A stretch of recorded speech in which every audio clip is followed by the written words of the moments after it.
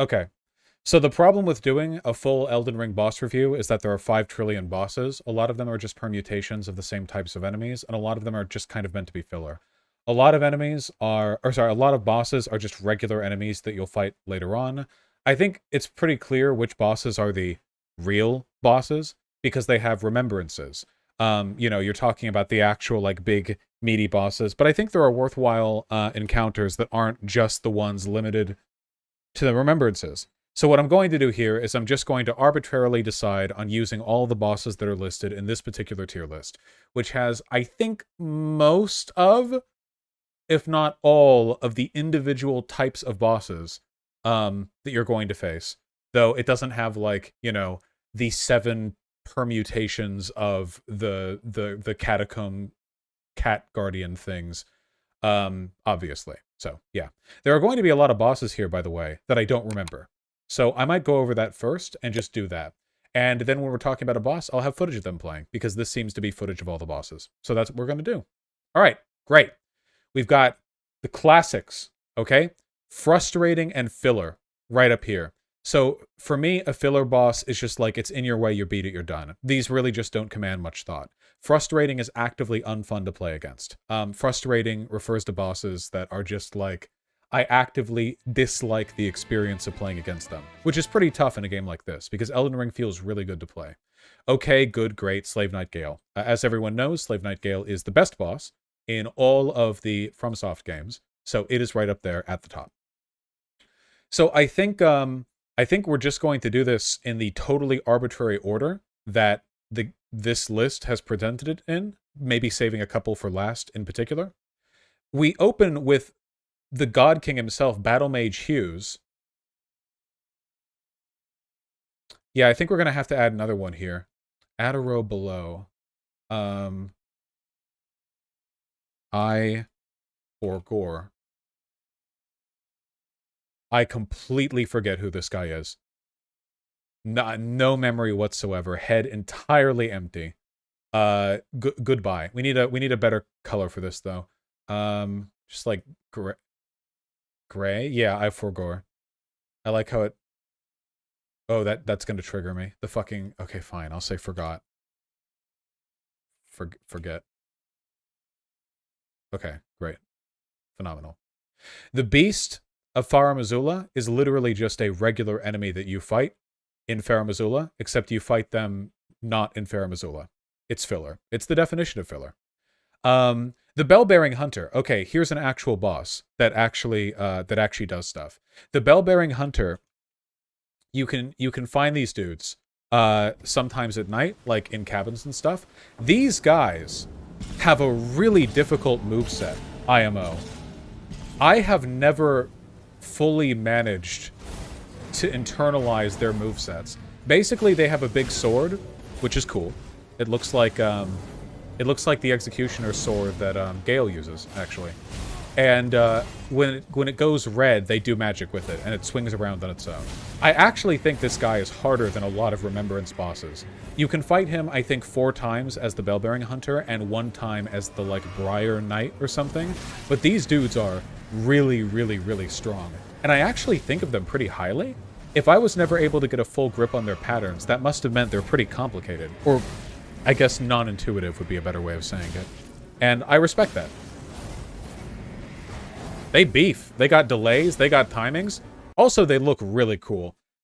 This is just my personal opinion, but when swords have a flat top, that's great. Anything that just looks like a slab of iron, that's great. Phenomenal stuff.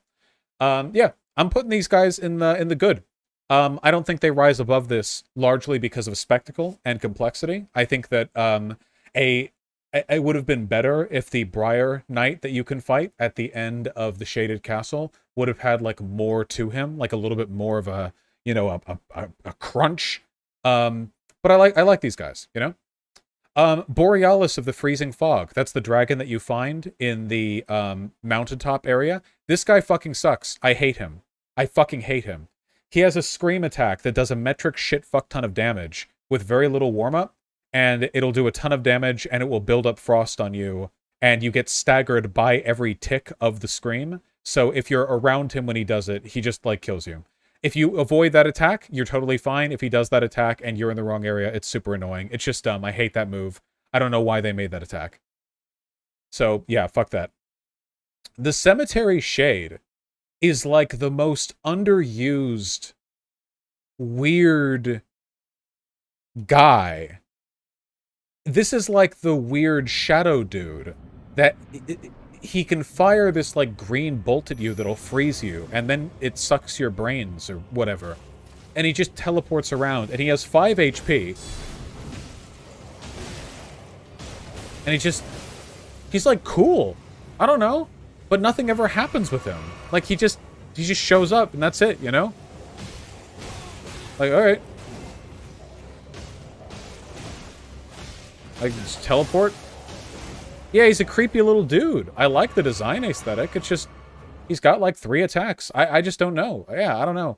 He's filler to me because more wasn't done with him. Cleanrot Knight is used as a boss, but again, these are literally just overworld enemies that you can fight. So that is the definition of filler. We're going to be seeing a lot of that. So there are 2 bosses here that are like the same type of boss, Commander Nial and Commander O'Neill. You know, I'm going to put Commander O'Neill in good and Commander Nial in okay. So O'Neill is the one that you fight in the Caelid area. Let me see.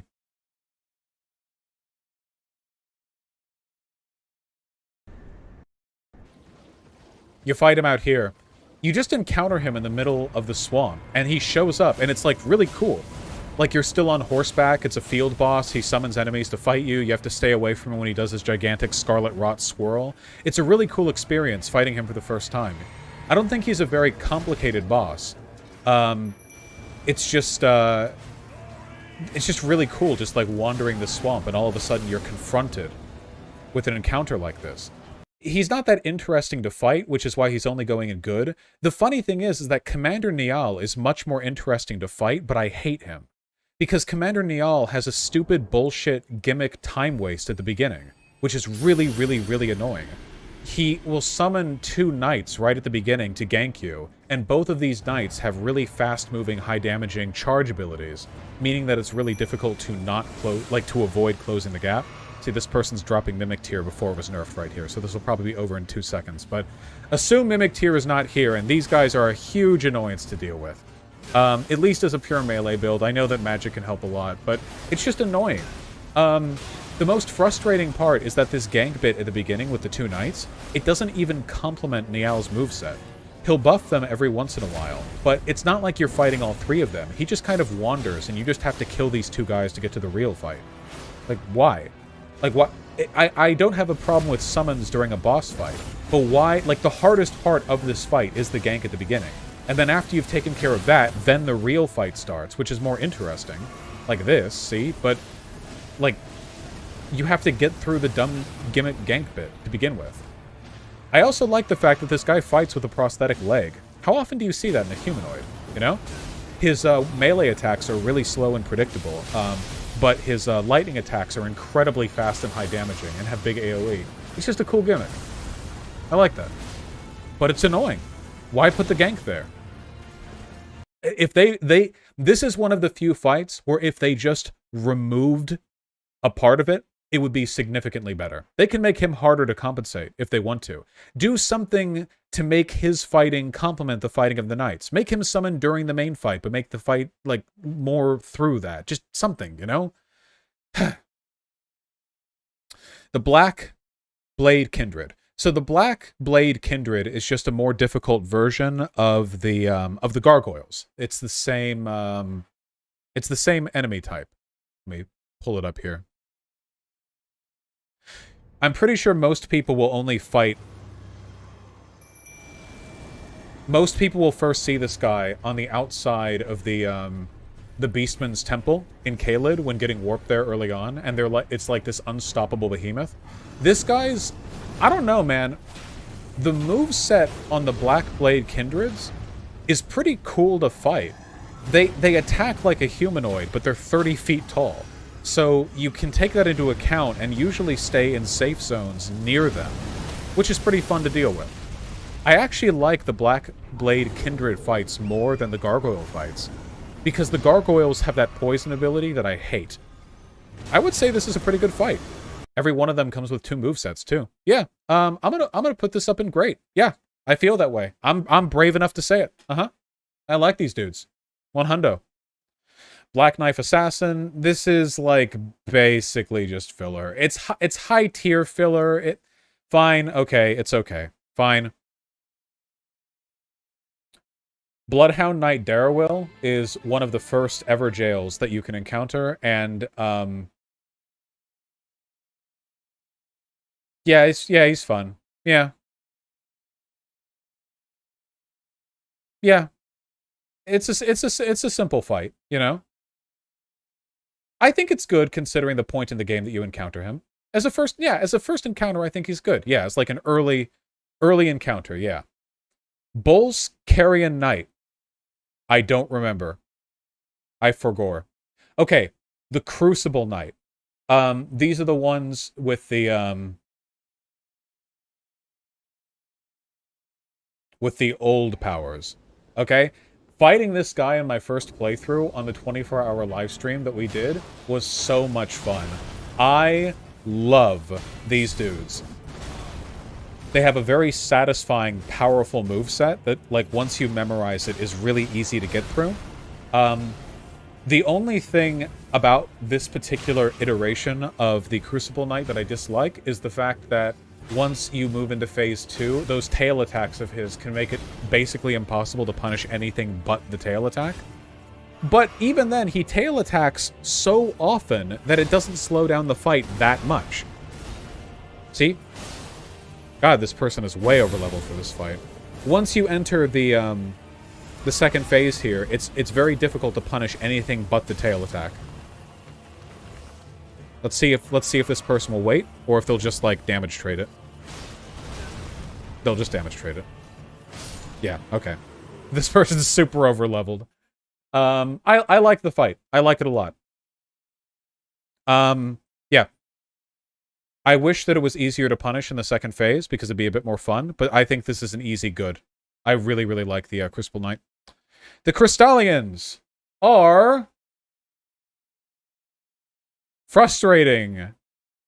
I'm sorry. I don't like these guys at all. I get the gimmick. I get it. If you have a damage or a weapon that does strike damage, you can just fuck them up. But if you don't, you have to stagger them, and after you do a visceral attack, they lose their armor. But I find their attack patterns incredibly uninteresting to fight. They're just uninteresting. They're used in so many permutations. The triple fight version of them is just not fun to do. Yeah, I don't know. I feel like, I don't know. Man. They're not so bad one-on-one, but when they're used in groups, they're just incredibly frustrating to deal with. It probably... You know what? Maybe it's their stupid fucking hair. Maybe I just hate their hair. I really hate their hair. I really hate their stupid, poofy... I'm a prince from 1500s. I'm the Skittles commercial guy. Berries and cream hair. I don't know. Isn't that a helmet? It looks like hair. God damn, summons really make this game easy. Berries and cream, berries and cream. No, that looks like hair. That doesn't look like a helmet. That's totally hair. What is this fight? Okay, yeah, no. Sorry, I don't like the Crystallians. Decaying Eggseeks. This is the Rot Dragon that you can fight while wandering the road in Caelid. I like this guy, actually. You get a big arena to fight him in. And, which makes all the difference because the Scarlet Rot area of effect abilities that he gives are colossal. But it feels like a cool, I don't know, kind of like epic fight. Like, you're wandering the road and then the music, oh, you know, plays up. The main problem with these fights is that, yeah, they're all the same dragon. That's the issue. These fights can never be that good because they've been ruined by the fact that they got overused. The fact that From Software made, like, 7 bosses out of the same type dragon with just like elemental differences to their attacks, and then even had a regular mob enemy that used the same attack patterns surrounding the big dragon on Dragon's Barrow. That's really dumb to me. I don't think these fights can ever get above good because they're just overused. That really does hurt it, you know? Demi-human queen Margaret and Maggie. Filler. This is the two little ones on the way to the island in the first area.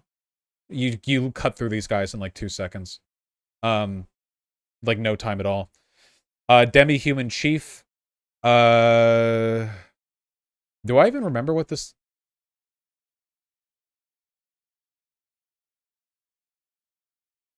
The easy-ass queen? Filler. No, I forgot. I don't remember enough. I'm sorry.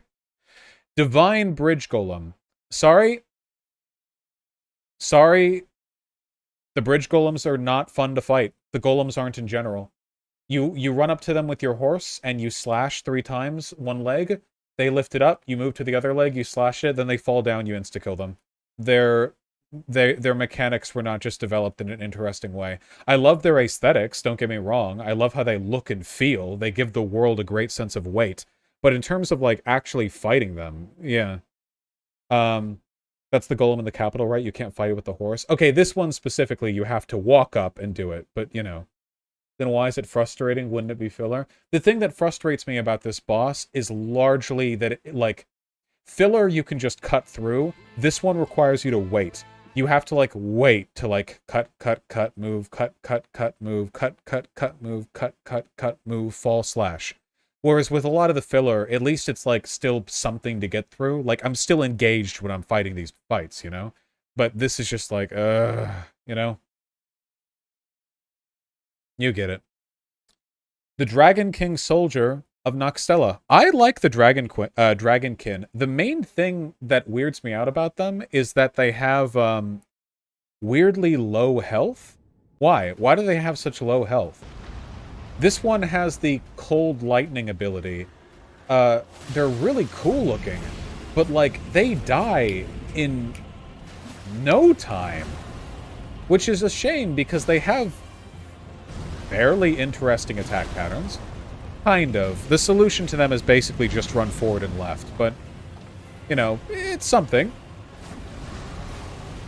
I have to give this guy credit for the aesthetic alone, though. Yeah, I'd say good. Yeah. Erdtree Avatar. We all know what this fight looks like. I'm going to put this in good.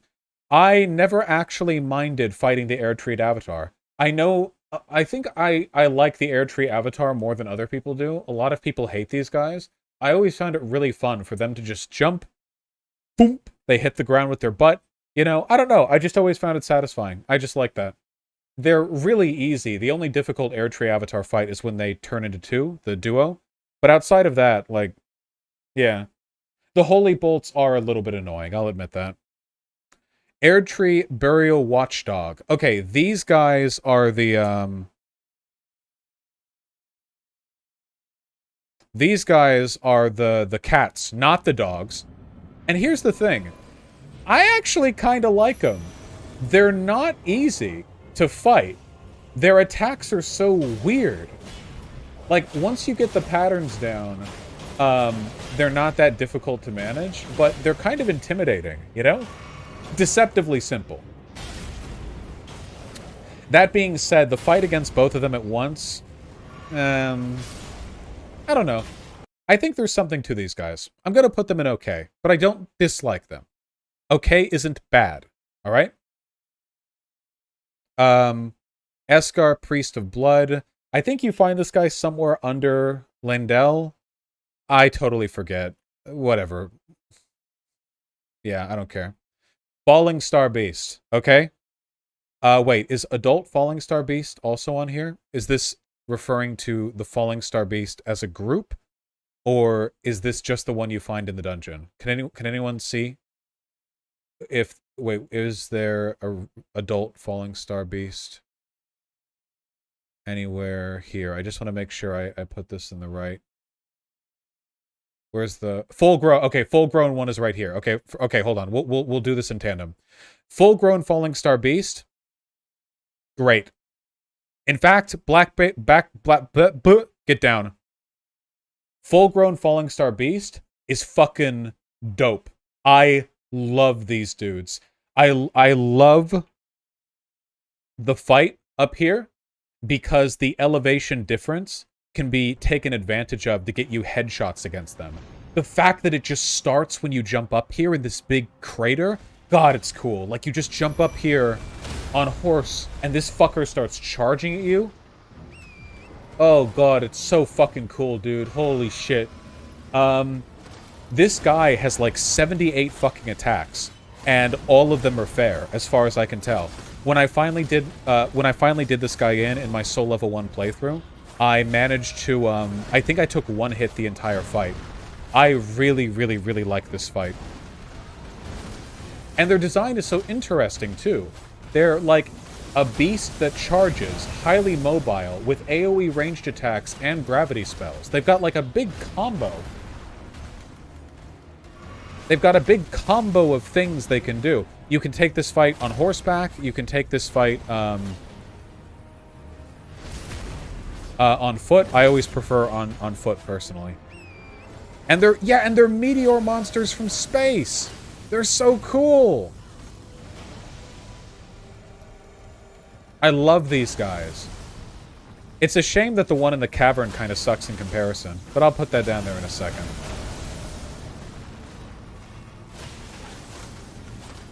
Are we going to do the laser beam here, or is this person with Mimic Tear going to kill it faster? Nothing hurts my heart more than seeing these demonstration videos of a boss where they're using Mimic Tear and over-leveled gear, so you only get to see a third of the attacks of the boss. Like, Elden... if you're willing to use summons, Elden Ring is easily the least difficult of all of the From Software games. Never before have you been given so many tools to ignore the mechanics of the game. I swear to God. I love these guys. I love these a lot. Easily a great, and Falling Star Beast regular goes in the good. It goes in the good. No, it's okay. Some people need easy mode, I get that. But for demonstration videos on the bosses being produced by a gigantic channel, I think it would be nice if they actually showcased the full bosses, rather than entering with plus 25, like, dual Rivers of Blood, and like, Mimic Tear annihilating them, you know? You know what I mean. The Fell Twins. You fight these guys on the way to one of the Great Rune Towers, I think. It's like, they're two of the Fell Omen things, and you fight two of them at once, and the background is all black. It's a filler fight. Dragonkin Soldier. Well, we've already done the Noxtella one, which I put up here in good. The Dragonkin Soldier is just a little bit less interesting in comparison, so I'll put it in okay. Okay, I'm going to be ignoring the real boss fights until the end.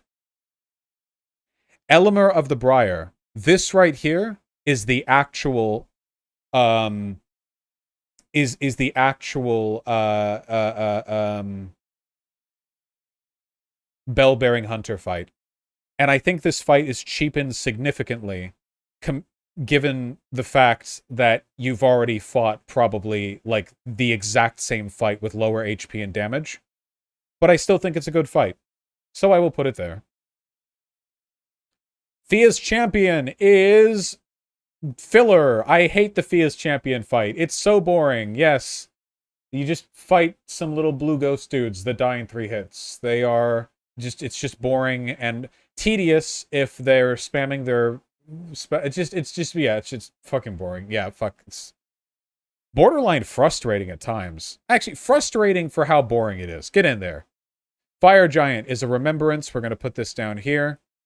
Flying Dragon Akil is the first dragon that you fight. I think this is the best dragon fight in the game. Except for the special unique remembrance ones. Because it's the first one, and it's all downhill from there. So I'm going to put this in good. I'm going to put this in good right here. Actually, no. I'm putting Decaying Exex down here. Because this experience of fighting the Flying Dragon in the lake is dope. And then you fight the same fight 80,000 times. This one, the OG, gets up there for experience, for setting, for presence, and then they just keep redoing it over and over. Glintstone Dragon Smarag. It's okay. Whatever. It's a dragon fight. Woo. Godfrey the Gifted is literally just a repeat of your remembrance against the Grafted. It's literally just the same fight, except everything about it is worse. It's filler. It's copy and paste with a different shader put on. Godfrey the First Elden Lord is not a filler fight. We'll put that in the back. Godric the Grafted, not a filler fight. Godskin Apostle. I find the Godskin Apostle less fun to fight against than the Noble on its own. The Apostle on its own is like an okay fight. No, I think it's a good fight. On its own, the Godskin Apostle, just on its own, I think, is a good fight.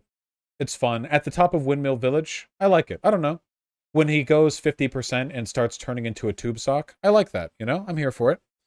Godskin Duo. Not technically a remembrance fight, but I think I'll save this for the end because I have a lot more to say about it. Godskin Noble. I think this fight is more fun than the Godskin Apostle.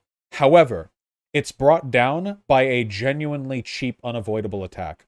The Godskin Noble has a counter belly slam that can catch you even through a roll, and it will do it with no lead up, as far as I can tell. You can just be in front of him, and he'll move, you'll roll, and then the belly bomb will catch you. I don't know if I could find a video of it happening, but anyone who's fought this guy will know what I'm referring to. It roll catches even if you roll at the right time. The only solution is to not be around him, and that sucks. Bosses that you can't be around to punish them for their mistakes, because they might just do a dice roll and insta-hit you with no chance at reprisal, that fucking sucks. Even though I like this fight more, this one's going in the okay. Just because of that. I hate that. Grafted Scion. Frustrating. You guys remember the Grafted Scion, right?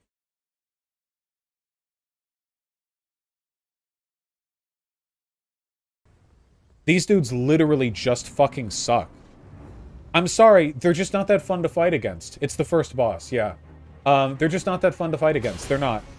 Once you learn their patterns, they actually can be fought fairly. They have that scream, which will insta-damage you, so you just can't be around them, and they only can be punished fairly on, like, 2 attacks. They feel more like Sekiro bosses, ones that you could parry, like, relentlessly and then counter on, but they're not. They're Elden Ring bosses. Yeah, they have 2 attacks that you can fairly punish them for. A lot of this fight just feels like a slog while you wait for them to do the bad attack. This is unfun. That said, I love the aesthetics on these guys. No? Do they not look great?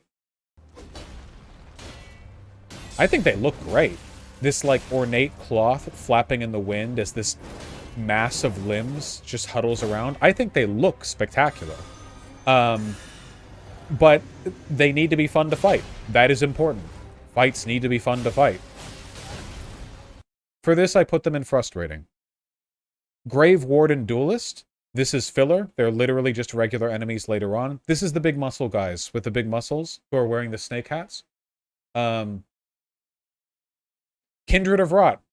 I just want to say, I really don't like these guys. I don't think they're that fun to fight against. This goes in filler, of course, because this is a regular enemy later on. But these are the ones that'll do their little hey and that massive AoE, or like homing attack. They're not that hard. You just like run up and stagger them. But if they're left alone, they can fuck you up. And yeah, it's just filler. It's a filler fight. These are literally just 2 regular enemies that you fight against. But I never had fun fighting them. Leonine Misbegotten. Oh, these guys. Okay, I have a confession to make, okay? No matter what point in the game I got to, I never got good at predicting these guys' attacks. I have no idea what it is with these guys. I have no idea how they're programmed, what, like, IQ dampening magic they use, but their attack patterns just, like, consistently get me. They're not hard. Once you, like, take a breath and just, like, fight, you're fine. I think it's because they're only sometimes vulnerable to stagger.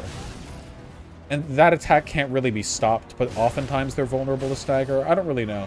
They're not unfun, and they're not filler fights either.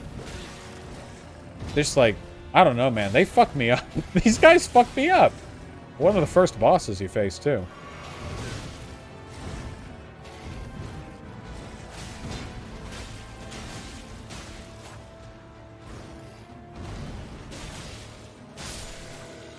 They're very aggressive. They don't really back off.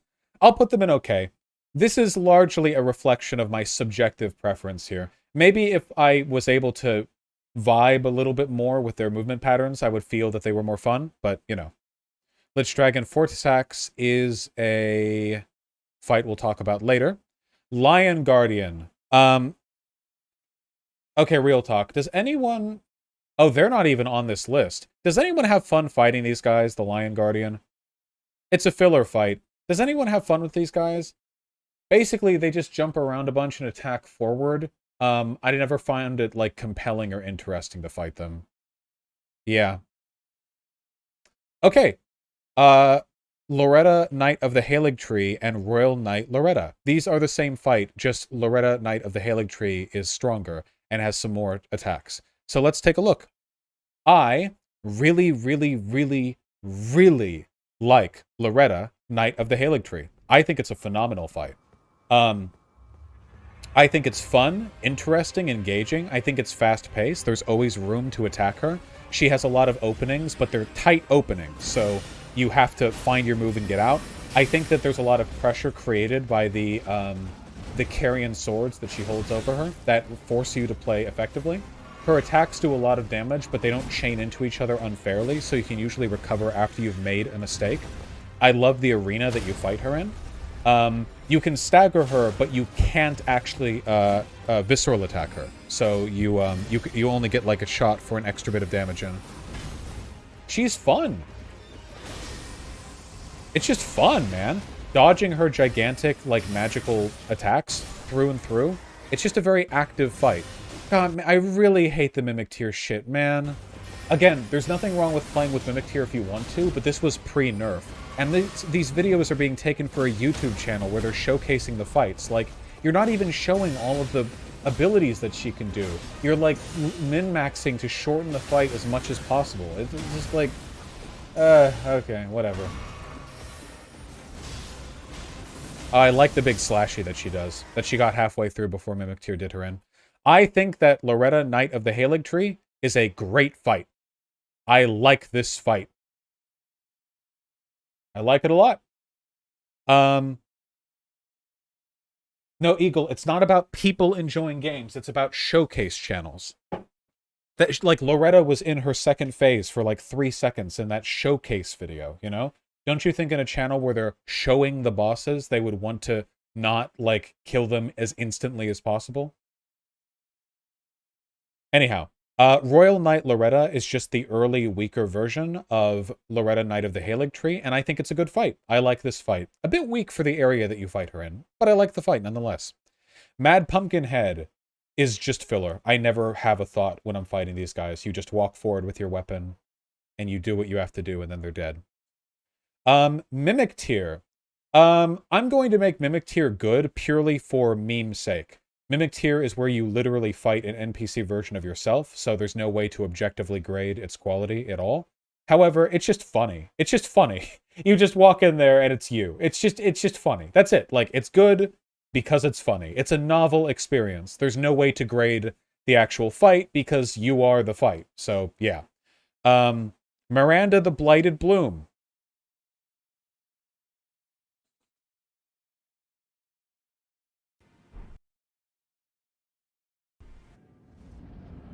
It's a flower. They literally put a big flower at the end. I'm not even giving this filler, man. This goes in frustrating, alright? You know why this goes in frustrating? Because it's not only filler, but because these are garbage enemies to directly fight against. These big flowers are fun as, like, map obstacles, not as, direct combatants. It's just a big health pool. They're just health sponges. Yeah. You have to try to get hit by these things. No, You're going in frustrating. You could have been so much more. Moog is, oh, this is Moog the Omen and Lord of Blood. That's the Remembrance and the off-brand version of the Remembrance. Here, let me move the Remembrances down here. I can see more of them coming up. Yep. Okay. Magma Worm. I felt like there were some attacks that these guys used that never quite felt right to me. From a hitbox perspective. I mean from a technical perspective. Don't get me wrong. I like the fight in its execution. I like how it feels. You know, this is a smaller version of the big fight. But this is the same fight, just smaller, you know? They're not hard. Wait, hold on. I'm sorry. Wait, never mind. I'm totally wrong. This is the version of the fight where he just runs in circles and vomits lava, and you just chase him down. Fuck this fight. This fight sucks. Barely okay. The real version of this fight, where is it? Where is it? Where's the actual version of the fight?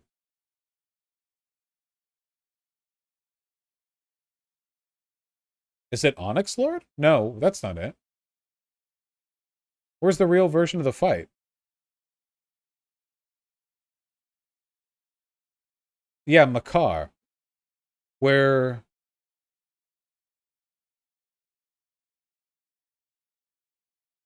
Did they not include the real version? Oh, that's kind of weird. The real version of the fight against Makar is the one that you fight while trying to ascend to the Altus Plateau. This is the better version of the fight by far.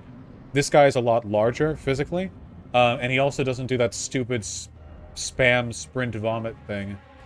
This version of the fight's a lot better, in my opinion. Again, I think there are some hitbox issues. Something about the way these attacks come out doesn't always feel right? Wait, does he also just run around and vomit fire? I think I might dislike the other Magma Worm more because it's right next to a magma puddle that you have to take damage to run through. Possibly. I guess I'll just grade this guy in general. I think this guy has some hitbox issues, personally, with his elbows scattering about, pushing you into stuff. I also think that once you move him into Phase 2, him standing up tall is really cool, but it makes it difficult to know what he's doing. Like this right here is the experience of fighting him in Phase 2, you know? Like you're kind of just hitting him down here, and something up there is happening, and you just, yeah, you know, don't be around for it. It's not awful. It's not terrible at all. It's not like unplayable. Nothing close to it. I don't know. The way the limbs flail always just felt a bit finicky. If we're grading this guy as an aggregate, then I'll put him up in good. I will. Yeah, I will. Knight's Cavalry. Our filler. I'm sorry, you fight these guys like 8 times, and their mechanics were just never that interesting. For me, at least. On horseback, you basically just, like, charge against them and, like, turn in when you have the attack prepped and they don't. And on foot, they have, like, 3 attacks you can't punish and 1 you can. But they get spammed over and over again. They're just not my thing. Again, this is subjective rating. Whenever I fought them, I just felt like I was going through the tedious process of, you know, like, mulching my way through that iteration of them. And, you know, it's yeah. The Nox Duo. This is a filler fight. These are just 2 dudes that you find from Noxkella. Omen Killer. Also a filler fight. You find an NPC or non-boss NPC version of this fight in several places. One of which I think is in Volcano Manor. But you're probably likely to find this guy in Liurnia of the Lakes before you fight that. No, nothing elevates this guy, sorry. Patches! Patches is great. Good. Whatever. Onyx Lord. Okay, I never got these guys. I understand that these guys are, like, teachers of gravity magic and blah blah, but this guy's called Onyx Lord. I assumed that this would be like some crazy strong fight against like the long-lost emissary of the stars. And then you fight this guy. We're really mimic tiering the Onyx Lord? Okay. Like, this guy has already fought mimic tier, and he's fighting this guy, and he's... Okay. And it's just like a naked dude with a sword. This guy is like some ancient teacher, lord man of gravity magic, but his gravity spells are really fucking weak. Look at how little damage the Mimic Tier takes, man. You really pulled out Mimic Tier for this? Were you on a deadline? But he just kind of wanders around with his sword. He doesn't do anything interesting. His gravity magic, he has this. Cool. And he can drag you towards him with that ball that does like 2 damage, and that's it. Yeah, look at this guy's health. Look at this guy's weapon. Look at this guy's damage. Look at how he's playing. Fuck you. Yeah, the intern had 5 minutes to complete this video. I'm gonna give this guy filler. And you know what? He is. Because you know when you first find Onyx Lord? You find him on a beach. Before you even fight him as a boss, probably. You find this guy on a beach. You find him underneath a little alcove. You can also find him just casually next to some holes in the ground. He's like a regular dude, and then he's boss. Perfumatricia is again a filler fight. Man, this is just a perfumer enemy. Get out of here, okay? Jesus. Putrid Tree Spirit. All right, guys. I think it's just listed as Tree Spirit here.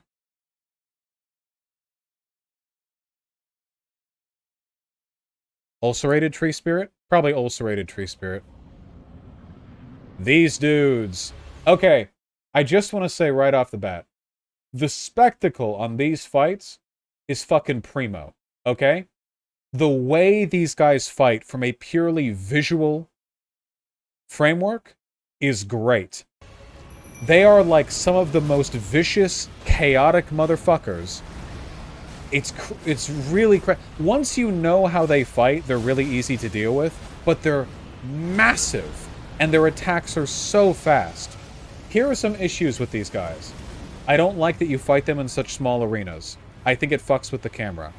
Second of all, they get reused way too many times. Seriously, you can fight like a dozen of these guys. With very little changes between them, except for their big AoE blast thing.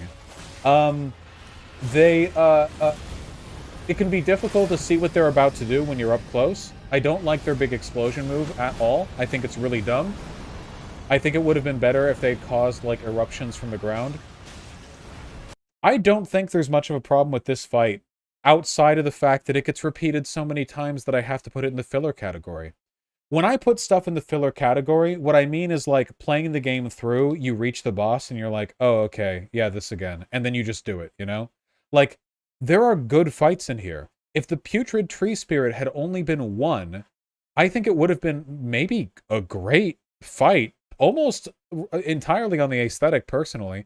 Likewise, there are lots of enemies here that I think would have met that. The Knight's Cavalry, if it had been developed a little bit more, possibly. The Onyx Lord, I wish like more could have been done there. But then it's like, yeah, you know, I don't know. Even the dragon fights, man. Similar to the Crucible Knight. The one thing that made me think more highly of the Crucible Knight in retrospect is the fact that you only fight them as a boss a few times, and their weapon differences are usually enough to make the fight feel entirely different. The rhythm is the same with the different weapons, but the different weapons force you to play very, very differently. With all the Knight's Cavalry weapons, I felt like I was playing the exact same way with all of them. I didn't have to adopt to a new rhythm or play style or movement or anything. It was just like, yeah, they either have the flail or the poleaxe or whatever, and you know, yeah. Also, yeah, there is good pacing with the Crucible Knights. You do fight them very spaced out, but if you're unlucky with your routing, you can fight like 4 Putrid Tree Spirits in a row. you could like back-to-back that. Yeah, their poise does make them unique as well, and their true shield, their great shield. Okay, that's a remembrance. The Red Wolf of Radagon. When you fight this guy as a boss, it's not filler yet. You'll later fight the Red Wolf of Radagon, I think 2 more times. Once in the caverns below and one time atop Liurnia of the Lakes. This fight is okay. It has very low health, in large part because it's not around you that much. It feels like it basically, like, you only really get to hit the Red Wolf of Radagon when it wants you to. It'll keep at a distance and cast its magic, then it'll dive in on you. You dodge that, you have like a second to hit it, then it'll attack again, you have a second to hit it, and then it'll back off and do the magic rune. It feels like a very rote, like, formulaic fight that you have very little control over the pacing of. And for that reason, I don't find it that interesting to fight. But it's not, like, uninteresting. Stuff that's in the okay category, I still like. I even like fighting a lot of these filler fights. You know? That's just how it be. Rykard is a remembrance. Scaly Misbegotten is a filler fight. It's also, I think, the first dungeon fight most people will encounter. But it's just a regular enemy. It's a regular Misbegotten. Sir Gideon Ofnir. I will lump them in with the remembrances. Soldier of God, comma, Rick. Memes aside, I actually think this is a really good opening fight. I'm actually going to put it in the good category without any memes attached at all, because I think this is the perfect intro boss. You know? I feel like this guy is just strong enough to make you feel like you really have to test yourself compared to the regular mobs you fought in the little tutorial lead-up. But I feel like this guy's just a regular soldier. So, you know, I don't know. I kind of like it. I like the idea of the Tarnished just entering the lands between once more, and they fight a soldier of one of the, you know, of one of the children of Godwyn. You know, they don't even know about the Shattering. And they fight this dude. It's like, okay, well, that's, you know, it feels like this fight is the mechanical version of you opening up the tomb doors and looking out at Limgrave the first time, you know? It's like that dipping your toe in feeling, and I respect that. I think it serves a good purpose. Spirit Caller Snail is the fight where it just makes you fight the Godskin Apostle and then the Godskin Noble, like, back to back. I mean, it's filler. It's just bosses that you can fight regularly, except this time they're being summoned. You know, Regal Ancestor Spirit is a remembrance. Renala is a remembrance. Royal Revenant, more like royal piece of shit. This guy might actually be oh, does it not have it here? Probably best that it doesn't. Hold on.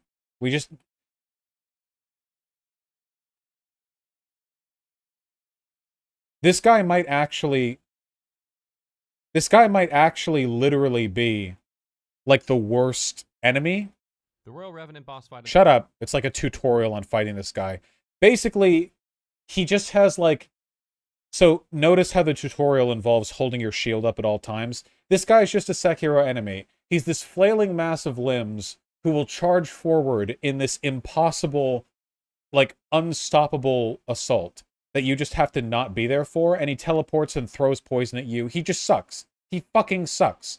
He just sucks. He just sucks to fight. I hate fighting him. It's not fun. It's not mechanically interesting. I don't think it's very fair, either. It just sucks. This fight is unique solely in the extent to which it sucks, and it's going and frustrating. And you know what? Rune Bears are also pretty unfun, to be perfectly honest with you. You know why? Because Rune Bears have one attack that comes out way faster than every single other one of their attacks. You meet them relatively early. First of all, the best this person could reach is filler. The best this boss could reach is filler. But the Rune Bears have a bunch of attacks that are normal and fine to deal with. And then you have their goddamn charge forward headbutt attack that sometimes comes out so quickly that it's difficult to react to. But worst of all, not only can it be difficult to react to, if you're at the wrong angle from the bear, it can be almost unreactable. Now, don't get me wrong. If you know the boss, if you're good at the boss, you can reliably dodge out of the way. But here's the thing. I don't think it's fun when a boss has a bunch of very manageable mechanics and then one super ultra difficult bullshit mechanic. Sometimes foreshadowing is relatively obvious.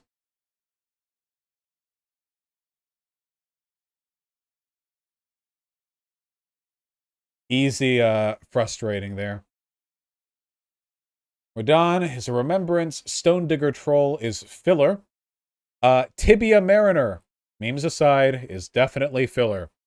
Tree Sentinel. Which one is this again?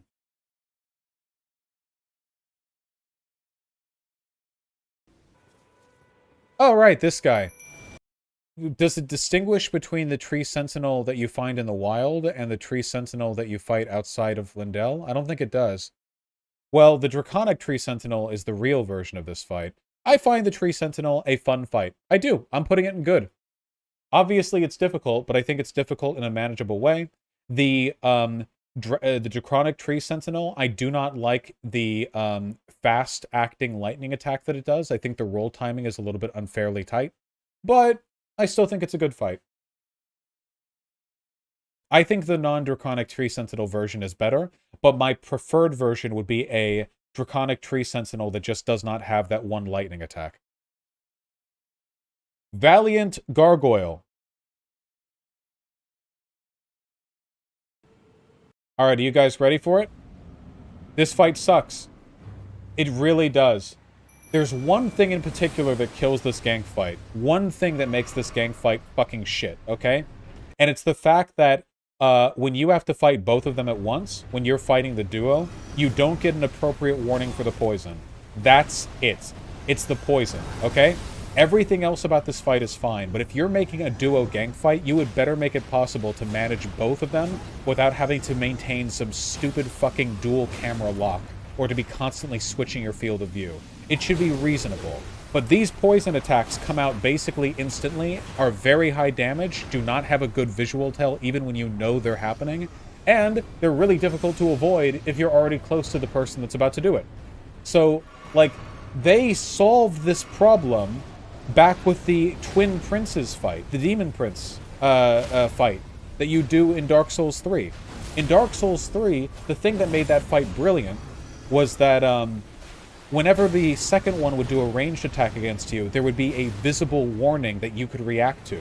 There was a way of knowing without having to constantly keep both of them within your camera vision, which is impossible when they jump around like this. But no. For some god-awful reason, and again, this person is using high-level weaponry with the strongest attacks possible with Mimic Tier, so we'll get through it super quick, blah, blah, blah.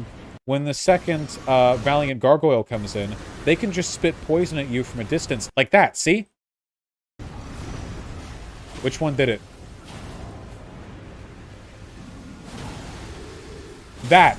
See the big poison spew that it did right there? Imagine if he was still locked onto and fighting the other one, the Twin Blade Gargoyle, and then from behind he just enters a poison-like pool.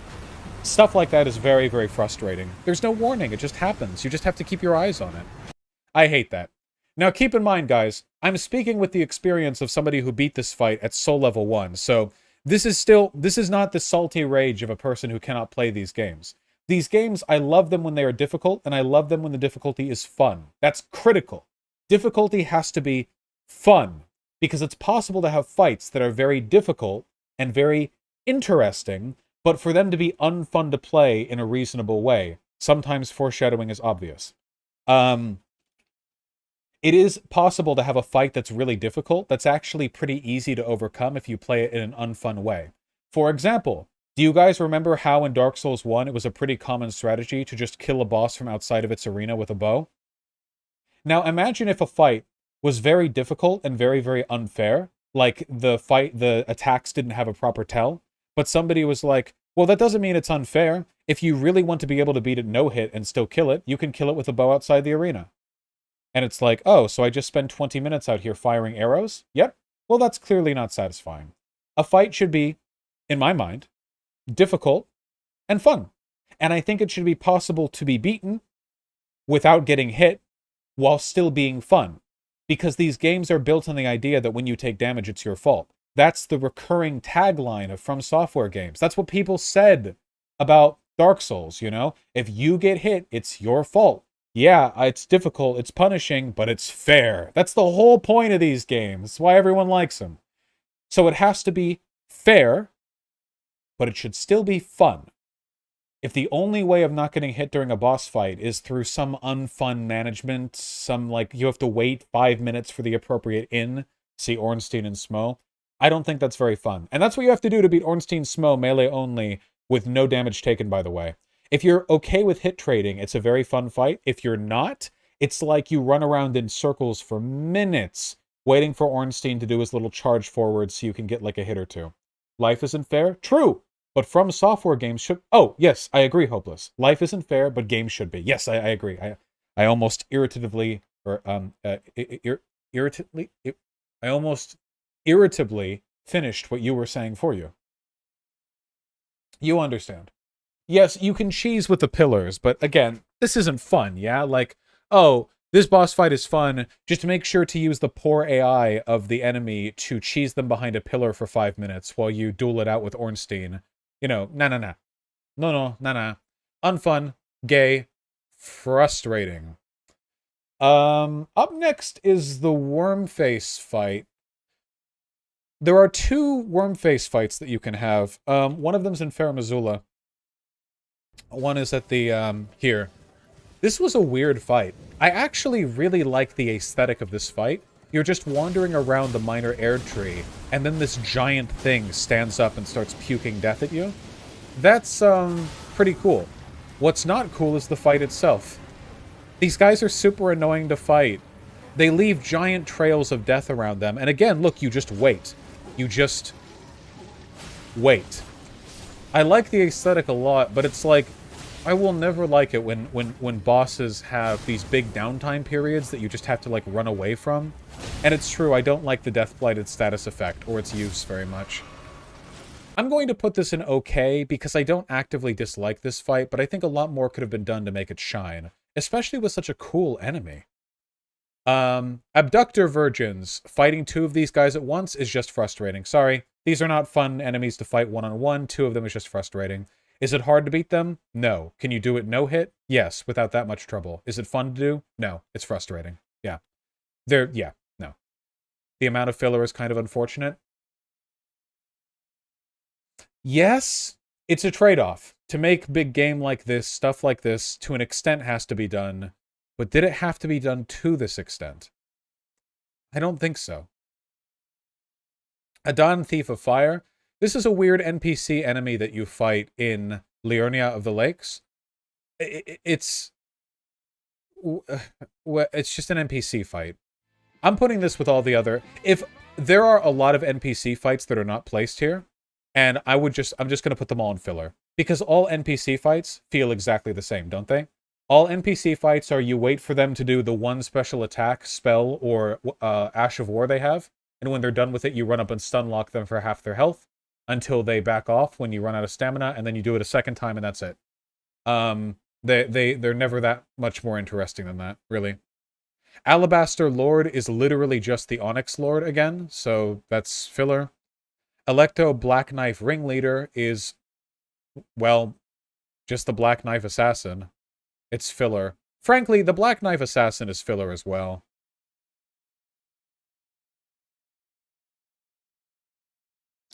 Ancient Hero of Zamor is filler. Also, these regular enemies are super fucking boring. Maybe make a good filler, bad filler as categories. I think I should do that. I'll rearrange it when I'm done, because we're about to enter the real content here. We're about to enter the real portion of this, because we've been saving it for last. The actual bosses. The Ancient Hero of Zamor is a filler boss version of enemies you fight on the mountaintop of the giants that are unfun to fight against even regularly. Yeah. Is that it? I think that's it. All right.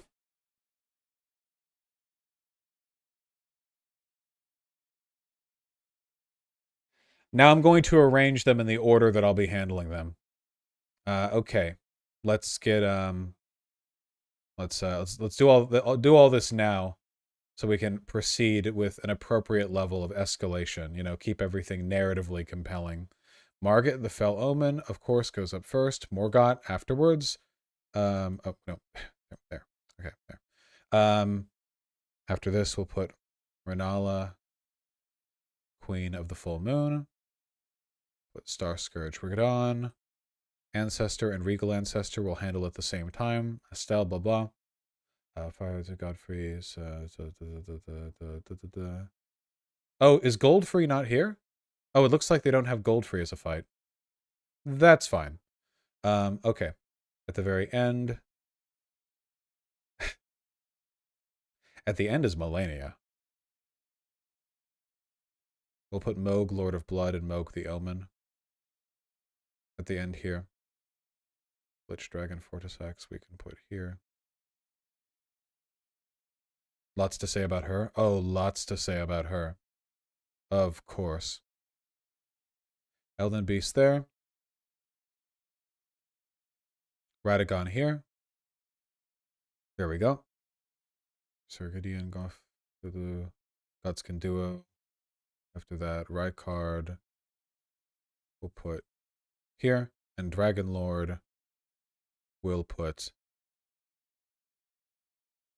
here. Agreeable. All right, let's begin.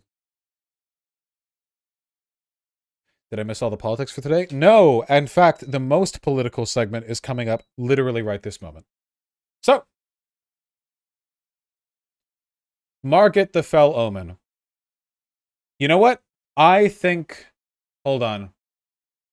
We're going to find real versions of these boss fights, not ones that are going to get out-leveled, duo, Rivers of Blood, mimic-tiered.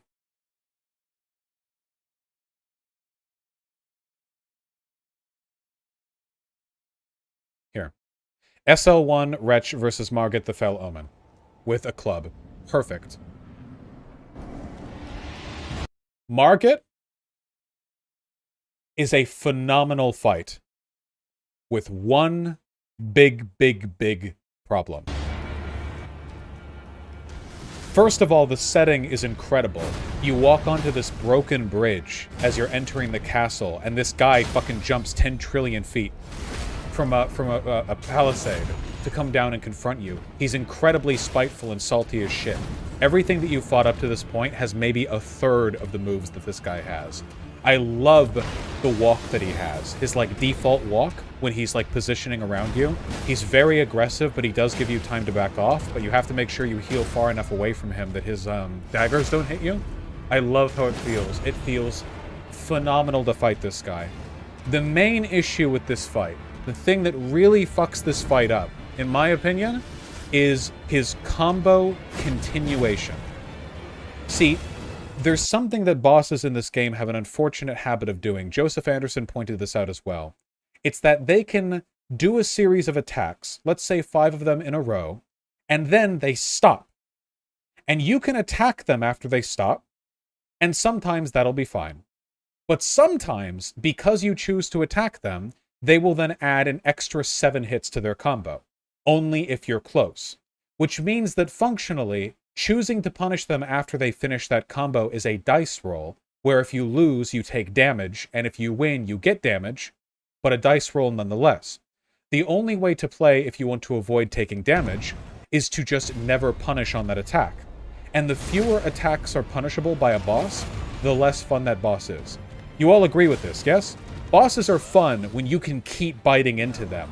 They're tough and strong and fast, but you can keep moving your way around, taking little hits in. I don't like waiting a minute and a half to find them, like, wait for them to do the one hit that you can punish. You know, that's really boring. It's okay for them to have periods of time where you can't attack them, but if those periods of time stretch on at length, it can be pretty unfun. And it's, I gotta tell you guys, by the way, it is agonizing. Properly agonizing. Insane. To watch a boss finish a combo, stand there perfectly open and ready to take damage, and not be able to do anything because you know if you get close, they might dice roll into an instant attack and continue their combo. That sucks. Nothing sucks more than looking at them perfectly open for an attack and thinking like, okay, but if I went in, it wouldn't be perfectly open. He would do another attack.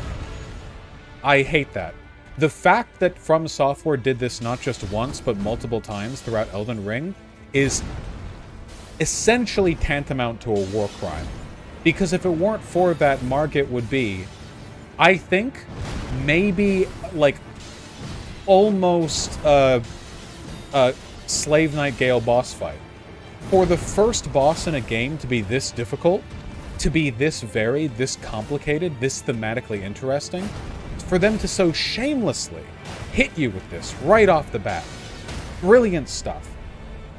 But they had to do the combo continuation. And that really, really frustrates me. I think that Margaret is a great fight, but it's being held back. Likewise, with Morgot the Omen King, which is the evolved version, you know, after they've eaten, after you've given them the evolved stone. Here, let me get Morgot up. The thing that I like about Morgot is that it is a remembrance fight that you do twice. However, I like the fact that it starts you out with a greater level of difficulty than you encountered during the second phase of his first fight. Of course, everything about the aesthetics of this fight are brilliant. You enter, you're at the base of the Erd tree, you know, he bitches that all of his siblings are assholes. It's phenomenal. I love everything about this from an aesthetic perspective. Now, unfortunately, he has another problem. And that problem is that there's one attack that he can do in Phase 2 that is flat out, in my opinion, not fair. I think it's one of the vertical slashes that he does. In the second phase, okay, this person's gonna parry spam their way to victory. Is it so wrong to, like, make a video of a boss showcase where you actually, like, show off the boss and just play it, and it's not just like, look how fucking cool I am? Here, this guy's naked. Go for it. Godspeed. There's an attack that he does in the second phase. I think it's like a kind of windmill forward slash that has several components to it. And if you are up close to him, I genuinely do not think that it's reasonable to expect the level of reaction speed necessary to not get hit by it. Wait, parries are normal now? Okay, guys. Guys. Oh my fucking god. I'm gonna kill myself. Guys. We're trying to show off the movesets of bosses. Anybody who comes in here and parries every single attack effortlessly is not going to be suitable demonstrative, like, for demonstrational purposes. Obviously. I want to show... I'm not like, grr, I hate it when people use parries. Like, I'm saying, that, like, I don't like it. That is a dope pause. Yeah, I'm just trying to get the thing. Are you talking about the sword rain? No, not at all. Let me see if I can find this attack in a second phase. Yes, Rhino, you can dodge to the side, but I think there's a lead into that attack that denies you the ability to do that with a fair level of reaction speed. I'll see if he does it here. This person doesn't get hit in this fight, I don't think. Let me see if I can't fight it.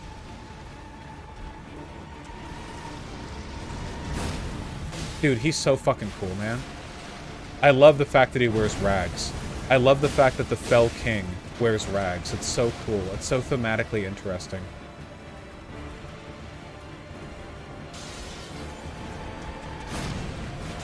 One of the things that I really appreciate about this fight is that not only is he fairly relentless, but he has abilities to punish you no matter where you are. Oh, he does get hit here. This motherfucker can get you no matter where in the stage you are. He has a massive range of attacks. Just a huge variety of abilities that allow him to respond interestingly to a variety of positional situations you might find yourself in. Learning how to respond appropriately to that attack of his, that big, like, windmill blood magic thing, feels so good, too.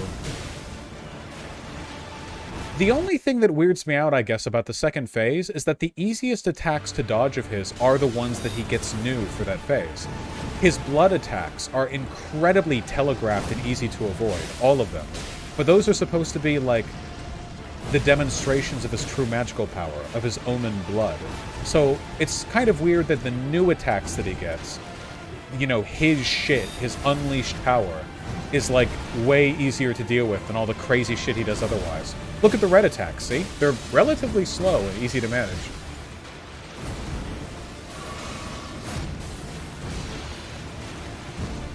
Yeah, you could argue it's his unfamiliarity with the ability, but I think that would have to be mechanically demonstrated for it to not feel a bit unsatisfying.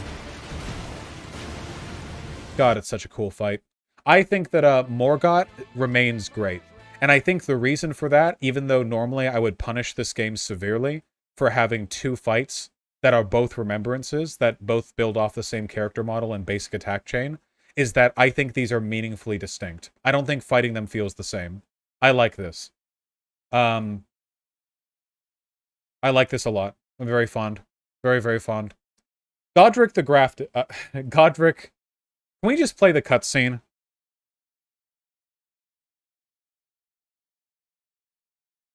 Play the cutscene.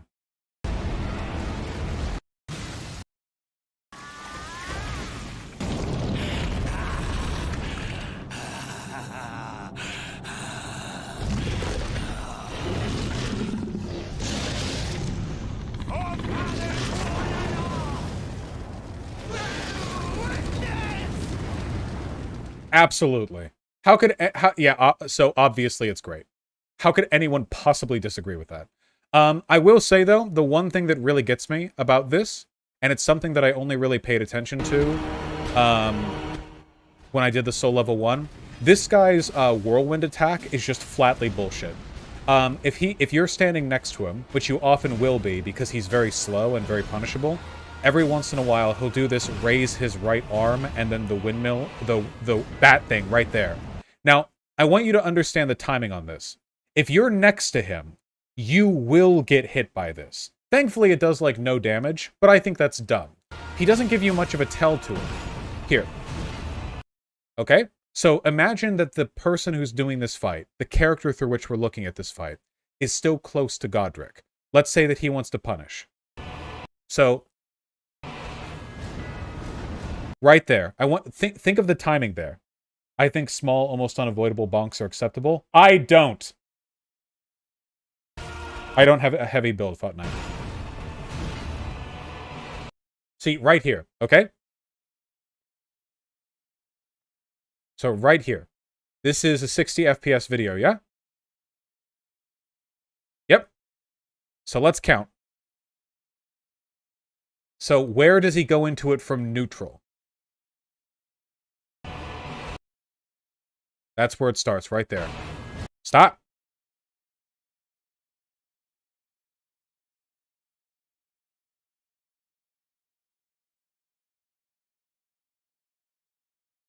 There.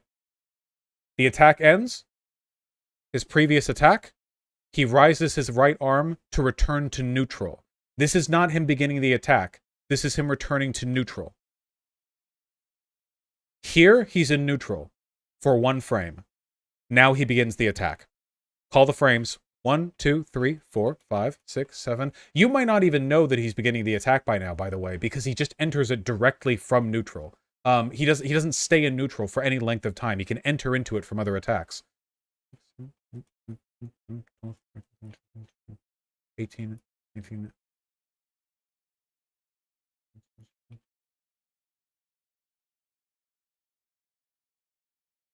Right there. About 35 frames, it looks like. Now, keep in mind that the area of effect of this wind ability is so significant that if you're touching his character model and you roll anywhere but directly backwards, you're still going to be in the AoE of the wind. It stays long enough that you can't just, like, roll through it. You have to roll out of it. The problem is that all of his attacks involve raising his fucking axe. That's the real issue. If this attack had a reasonable tell, this amount of frame time would be acceptable. But because all of his attacks involve him raising his fucking weapon arm... See, look at that. Imagine how many other things that could be.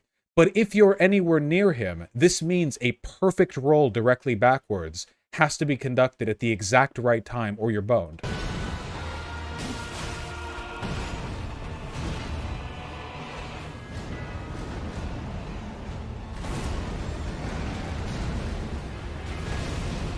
Again, understand what I am saying. Is it impossible to dodge? No, it's not. But in order to dodge this reliably, what you have to do is play incredibly passively and slowly in a fight that's way more fun for you to stay next to him and punish him whenever he makes one of his slow-ass attacks. That is way more interesting. So to force you to have to take one quick jab after a miss, then run back and wait for the next, like, set of attacks to punish, that's much less interesting. Much less interesting.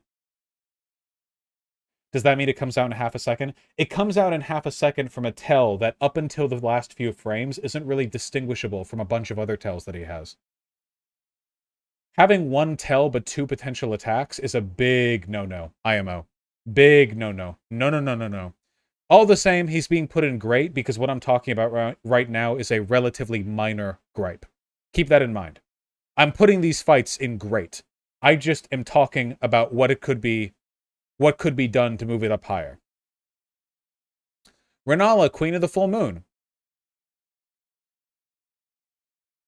So Renala has some stuff going for it. I like the aesthetic a lot of you entering this, like, weird academy library and finding all these creepy half-formed children being made endlessly through her rebirth magic. That's pretty creepy. I like the fact that she's lost her mind.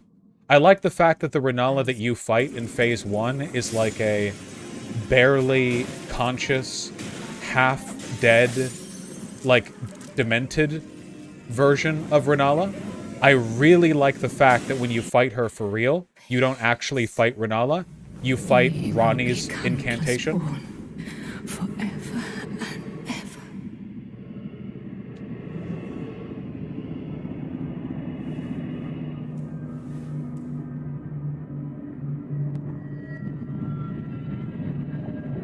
Upon my name as Ranni the Witch. Mother's rich slumber shall not be disturbed by thee. Foul trespasser. Send word far and wide.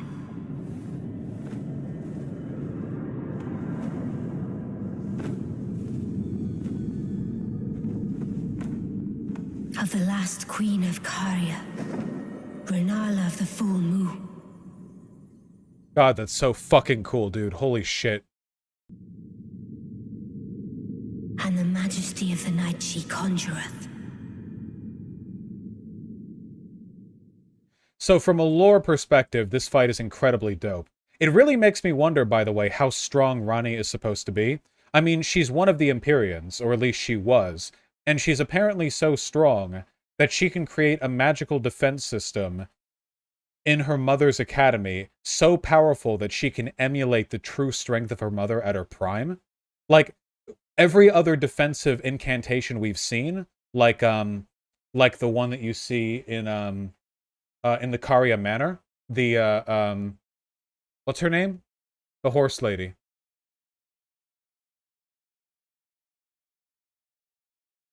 Loretta, yeah. Every other, like, magical incantation version of a guy that you see has some kind of magical sheen to them, right? Loretta, Knight Loretta in the Caria Manor, she's blue. Even Godfrey, even the magical holy incantation of the first Elden Lord constructed to defend Lindell, even that shines gold.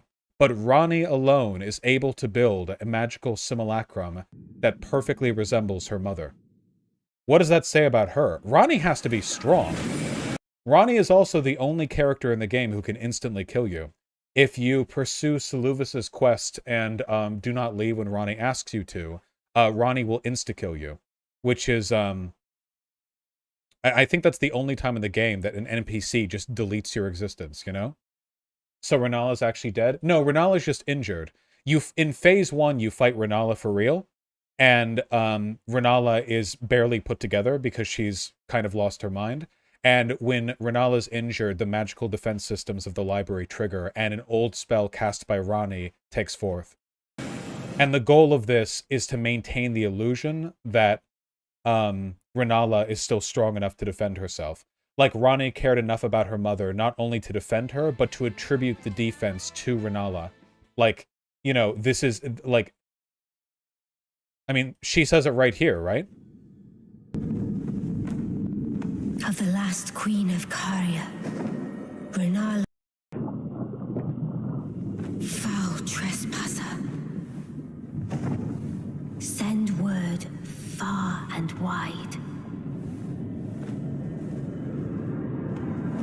True, Margaret is also an illusion. That's true.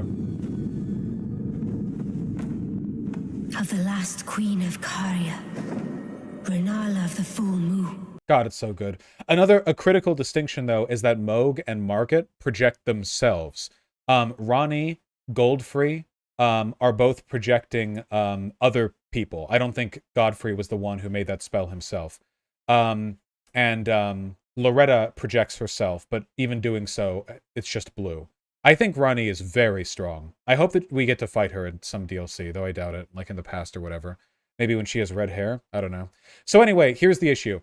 Phase 1 of the Renala fight is boring. It is a puzzle fight, but it's a puzzle fight that takes multiple iterations to complete unless you have very high damage, meaning that it's challengeless and just a several-minute lead into the actual fight, which is also really easy.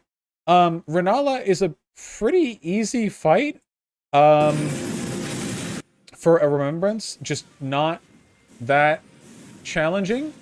She can still get you, don't get me wrong, but I don't think many people are going to get stuck on her. Visually, it's great. I don't think the fight is unfair.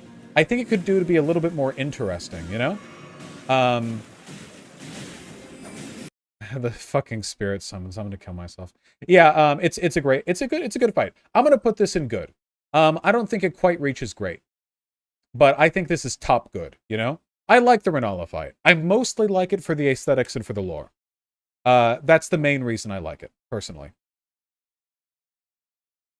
Up next, the man himself. Motherfucking Star Scourge Radahn.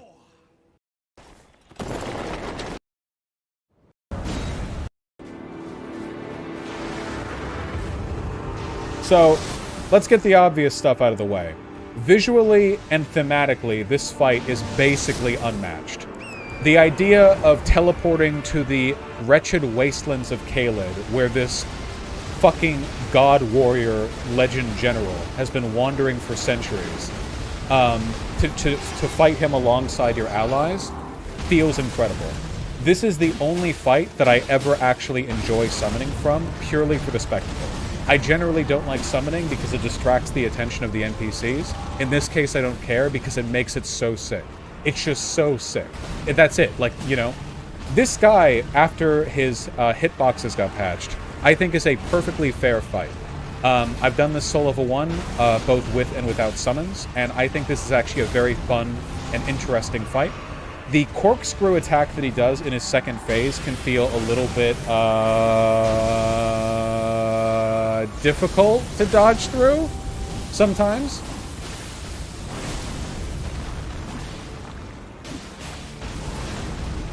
Is his horse okay? His horse is just fine. But this fight mechanically is never as interesting as a lot of the other remembrances that you'll fight, but I feel like it makes up for it in other ways, you know?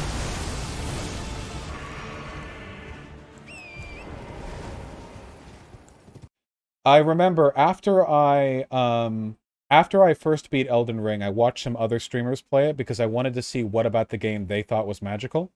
And I remember the streamer and YouTuber Distortion 2 fighting Radahn. And it was really magical the way he first reacted to it.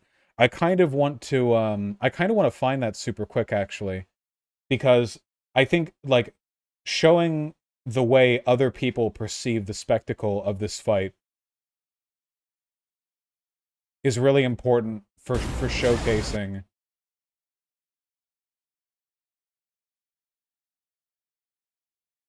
how goddamn cool it is. I have to find the right part though. I'm coming through like 30 hours of VODs, but I'm kind of hoping that the comments underneath the VOD will like point to a timestamp. Yep, here we go.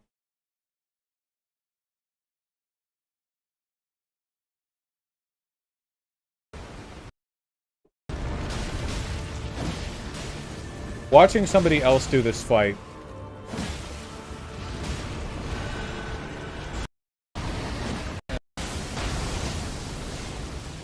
Is he jumping? Where?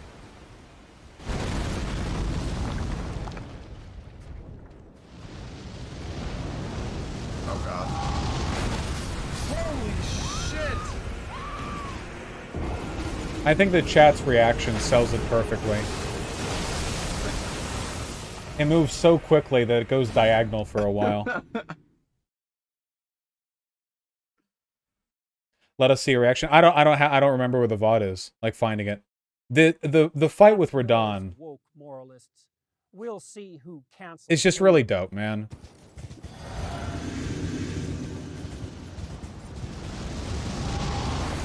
Can you believe that this is where games are right now? Like, remember where games were 20 years ago? Because I do remember. It's just like, this is where we are right now. Like, oh yeah, the gigantic, like tiny horse-wielding 30-foot-tall mega giant warrior who turns into a meteor and with live updated lighting effects hurtles in towards you from a mile away. Like, it's just, like, it's so much. And it's so cool. My only regret with this fight is that Radahn could not be as difficult to kill as the lore suggests that he would be. Radahn is positioned to be like the 3rd or 4th remembrance or so that you fight, more or less. He can't be that difficult, but lore-wise, Radahn's positioned to be up there with Millennia, even in his state, I think. So, that's unfortunate. Maybe if he was later in the game, more could have been done here.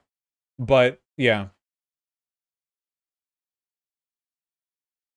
I assume the reason why he's fought this early is because they already had him holding up the stars being a component of his character, and they knew that him letting go of the stars would allow you to reach the lower levels of the game, and they didn't want to gatekeep that until, like, the very end. Just a guess. Anyhow, I think that Radahn is great. How could I not? Ancestor Spirit. Honest to God, mid. I'm giving these a low okay. I'm being real here. You know why? Because they didn't deliver on the aesthetic mechanically. This is exactly the problem right here. This is a perfect example of everything but the fight is great, you know? Because the fight with the Ancestor Spirit is not interesting at all. This is the non-remembrance version, but they're pretty similar. Don't get me wrong. I remember when you played it first and you were creaming your pants? Yeah, I didn't think this would end up being one of the remembrance bosses. At first, I thought this was just a regular little boss. The fact that the Royal Ancestor Spirit is a remembrance boss is like, this is not an acceptable level of mechanical difficulty or intrigue for a remembrance boss. The music, incredible. The aesthetic, gorgeous. The design, perfect. Couldn't ask for better. Sounds beautiful. But you know what the fight actually is? Like 3 melee attacks, and you just hit the limbs. Mechanically, this boss is less interesting than some of the fights that you experience in the overworld. This thing has less mechanical complexity than the Rune Bear.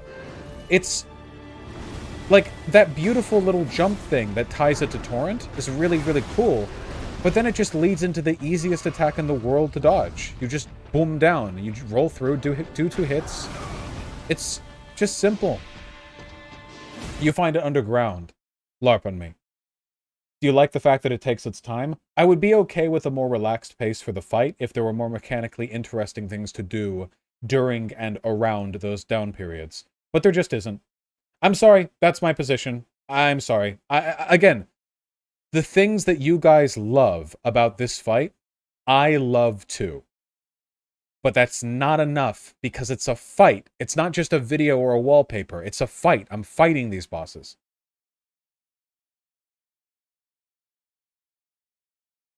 Speaking of style over substance, Rykard, let's get you on here, my man. Moralists. We'll see who cancels who. So the interesting thing about Rykard that I discovered doing this in my Soul Level 1 playthrough is that this fight is actually incredibly mechanically difficult in its second phase. Ha! It's just not something that you experience that much because you're given, like, the ultimate ranged melee bullshit weapon to fight him with. This guy's very strong. In terms of gimmick fights, this guy is the best one From Software has ever done easily. Yorm was way less interesting than this. This fight is phenomenal. First of all, we gotta talk about the aesthetics. You're fighting a big snake coil in this infinite volcano dungeon chamber where chandeliers the size of apartment blocks are hanging over you. It is spectacular. The aesthetic is fuck. Now, in terms of mechanical complexity, the first phase of this fight is not too interesting. I mean, it has like a big AoE forward attack, it has a poison spew, and it has this, like, a variant of a 3-hit combo it can stop at any point. Big bite, jump attack. This part is very simple. I find it quite boring in repeats. But when you get to the second phase, please don't skip. Thank God. The cutscene for introducing Rykard is fantastic. It's so good. It's so perfectly From Software. Even memes aside, it's really unsettling.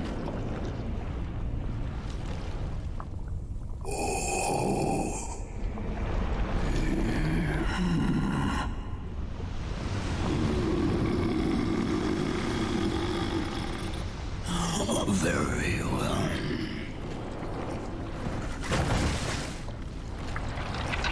There are so many games that wish they were this cool casually. There are so many games that wish they could do this. That wish they had the balls to do this.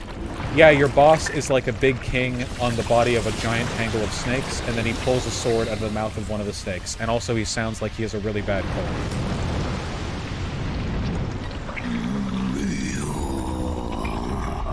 Join myself and King as remedy.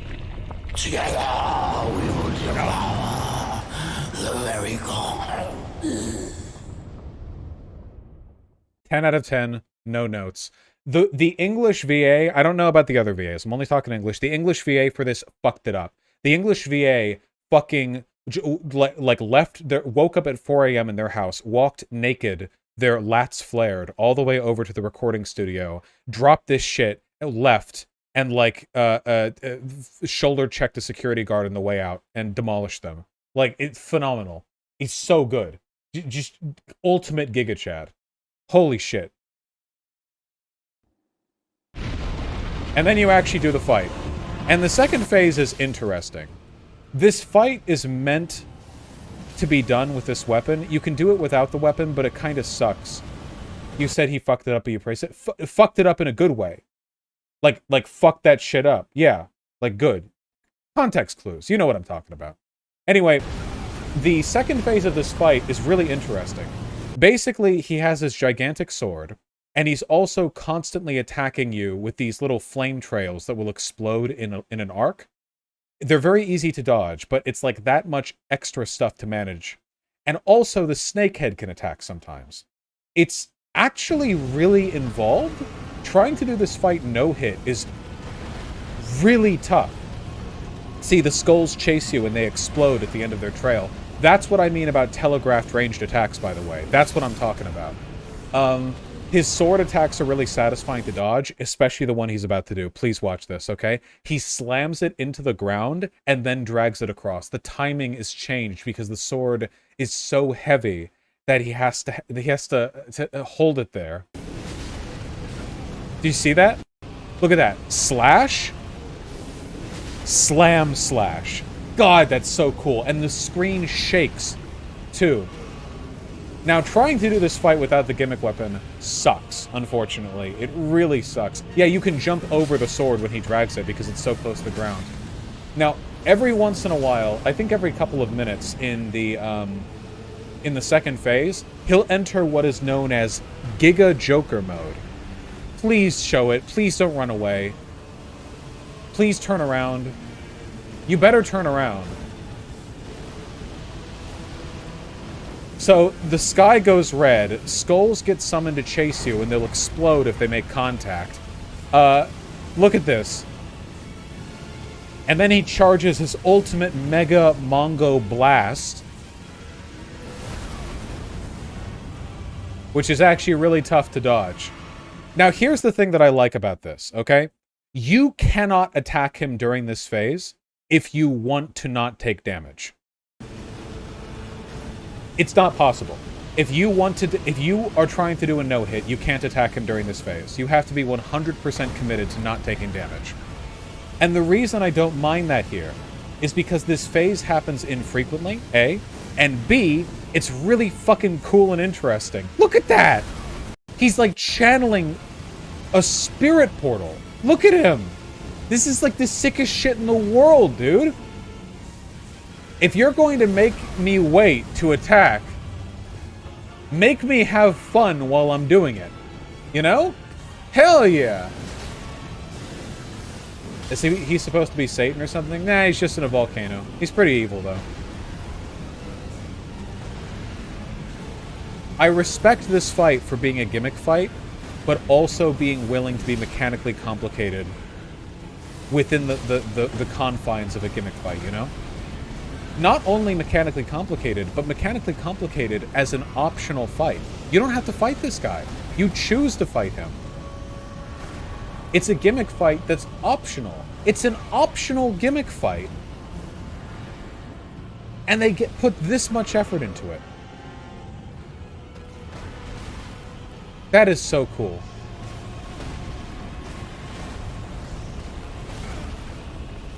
Are you a good guy in this one? Is it more nuanced? It's more nuanced. I think it's difficult for you to be more evil than Rykard, though, unless you're going for the Frenzied Flame ending. If you're going for the Frenzied Flame ending, you're arguably the most evil thing in the entire game.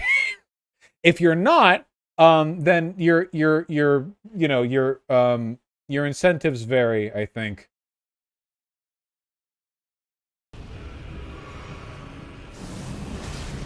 Frenzied Flame is the anti-natalist ending. I think it's worse than anti-natalism, but you get my point. The Rykard fight is great. What's the Frenzied Flame ending? Google it. You burn the world. I think it's great. Just flat out a great fight. Lich Dragon Fortisax. Alright. I might get canceled for this one. This is another... This is another... optional remembrance. This one's kind of difficult to get relative to like other remembrances. Like you kind of have to follow a whole quest line to get it. It's not just like waiting there for you on the map. Here's the problem, guys, okay? The problem is that it's another goddamn motherfucking dragon fight. It doesn't use the template of the regular dragons. It uses the other template of the lightning dragons, the ancient dragons. And rather than it just doing what the ancient dragons does, it has like some extra attacks on it. But it has the same problem that the fucking ancient dragons have, okay? Listen, the best dragon fight that From Software ever did was Midir. You know why? Because it's possible to do the entire fight hitting his head. The attacks that Midir does are designed to make it possible to hit the head. His bites leave his head open for a counterattack. Everything that he does frames into like, yeah, you're battling against this fucking head. Fortisax over here, fucking dipshit Fortisax, takes double damage if you hit him in the head, same as all the other ancient dragons.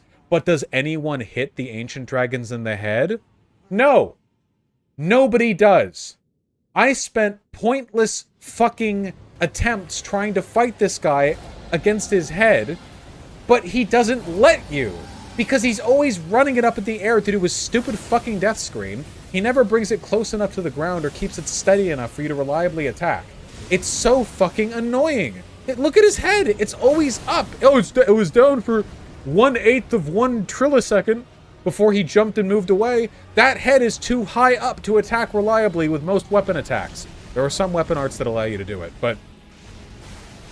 Another gimmick to this fight is that he will constantly give you this, like, lightning charge on you that will, after a time, damage you unless you roll out of it, and you have to roll at the right time. It's an okay mechanic. I actually don't mind that mechanic. I think that if it was attached to a better fight, I would like it a lot more. I think that's cool. Isn't that the same problem with Dark Eater Midir? Nope! Dark Eater Midir is designed flawlessly to allow you to attack his head consistently. But you'll notice every single time that he gets his head close to the ground here, he's either only down there for a millisecond, or it's because he's in the middle of attacking. At which point you can't attack him, because if you attack his head when he's attacking around his head, you'll get damaged. So, you know what ends up happening in these fights? You do the toe stomp. And toe stomps are not fun ways to fight dragons. I'm sorry. You can cry about it if you want. I like it not being able to see half the boss the entire fight and just hitting its toe over and over and waiting for the whole body to move and just running away and hoping that I'm not going to be the subject of its next attack. No! I'm fighting a creature, man. I want to fight its fucking head, or at least see its head. The aesthetics of this fight are great, man. The music is great. The soundtrack is great. The dude with the fucking lightning devil horns with giant lightning spears. This shit is so cool. Listen. Ah!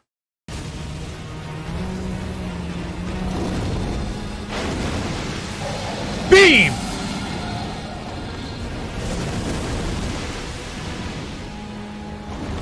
That's dope. I love it. I love it. I hate these stupid fucking dragon fights where you just run and toe smash and just like waddle away from whatever attack they're about to do next.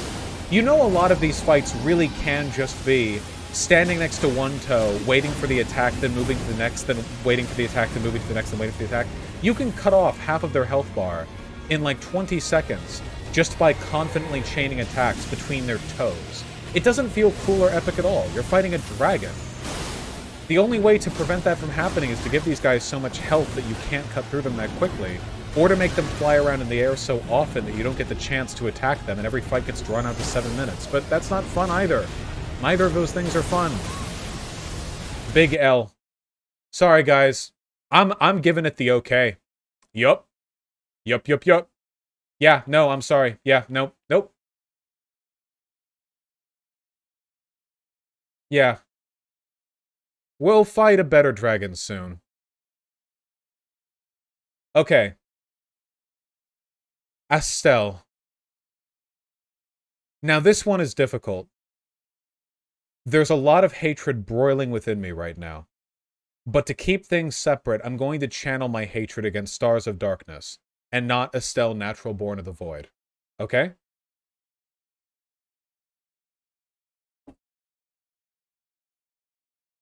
I'm gonna channel my energy, okay? Astel, Natural Born of the Void is effortlessly some of the dopest shit yet put to gaming. Playing your goddamn medieval fantasy warrior sword and board magic fantasy adventure and entering a giant chamber only to find a fucking eldritch space god is so goddamn cool. It is unbelievable how sick that shit is. I have a feeling this fight's gonna be over in 2 nanoseconds because they're wearing Radan's armor and they have fucking dual Uchigatanas. So we'll see how long it lasts. But this guy's movement patterns and attacks are really, really cool and really, really unique. I love fighting him. I love the fact that as alien as this thing is, when you get up close, it's a fucking skull. That is just, oh, that is so fucking cool. It brings it, there's something about the shape of its skull that conveys malevolence in a way that I don't think they could have just by making this thing skeletal or just by making this thing alien.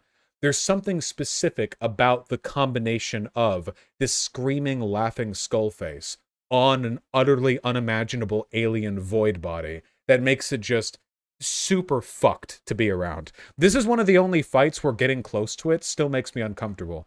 I feel that way about this and the fire giant. Yeah, it's like cosmic death. It's like something greater than you looming over you. It's like the inevitable end to all things. And this guy, by the way, was the end of Nakron. Nakron, the hidden city, I think, right? This is the end of Nakron or Noxtel? The Eternal City. Nakron, yeah. This thing brought an end to an entire civilization, and it does look like it's laughing at you. The thing that bothers me about that, honestly, is that the fight is too easy. Really. The fight is too easy. There are some attacks this guy does that feel a little bit weird and difficult to punish, I think. But I think this thing, like lore-wise, was justified in being much stronger than it is here. Yeah, the clanking of its mandibles do sound a lot like laughing. Also, this attack right here. Am I missing something? You have to fight it near its face. That's the way you fight it. It will do this big gravity well thing, like this, plunge them into the ground, and then it does these radiating attacks outward. I got hit by this so often. Maybe the way is to run through it? I don't think that attack is unfair. I just don't know if I ever got it, personally. What's that thing in the skull? Yeah, it's an eye. There's an eye in its skull.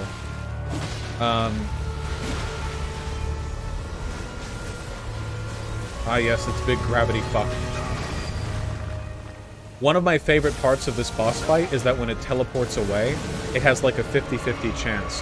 One is that it teleports farther away and starts shooting you, and the other chance is that it will teleport directly behind you and do a grab attack. That is so goddamn cool. And it makes you really paranoid when it teleports away, like you're looking for where it's going to reappear.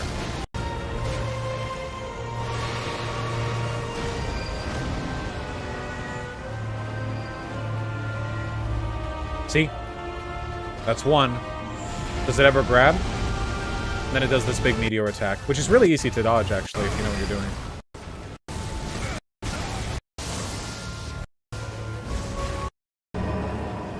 Nah, sadly no. It is doable. I can't help but see the similarities between this and the Elden Beast in terms of after the explosive attack. It's like they're related. I think that's more of a mechanical similarity. In terms of lore similarity, this thing comes from the stars. It's what Radahn was trying to hold back. Radahn held back the stars because the stars contain beasts of the void, like this thing, natural born of the void. The implication is that these things are natural creatures born of some elder god that reigns over the stars, and that Radahn was trying to keep the lands between safe by preventing the stars from raining down. But the Elden Beast also came from the stars? No. The Elden Beast is the manifestation of the Elden Ring. Other things that came from the stars include the Falling Star Beast. I mean, hence, the Falling Star Beast. You know. The Elden Beast is a projection of the Greater Will, which is one of the outer gods. So they're both products of the outer gods, but... No, the Elden Beast literally did come down from the stars. Isn't it described that the Elden Beast came down as a star? Because I think from the stars in Elden Ring implies allegiance with the void, which is what Estelle came from. Whereas if it came down as a star, it could mean more like, you know, more of a allegorical, like a shooting ray of power, I think. I apologize if I was misleading. I only mean to say that the Elden Beast did not come from the void. That's all. But yeah. Anyway, here's the thing. I love this fight. Okay? I'm going to put it in great. Which is why I despise, more than you can fucking imagine, Stars of Darkness. Because for some reason, they took this hidden optional remembrance big boss at the end of Ronnie's questline, and they just copy and pasted it as a regular fucking end of dungeon boss in the snowfields. You can literally just be wandering around a dungeon, and then you enter a big area, and oh yeah, it's the second ancient void god. And this guy's stronger than the first one because it's in a later area. So you have Estelle, natural born of the void, who destroyed Nakron. And then they're like, oh yeah, here's his twin brother, and like, he's way stronger. But he doesn't have any lore or whatever. He's just like, yeah. I don't care. I hate this.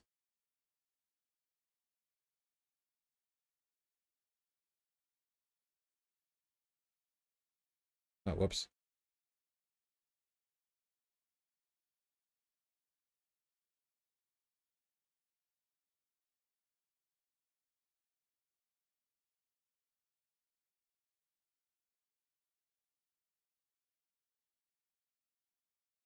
Hate this.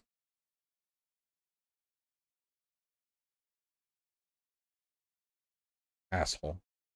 All right. Lads. The Fire Giant. I think we're finally, we're going to get to some serious mixed reviews here. Now, I know this is getting to be a little bit of an overwrought point, but I really cannot overstate how fucking amazing the Fire Giant is from a conceptual and aesthetic standpoint. being on this big mountaintop and then seeing this thing looking down at you, you know?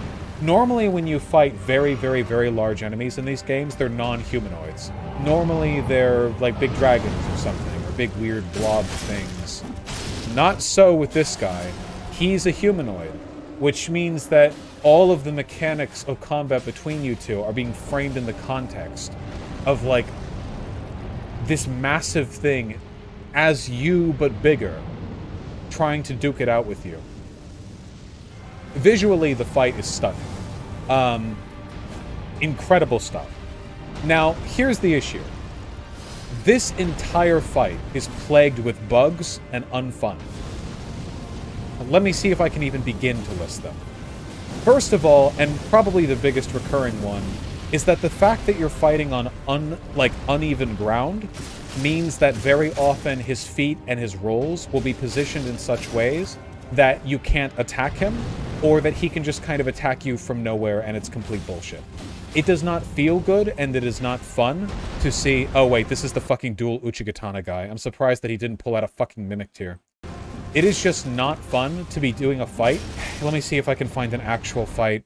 God.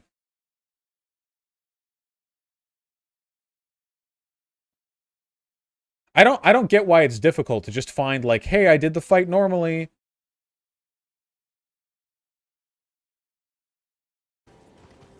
Oh, here's the other big major version of the fight, where the person had only one Uchigatana and Mimic Tear. Are you kidding me? Okay, you guys can talk about difficulty all you want, but I think there's something a little bit wrong with the game's balancing when, like, the fucking Katana, Uchigatana, Rivers of Blood, Mimic Tear whirlpool is like the fucking black hole into which all builds, like, circle, you know? I'm gonna find Soul Level 1. You can't parry Fire Giant, so...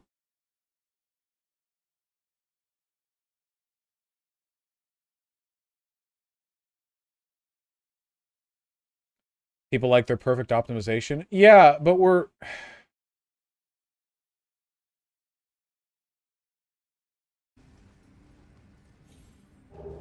trying to make a YouTube video. This giant is in the employ. Not a gotcha? Would you ever be interested in making videos like that sometime? No? Why?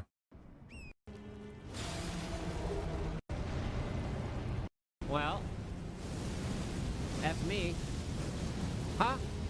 What is that? No, I don't want to watch a streamer playthrough. Fine, dual Uchigatanas it is. Fine, fine. You won. You get me. Okay, so here's the thing. The uneven ground in Phase 1 and 2 lead to a number of problems that can be very unfun to deal with.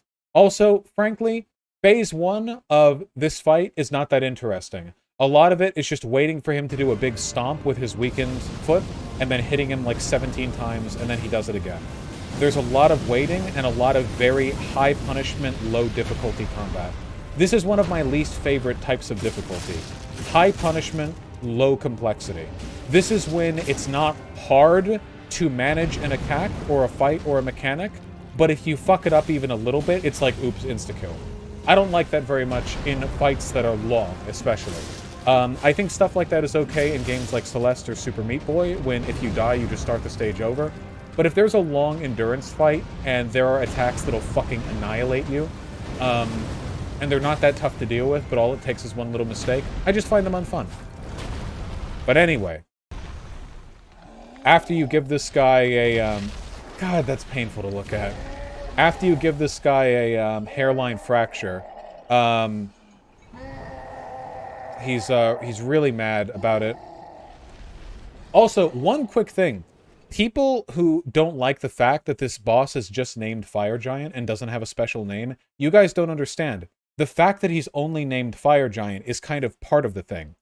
When Queen Marika and first Elden Lord, Godfrey. Wait, Godfrey? Wait, is that it? No, that's not it. Yeah, Godfrey. Sorry, there are a lot of G names. When the two of them rampaged across the mountaintops and killed all the giants, they left this one as the last giant to guard the Forbidden Flame. They couldn't destroy the Forbidden Flame, so rather they tasked this last giant with guarding it. This giant is enslaved. He's literally wearing a manacle. He guards the last remnant of his people's culture, doomed to an eternal watch by the god of this world. The fact that he's named Fire Giant is an element of his humiliation. They only need to call him Fire Giant because he's the only one left. They deny him a name, even in recognition of his survivorship. How does ripping off his own leg makes him stronger? Because the giants and the forbidden flame that you go to after killing the Fire Giant are both a product of another outer god. That outer god made a pact with the Fire Giants. It lives in them, literally. That's why their chests have a face on it. The face that their chest is made of isn't their face. It's their god made manifest in their body. He uses his leg as a sacrifice to wake his god up. The god is still out there, perfectly fine. The giants just worshipped it, and are dead now. Except for this one.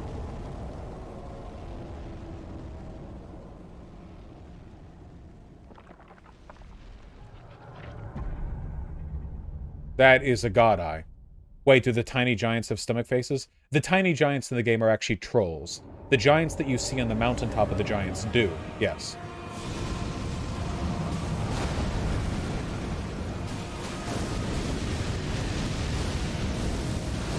Now, the second phase of this fight is riddled with frustrations.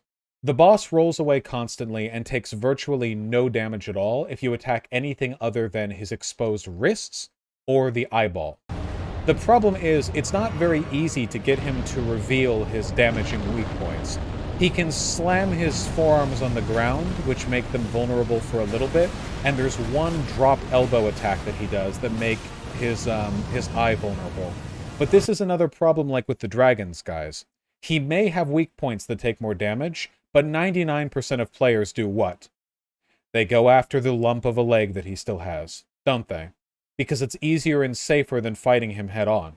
If a game fight is designed in such a way that people are choosing the less fun, grindy option than the more difficult, advanced, engaging, fast version, that is a mechanical problem. It is. It just is.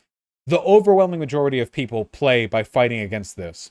One of the reasons for that is because when he does his roll attack, this leg doesn't hurt you.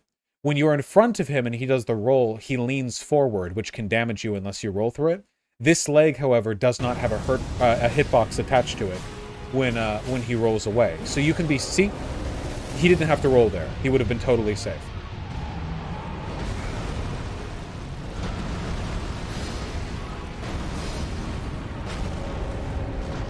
So the fact that the fight is kind of buggy, the fact that it doesn't play that well, the fact that the first phase is kind of boring and the second phase relies, well, doesn't rely, but kind of coaxes people into using a play style that isn't that interesting.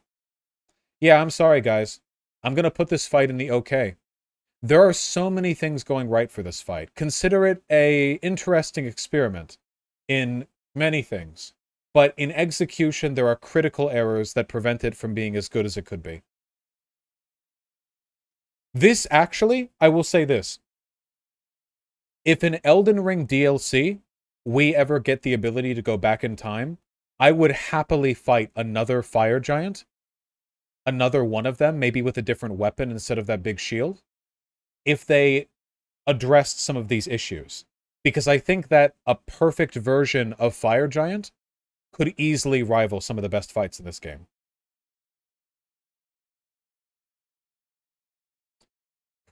Okay. Godfrey is placed too early. Godfrey should be here. Sorry. Godskin Duo.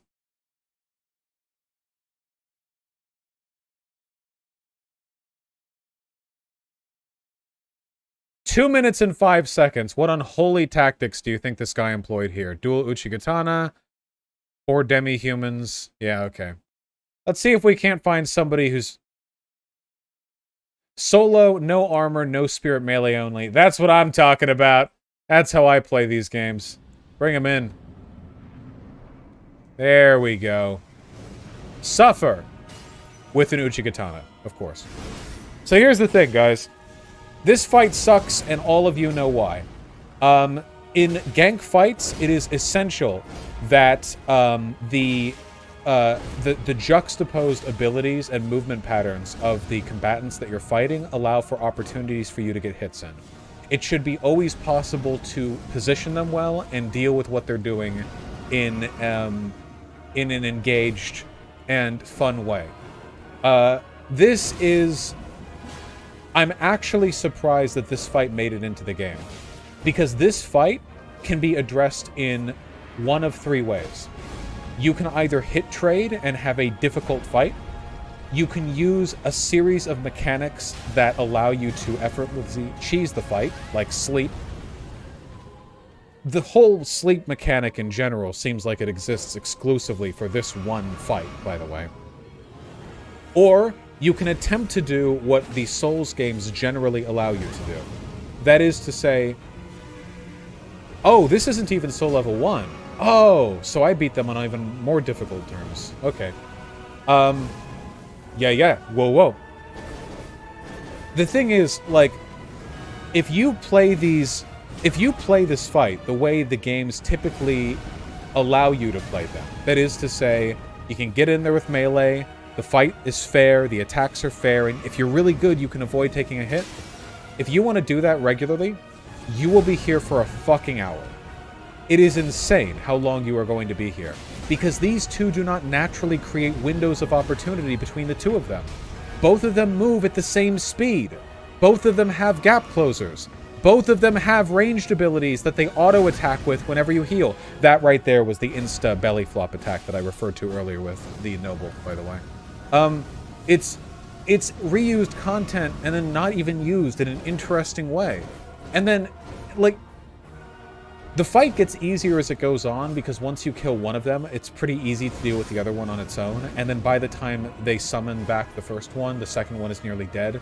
It's easier to get them through once you're over the first half of the fight. And that's another thing that makes it kind of suck. A fight that gets easier over time is less interesting than a fight that gets harder over time. Yeah?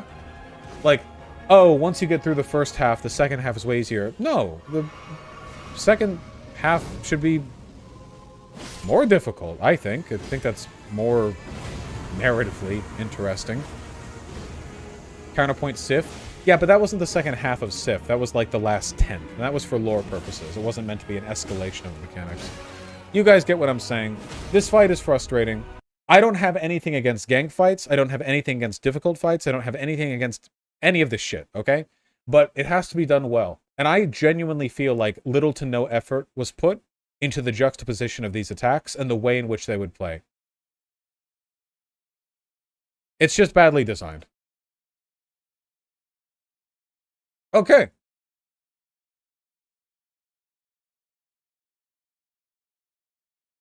Malacath. The Black Blade.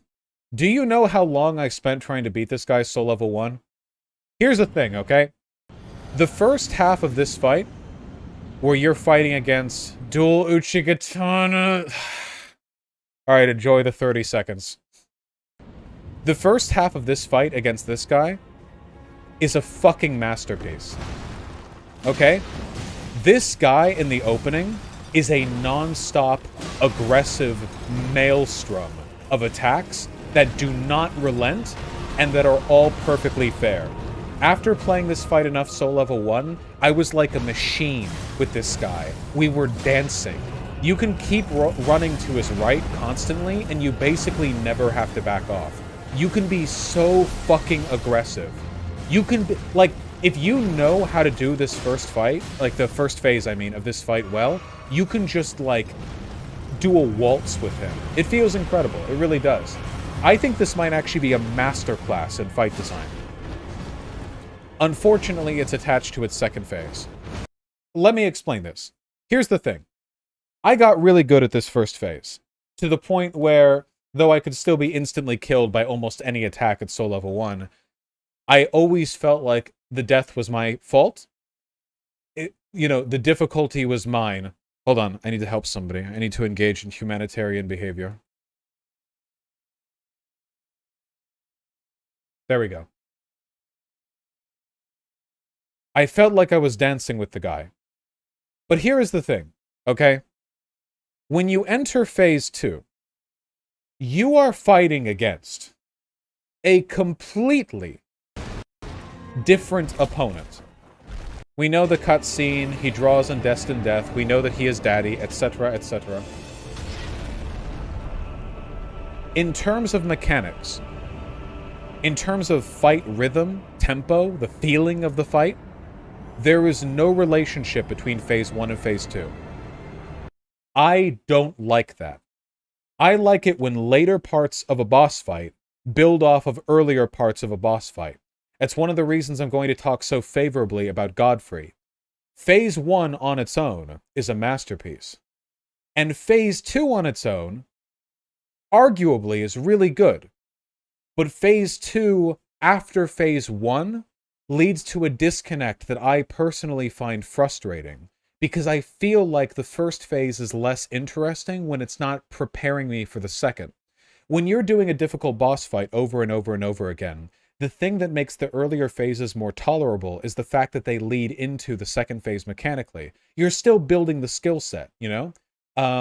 But the two boss fights in this game that fail this are this, and which one, chat? Do you remember? I've made mention of this point before.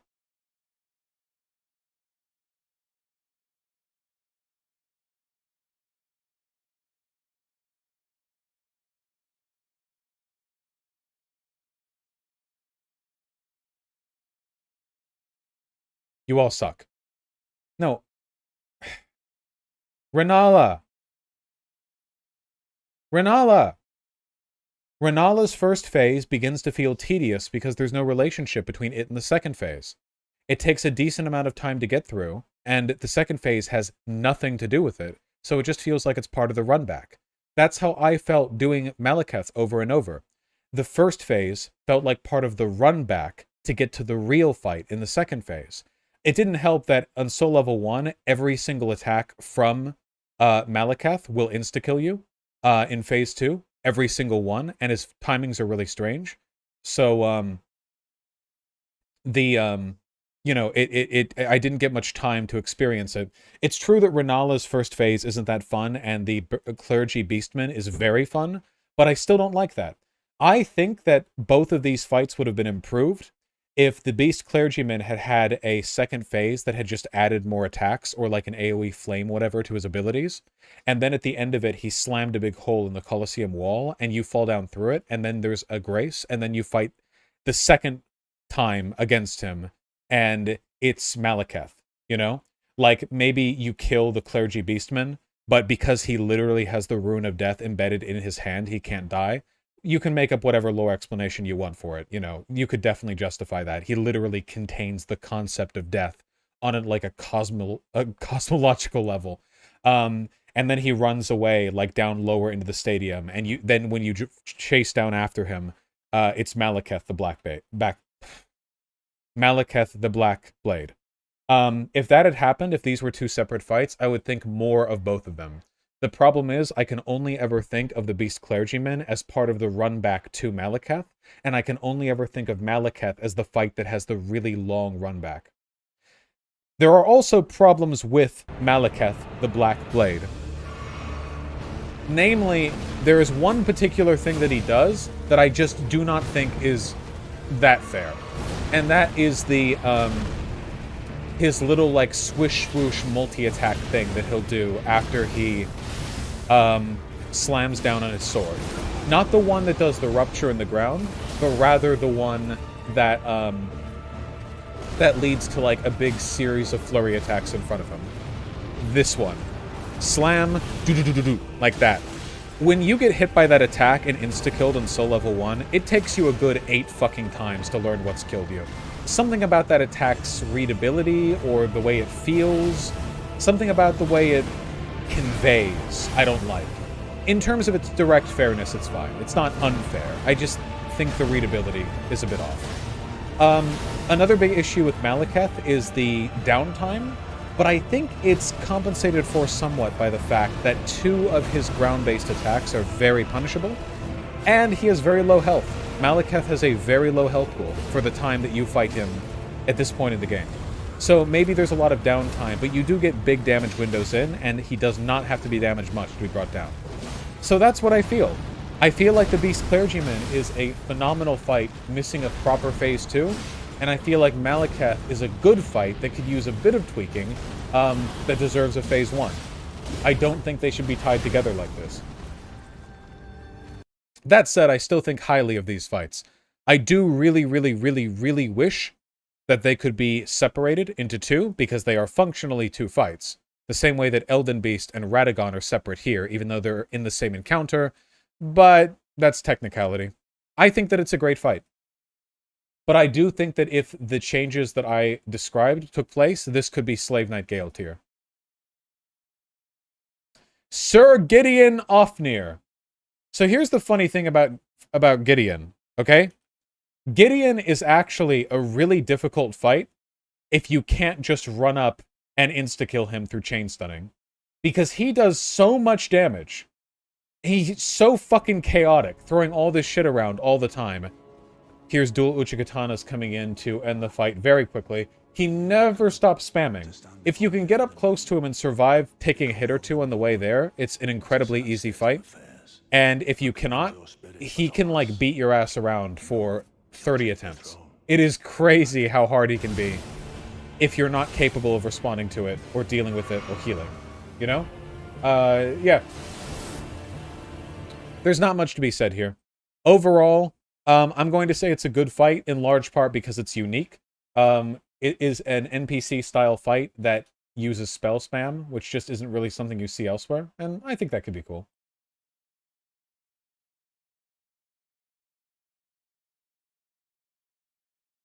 Yeah, you can damage check him very easily, yeah. He also hurts you if you hit him too many times. There's one spell that he does where he summons a golden shield around him, and after you hit him a certain number of times, that shield will flash and do an explosion. But if you're paying attention to it, you can roll away. I don't think it's unfun, it's just something to keep in mind. Oh yeah, a note. He does gain more moves based on how many bosses you've killed. If you've killed all the additional optional remembrances, he gains additional abilities. Because he watches you fight them? Yeah, he observes. That's so cool. Yeah, like your death, you have to tell him about it all. Do you have to tell him? Or is it enough just to kill him? You share the knowledge to get a sick reward? Damn, all it takes is you sharing knowledge with him for him to, like, divine spells. That's wild. Alright, guys.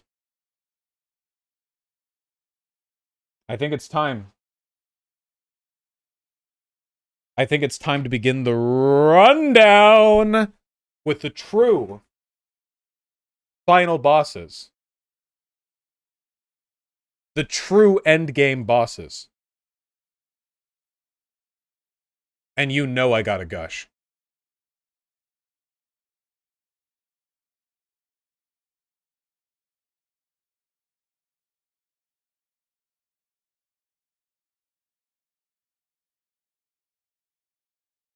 Do you accept Godfrey genderbend fan art? Yeah, of course. Who wouldn't want to fuck a female Godfrey? Or a male Godfrey? Alright. This is not... We have to watch the cutscenes.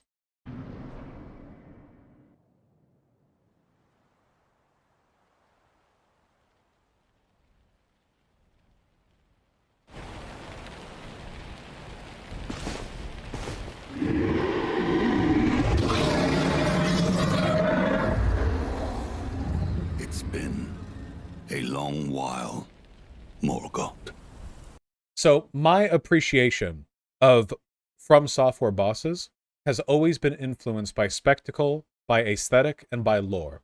I enjoy a fight a lot more when I feel a sense of gravity pulling me towards it, you know? I enjoy it more when I feel like there's a narrative significance to the fight. Though I do enjoy the mechanical complexity for its own sake, this does mean a lot to me.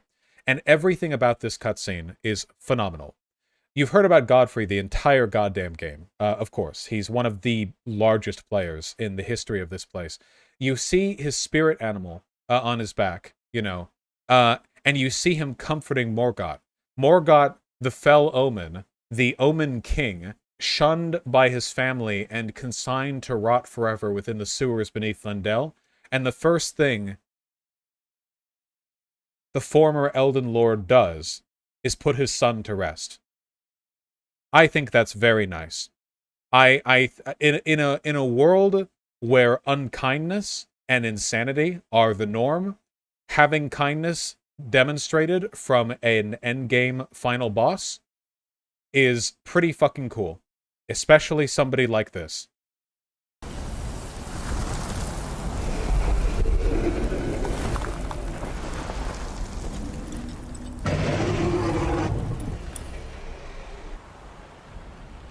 This is one of my favorite bits in all of Elden Ring, bar none. Right here. See, you're tarnished. The whole reason you arrived at the Lands Between is because you were once a product of the Lands Between, cast out by Marika. You're tarnished, spurned by the grace of gold. But some tarnished are still able to see the grace of gold. That's what you've been following. Every time you visit a site of grace and a little line of golden mist appears, it's pushing you towards where you need to go next. Lord Godfrey is also a tarnished. He was in fact the leader of the tarnished. And when you see him here, Morgot's body dissolves into gold, and you see the grace of gold pull him to you. You can see that. And hard didst thou fight. Right there at the bottom. This entire game, you, a tarnished, have been chasing the grace of gold to lead you to your next objective. But he's on his way back to reclaim the throne. And you are in his way. To him, you are the boss fight. Canonically, you are the boss fight. You killed his son, and you return now as he's putting his son to rest. And the only thing standing between him and an audience with Marika is you. And you see the grace of gold pull him to you. It is so fucking good. And hard didst thou fight. Tarnished warrior. And he knows exactly who you are, too. He knows that you fought to get here. He knows that you must have been the person to have killed Morgot. He knows you're the person who set fire to the Erd tree. And he still treats you with respect. The literal God-given will of the world, the grace of gold, is drawing him to kill you. And he still takes a moment to set his son down. Spurned by the grace of gold.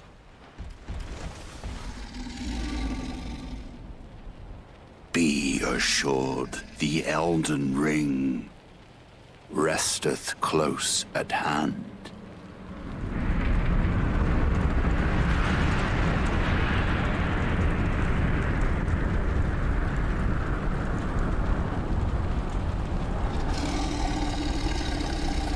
Alas, I am returned.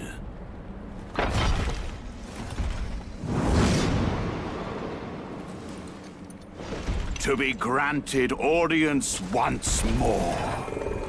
A thing that I really like about his speech here, his opening cutscene when you encounter him, is that he's talking to you as though the grace of gold is pulling him to you, not the other way around. See? To be given audience more, alas, I am returned. He's regarding you as a genuine obstacle. Most of the bosses in From Software games are just like these long-dead ancient kings who have lost their mind, and you just enter their room a tiny ant, and you die or you win. But right now, he's talking like an Elden Lord, right? Like, Radagon never talks to you. The Elden Beast never talks to you. Most of these people never talk to you. But you and him are both tarnished, and you and him are both to each other exactly the same thing. You are both being drawn right now by God to kill each other. The grace of gold is only pulling tarnished back to the Elden Ring. It is undifferentiated in who it pulls. You're equals, even though you were a soldier and he is a god. Well, he might as well be one.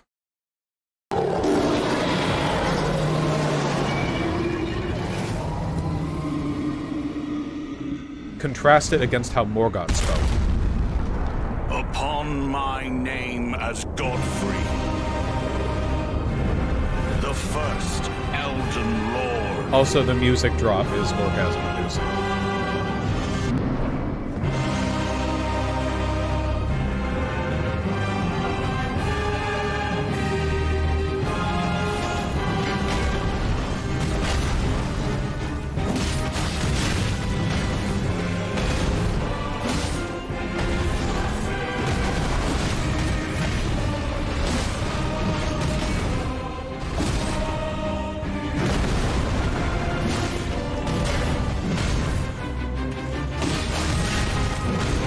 God.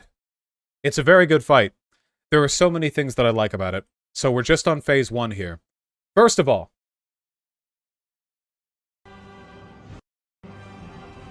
I like the fact that he is a pure strength build. That is not common to these games. Usually powerful creatures, entities, gods, warriors, whatever, have some kind of magic or innate power that they pull upon. But Godfrey is a human. Unique in that sense. The other major players that you fought, you know, Radon, Ronaldo, whatever else, gods, magic users, chosen by the greater will, Empyreans, he's a human. That's it. He was just a strong human chieftain who, in Margaret, was chosen by the greater will to control this land. She chose him as her lord. That's it. He was a human strong enough to fuck a god and survive. That's it. All of this, ripping his axe out of the ground, creating eruptions of stone, it's just his muscles. That's it. Is it realistic? No. Who cares? It's fucking amazing. It's fantastic. He's incredible.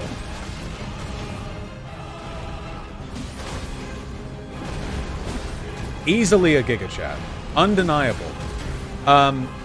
From a purely mechanical perspective, the first phase of this fight is, I would say, mechanically perfect. I don't actually think any criticism can be drawn. In every fight every encounter that I've had, doing my Soul Level 1 playthrough with the first phase, every time I got hit, it was my fault. There were always opportunities to attack. Constantly opportunities to attack. I always had something that I could do. It was never boring, never uninteresting, but he is relentless. He constantly fights you. He never stops swinging, you know? This is the platonic ideal of a melee-on-melee fight in these games. He is always doing something, and you are always doing something. It's spectacular. I love his stomps. They require directional movement from you, or you have to jump over them. I love the gigantic eruptions that he does. They require sets of rolls and good positioning. I love the situational awareness that you need to have to know which of the attacks he's going to chain into and whether or not you have the ability to meaningfully counter or respond to what he's done now. It's great. And it looks great. Look at that. He's just doing his shit, man.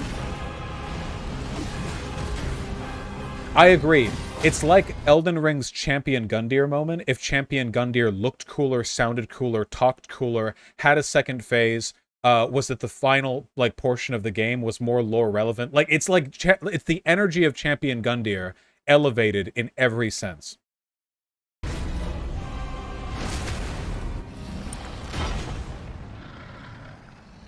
After dual Uchigataning our way through it, Serosh makes his real appearance. Anyone who's curious lore-wise, I will say, those who are servants of the gods are given by the greater will guards, dog guards. This is what Malacath is. Malacath is Marika's guardian.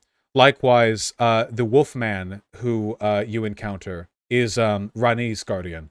What's his name again? Blighted, yeah. There's a recurring pattern in this game of God-given animal servants to men. And the thing is, we've seen this a million times before, haven't we? Like, oh, you know, Godfrey is being made stronger by... Godfrey's really old. He's being made stronger by this feral lion that's with him. Now you're going to fight both of them together, and that's going to be phase 2. Serosh. Nope.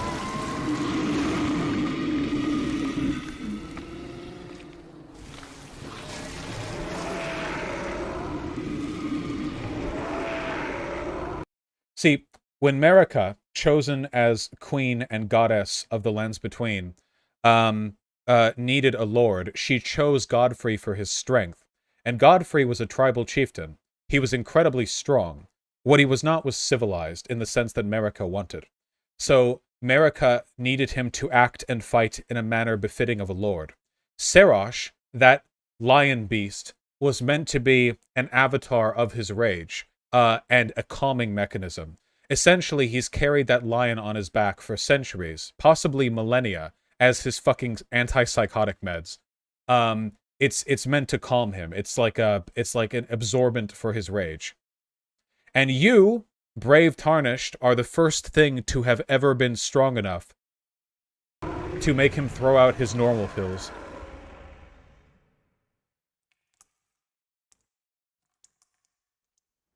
This bit at the end here, where Serosh is dying and Godfrey moves his hand and you can see what's left of Serosh following, is so cool.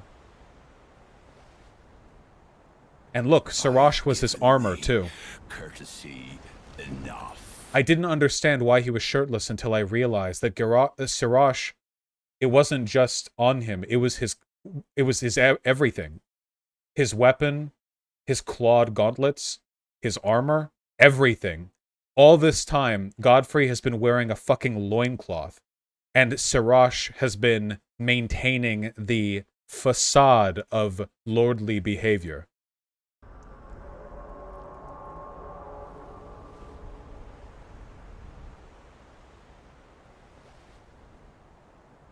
I've given thee courtesy enough. See? Look! He's wearing regular shoes. The details in this game, man. He never stopped wearing his tribal clothing at any point. He literally ruled the fucking world and warred against everyone. And he, underneath all of it, he kept wearing his goddamn Yeezys. It was only Serosh who gave him the affect of a lord.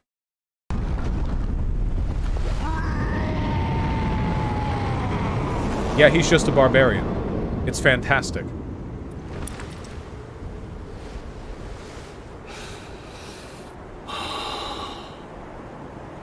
Now we get a janky line delivery, but who cares? Now I fight as Horaloo. Warrior! Who cares? It's iconic. And after this, we get a Horaloo Lucha Libre Sr., who fights exclusively fucking unarmed and unarmored. Literally doing the soul level 1, fists only, no armor, no weapon, you know, punch R1 only.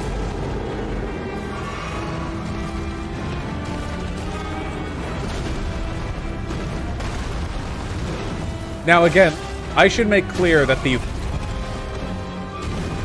vibes of this phase are unparalleled. They are spectacular.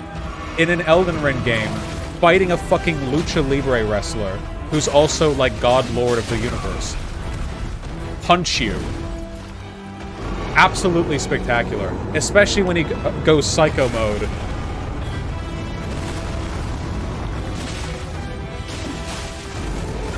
When I first did this fight, I thought that he was doing the same thing that he did in the first phase, which is that he brings his weapon down and slams it on the ground. But in this one, he's not stomping.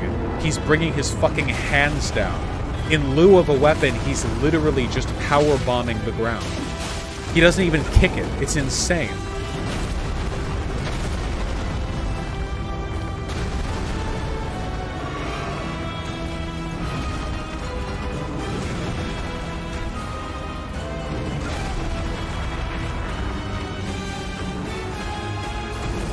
This is a very minor point, and I'm only saying this because this is already, like, a fucking supreme fight.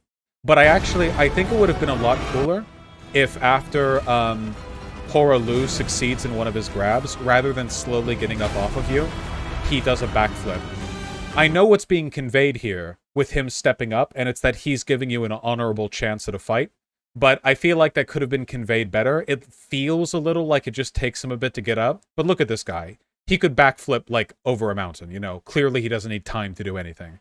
I think that react could have been a little snappier, but this is like the most trivial of criticisms imaginable.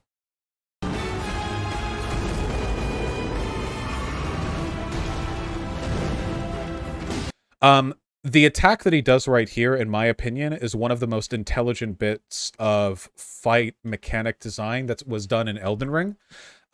So what was used right here were the principles of like basically squash and stretch animation to give weight to a charging attack. See, historically in these From Software games, charging attacks really suck. You guys know that, right?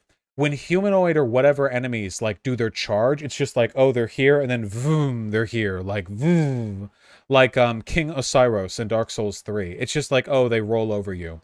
But they want to convey a ton of power with him, right? But you can't do a charge that's very powerful without it also being incredibly fast, because in a charge, power is conveyed through speed, right? So what they did instead was they decided, hey, fuck realism. We're going to give this the feeling of strength and speed while giving people a clear dodge window. Done. Done. Beautiful. Literally, like, actually genius. I fully mean that. I fully mean that. It does so much to convey the strength of his movement, and it still feels like he's coming at you at a fucking bullet speed. And it does so just by like saying, yeah, we don't need realism, which they don't. It's a video game. Dun, dun. It's so good. It's incredibly good. Genius move. Deserving of all the accolades in the world. I think it does a lot to convey the feeling of almost being run over by a 12-foot man too, you know? Like, you see it coming and for a second everything freezes. I think it gives you that split-second feeling. And I think that's great because the second phase is incredibly panicked. He literally never leaves you alone in the second phase. He literally never leaves you alone. He does not stop. There's no point where he backs off. He will continue moving towards you, or fucking Naruto running around you, as long as you're alive. It is fantastic. God. Mr. Dual Uchikatana nearly died there. I still think a backflip would be a cooler way of disengaging from that, but...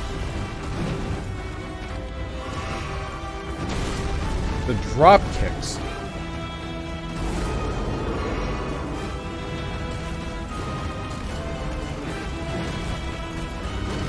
Ooh. Yeah. Feels good to dodge, too.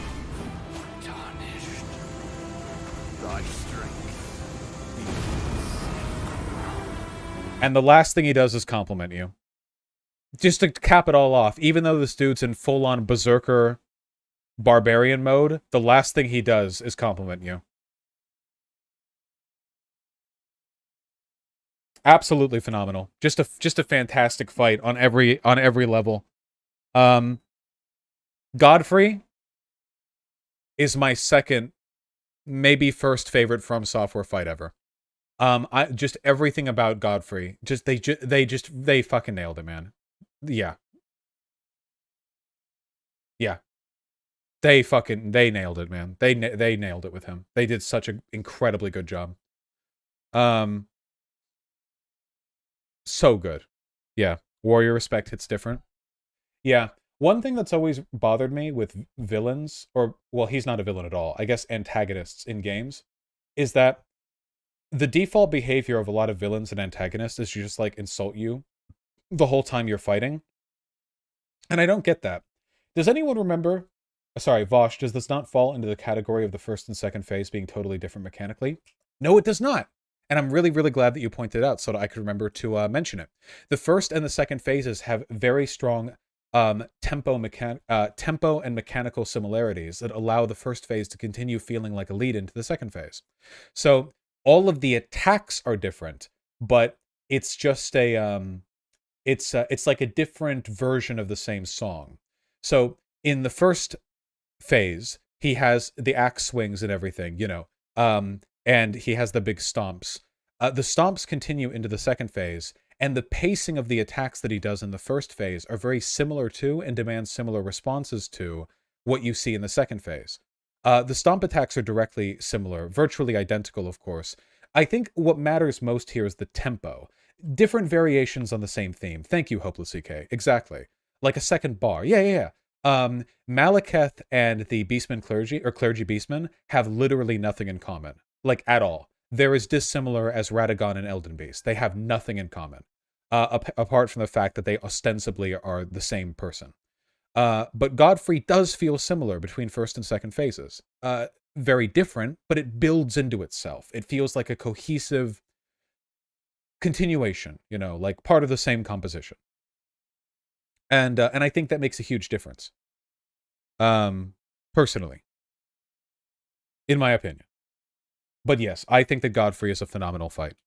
Anyway, I just like it when antagonists in these games are willing to be are willing to be complimentary. It's good to compliment the people who beat you, you know. If you insult them, you're implying you're worse than the person you just insulted, no? Anyhow, my decision is made. So, up next... Do I want to do Radagon yet? No, let's do Dragon Lord Placidusax next. I feel like that's the next one that I want to talk about. So this is an interesting one. This is a dragon fight that has nothing in common with the other templates for dragon fights. Thank God. So it can't be put in the filler category. So in terms of lore, it's a very weird fight.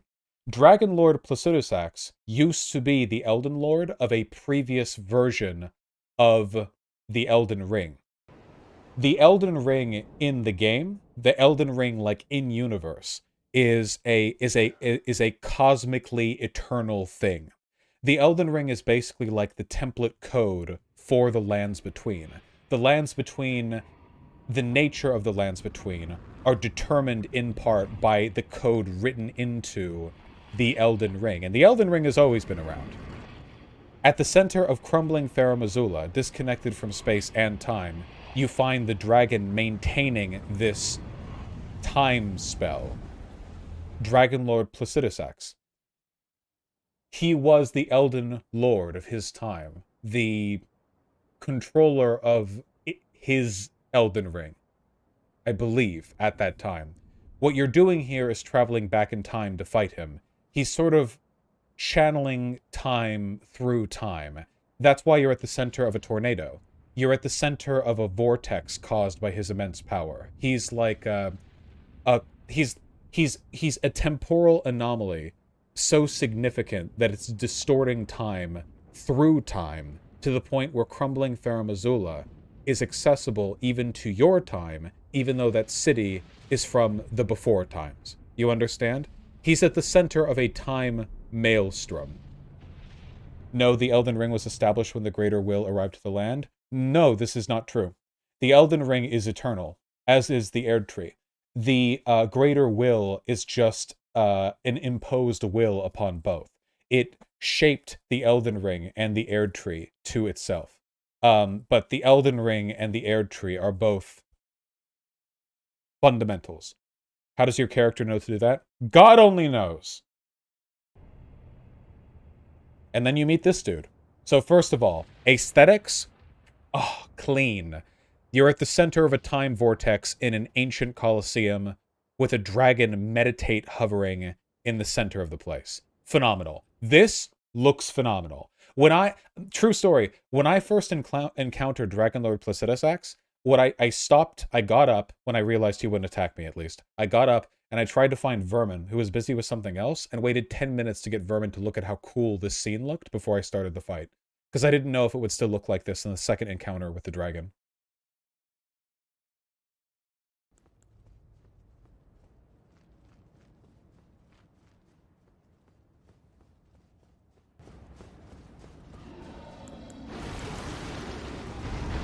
But you disrupt its slumber. Go forth, dual Uchigatana man. So, First of all, let's talk about how this dude looks, okay? He looks fucking sick. He's super withered, and he's, like, missing one or two heads. His body is in tatters. I look at it, it's literally rotting and falling apart. You can see, like, practically through the tatters of his neck.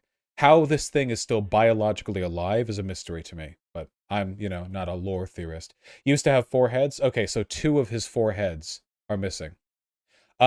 This guy is like the Grand Poobah of ancient dragons, which means that you're going to see a lot of red lightning throughout the fight. One of the things that I really enjoy about this particular fight is the fact that it is designed to be satisfying to attack him without having to hit his heads. Hold on. No, I can't reach.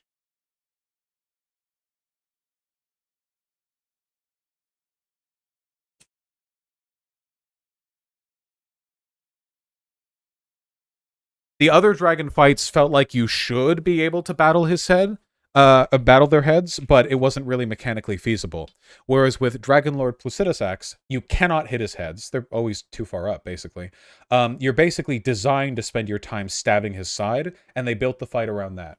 Now, to be clear, I do not think that is as interesting as making a dragon fight where there are smaller weak points that you can take advantage of for short windows to deal additional damage. But I will acknowledge this weakness and my bias from the get-go. I would have preferred this fight more if there was some series of mechanics or attacks that he did that put his head near the ground that you could do extra damage for, and that was like a fun and engaging way of fighting. They didn't, but they also didn't fuck up the regular way of fighting this fight the way they did for the other dragons in Elden Ring. So,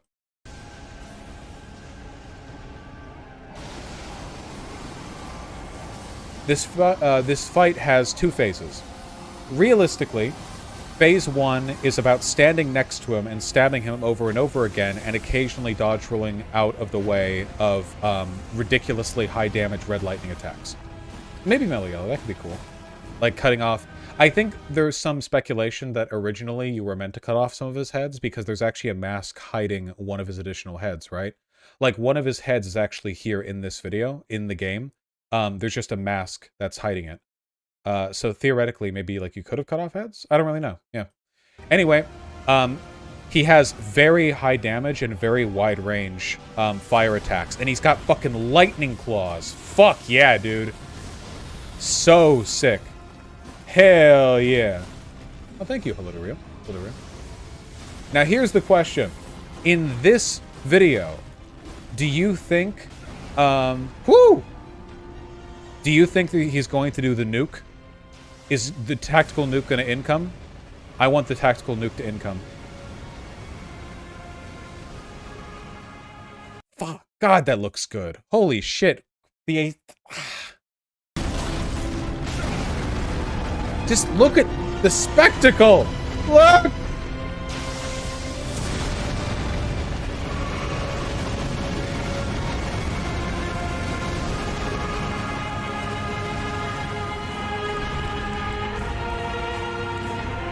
Jesus! Fuck, man!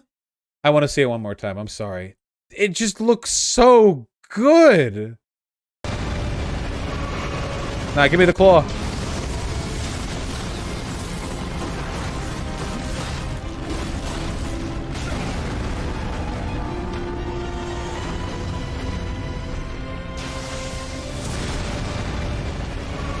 And the way the music crescendos...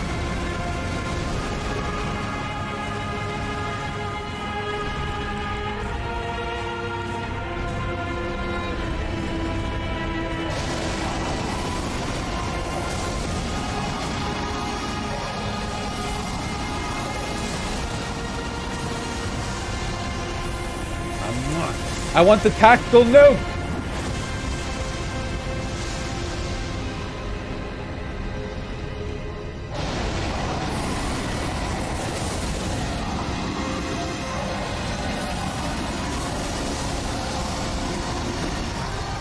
If you told people from 1997 that video games would one day look like this, they would not have believed you. Okay. Okay, he's getting into phase 2 here. I want to deal with phase 2 in a second, though. I just want to see the tactical nuke, okay? Hold on.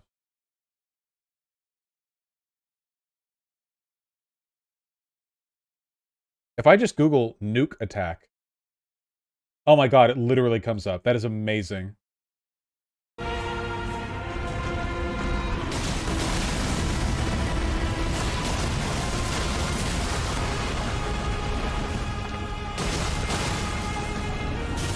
Incoming!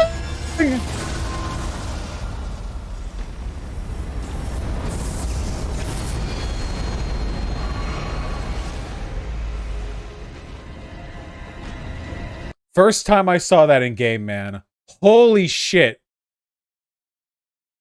Fuck, it's cool. God damn.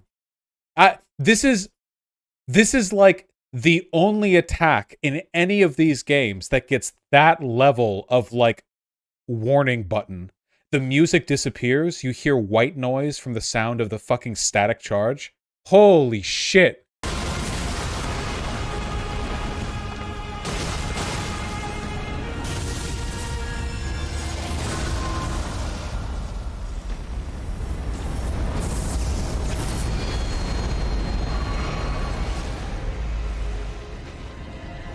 Another reason that I really like that attack from a lore perspective is that I think it really sells how strong this thing is, and you're fighting it basically at, like, the tattered edge of its life. Like, this thing is physically rotten, but it was a Dragon Lord, and for a second it summons what must have been a portion of its power at its prime, and in doing so, it nukes, like, a football field with lightning, you know? That is just so goddamn cool. I really like it when, if you're fighting something that's past its prime, you get like a glimpse into it, you know? When you fight Godfrey, Godfrey is fully at his prime. Radagon, you fight not in his prime, but that meteor attack sure fucking felt like it, you know? You don't fight this thing in its prime, but this feels like it, you know? I feel like I'm getting a snapshot. I feel like I'm getting a look, you know? You know what I'm talking about.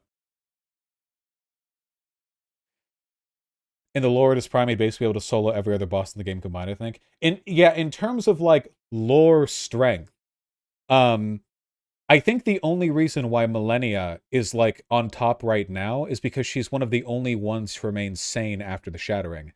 Think of where basically everyone is, you know? Like, Radagon is torn apart, as a product of the torture being done to Marika. Radon has lost his mind due to the Scarlet Rot. Renala lost her mind a long time ago. Rani cast away her physical form and lives now as a spirit inside of a doll. Yeah, in terms of like entities that are currently in their prime, we have Moog and Morgot, but Morgot is never indicated to be that strong. Not like in the greater sense, and neither is Moog, frankly. So yeah, I feel like in terms of full strength, we're fighting a lot of people at like lower strength, you know? And I feel like, I don't know, I feel like this dude could have fucked things up. I think he could have fucked it up good. Yeah, Morgot handicaps himself by being ashamed of his strength. Godfrey is sane, and I think it's reasonable to say that Godfrey is probably at full strength, right? You can say he's old, or maybe he's like aged since he waged war against the giants and everything. But I think it's fair to say he's probably operating at full power. Elden Beast is still at full power? No, Elden Beast can't be at full power. The Elden Ring was shattered. The Elden Ring, or the Elden Beast, is just the greater will's power imposed upon this order of the Elden Ring. If the Elden Ring was shattered, the Elden Beast has to be way weaker than it was before. Yeah, so, yeah, in terms of, like, even with full strength, like, Melania, or Millennia, sorry, Millennia's, like, missing half her body. But wouldn't that make her stronger? I feel like being the envoy of Scarlet Rot probably would make you not weaker for having Scarlet Rot. I don't know. It's hard to say. Moog and Melania were both pretty close to godhood. So.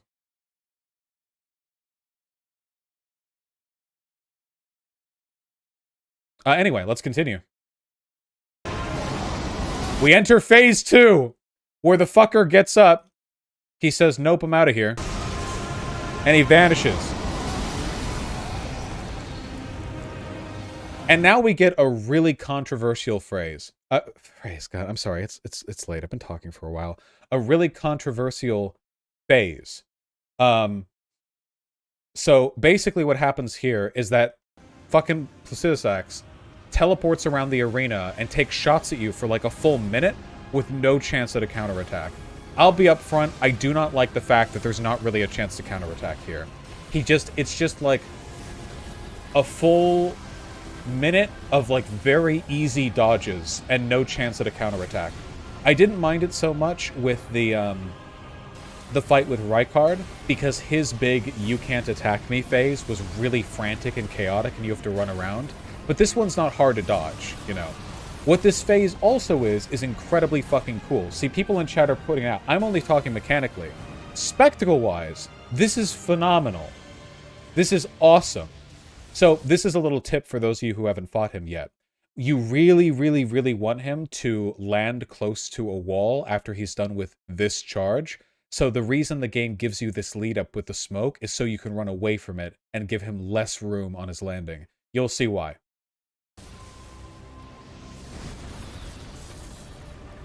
And now the fight re-begins proper.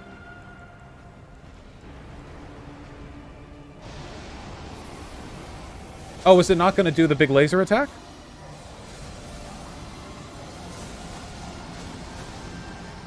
Normally it does the big laser attack after that. Maybe because he was faced the other way? Woo.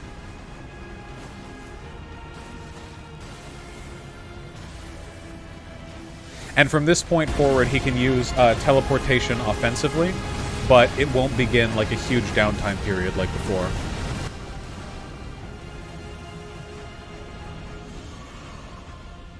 The worst parts of this fight is when it feels like he forgets about you for a second and you can just wail on his side for like a, 10 attacks without him doing anything.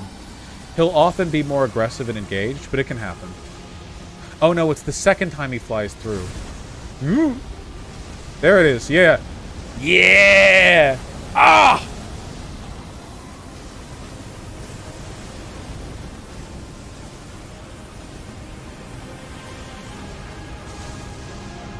One more time.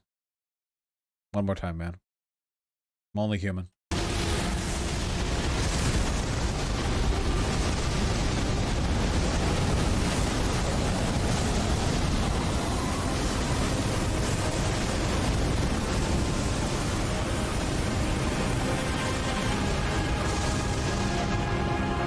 God, that's cool. The true terror of that attack is that the direction that he moves his head in is actually not preset. If you're close enough to him, he'll angle the attacks towards you, which means that running at him face on when he's doing that attack is insanely difficult. And those laser beams will fucking insta-kill you, practically. So he actually does aim them if you're close enough and in front of him. So approaching directly is basically a no-go for that bit. Unwise.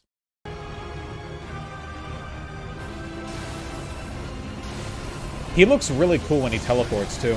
I like that he has a unique teleport animation. He's the only thing in the game that teleports by fading into dust like that.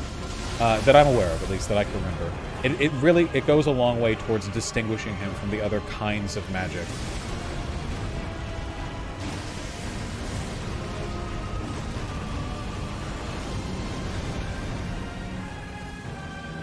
Yeah, I want to see him at his prime, too. There are a lot of people I want to see at prime. Yeah, there wasn't a nuke in this one. Very good. Listen, Placidusax is not the most fun boss to fight. Seriously, he's not. He's maybe the most fun boss to watch yourself fight, though. It's not just the spectacle. Spectacle is one thing. Fights have to have a kind of weight. It sells them, and this fight gets sold. Yeah, this is going right up there and great. This is not arranged in any particular order, by the way. This isn't like in order. I might rearrange this when I'm done. We'll see. Bring up the run back. The run back to him is a bit annoying, I'll admit. God, I kind of don't want it.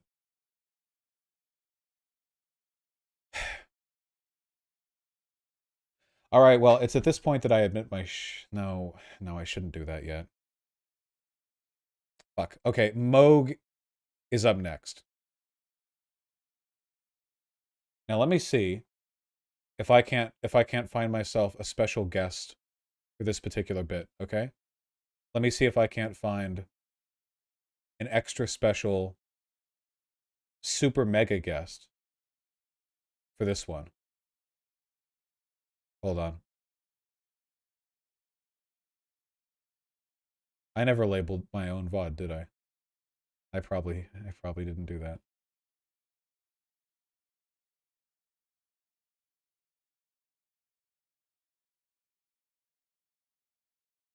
I fucking knew it. Yeah, of course.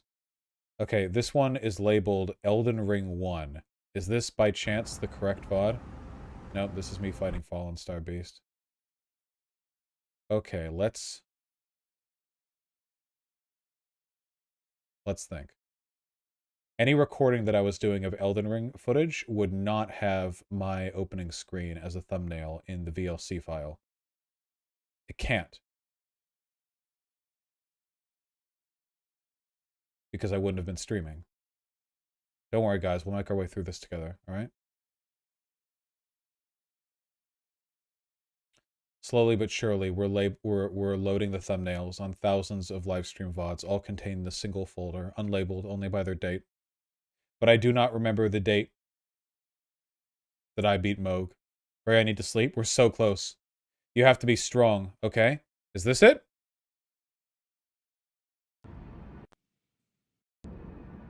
This feels like it's it. That was totally it. Absolutely. We got it, boys.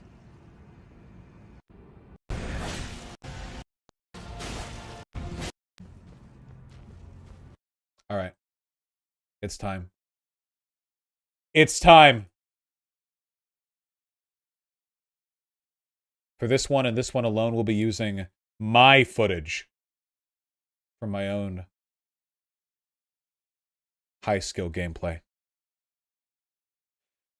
Moog is dope. This fight is a mechanical masterpiece. So this is soul level 1, no magic, no summons. Basically, any hit will kill me, okay? So, here's the thing, okay? This fight fucking slaps. The first phase you open, there's this whole separate area dedicated to this guy, the Mogwai Palace or whatever. And he is... Speaking purely of his first phase, it is an intensely fair experience. Who here agrees, yes? Every attack that he lays out in his first phase is punishable, and he's constantly got openings to attack through. Like, look at me. Even when I cannot take a single hit but die, I'm always going into fight. The closest thing that he has to a disengage is when he summons that blood fire down around him, but even that is only a partial disengage. You can attack him from behind if you get the positioning right. His attacks are punishing and slow, but very fluid and engaging to dodge through. I really like this first phase. And of course, the whole time you're building to this first phase, you know, he's doing this whole uno dos tres thing on you, where he's getting ready to cast his blood magic. To my knowledge, this is the only instance of damage ever put in a From Software game that is literally unavoidable. You can get a physic tier that will reduce the damage, but not eliminate it completely, which is interesting mechanically. I just heal through it. Not entirely sure why they went with that, but, you know, whatever. Guess it didn't affect things that much. It's pretty easy to heal through.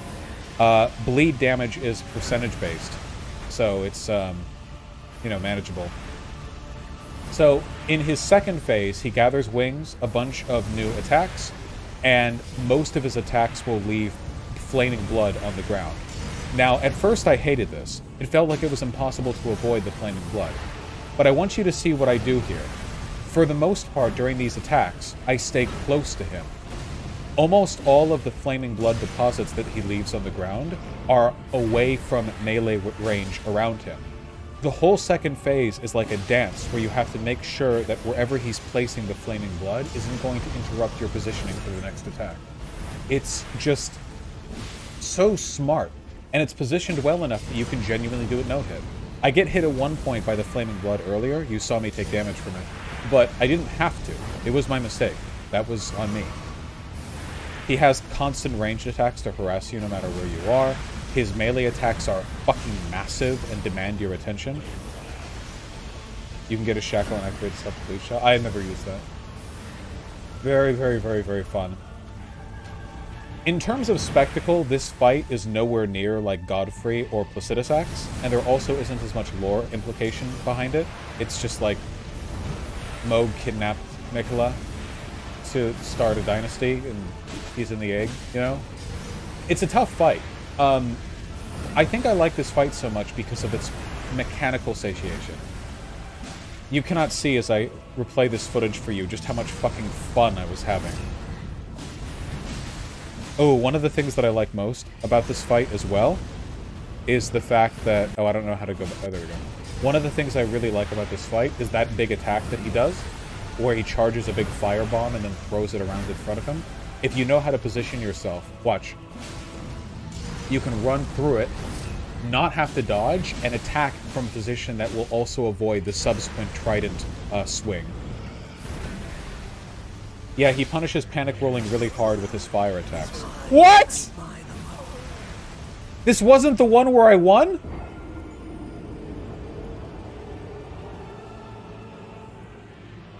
And it must have been the next one, I guess.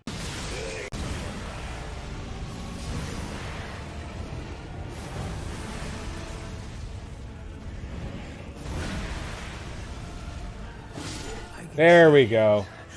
As clear as day. There we go. Was the next one. There we go.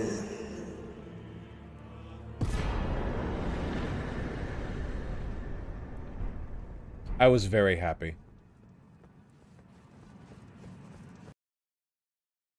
Here I'm put in a difficult position. In terms of like spectacle and lore and presentation and stuff like that, I don't think this fight matches up to Godwyn or Placidus Axe or to Slave Knight Gale. But purely for mechanical worth, I put this here. And I mean it too. I think it's absolutely deserving of that spot. Yeah. In terms of how the fight played, the fun of the fight, near unmatched. I really like Mohg. Then you have Baby Mohg over here, the equivalent of Margaret to Morgot, Mohg the Omen to Mohg Lord of Blood. You fight him in a cramped little underground cellar. This is like the Ghost Spirit version. It's a good fight. It's a good fight, you know. It lacks the oomph. God, I didn't... Alright, well, here we are. These are the 3 bosses that I never beat so level 1. I don't know if I'll ever go back and do it. The reason why I did not beat these... I didn't beat these guys so level 1 is because of Malenia, who is Blade of Miquella, in case you did not know. I'm pretty sure I could, without that much difficulty, beat Radagon and Elden Beast, but if I did that, like, I felt like I had to beat Malenia first. So, if I can't beat Malenia, I will not go on. Now, I will say, I've still beaten all these bosses, I think, 4 times, possibly 5, not on soul level 1. And I have some thoughts. I have to begin with Malenia. I have many thoughts.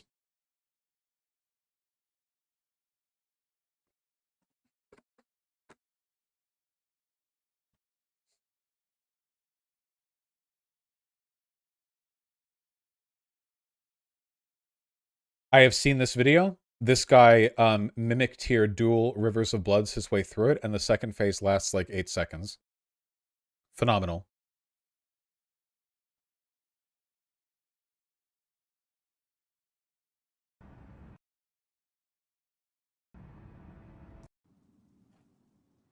So here's the thing.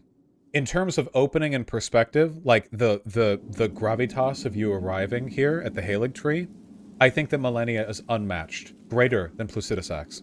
You fought your way through the brace of the Halig Tree. You've made your way through that gigantic legacy dungeon, down here to the center of the Rot Tree, to see finally at the end of the game the woman who was shown in the lore trailer all those months ago. Just sitting peacefully. It is a remarkable intro. I really think it's fantastic, you know. There's a reason why Malenia commands so much attention from people. I dreamt for so long. And a lot of it is because of the just pure surreal intrigue of this opening. My flesh was dull gold, and my blood rotted. Corpse after corpse left in my wake. As I awaited his return.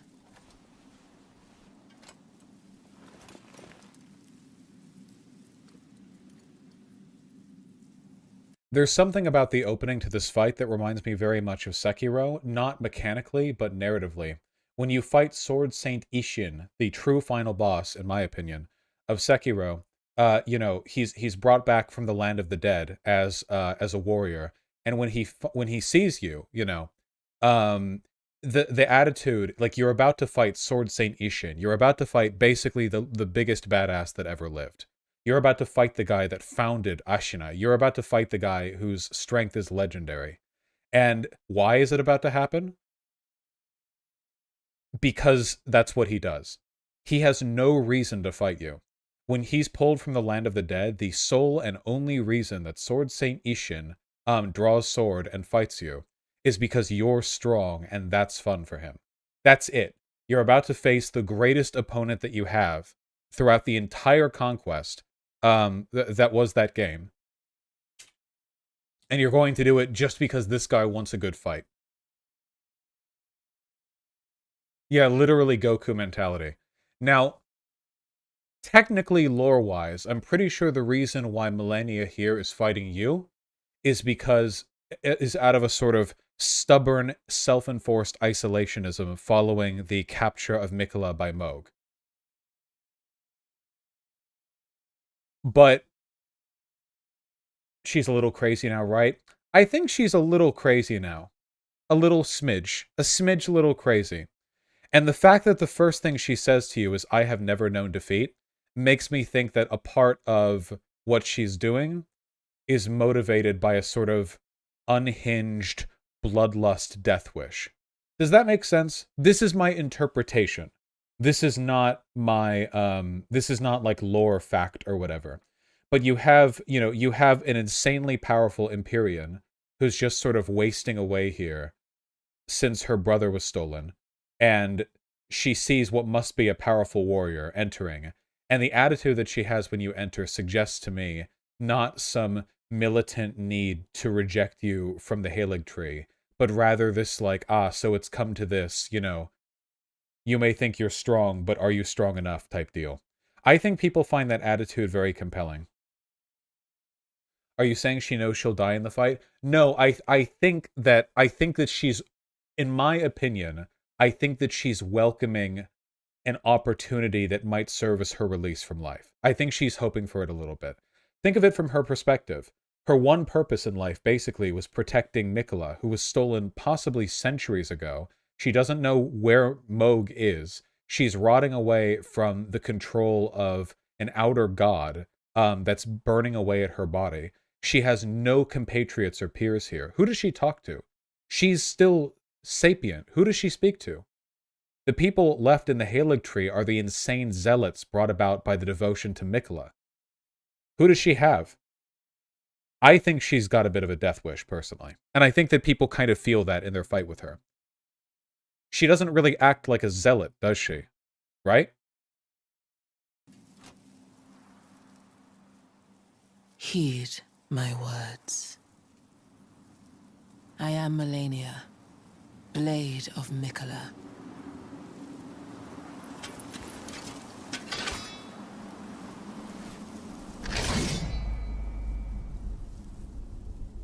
And I have never known defeat.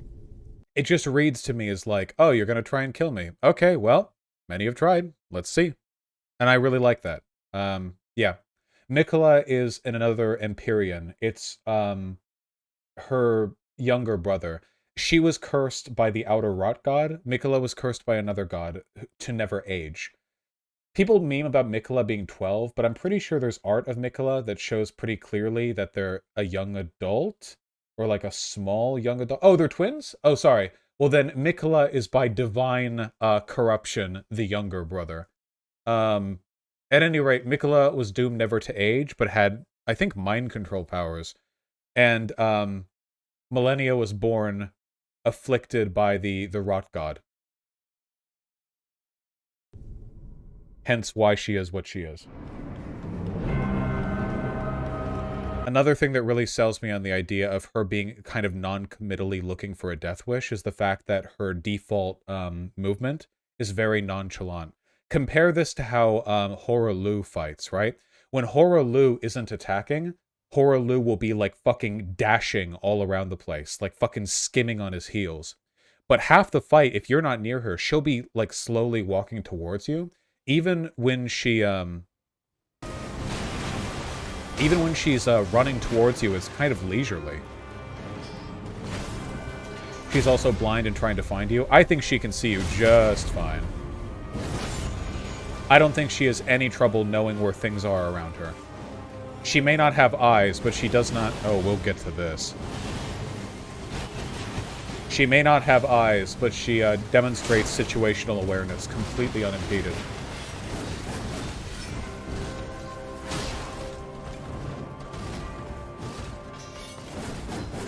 Anyway, she's relentless when you're up close, as you can see.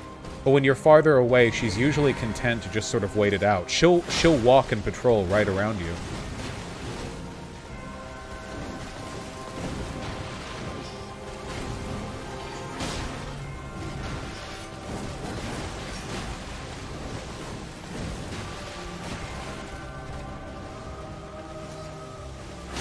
God, I love that.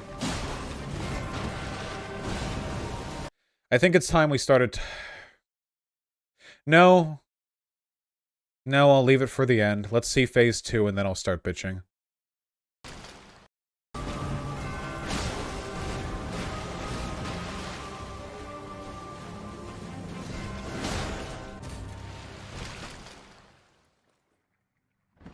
This person does a lot of damage social, but also she has 2 health bars.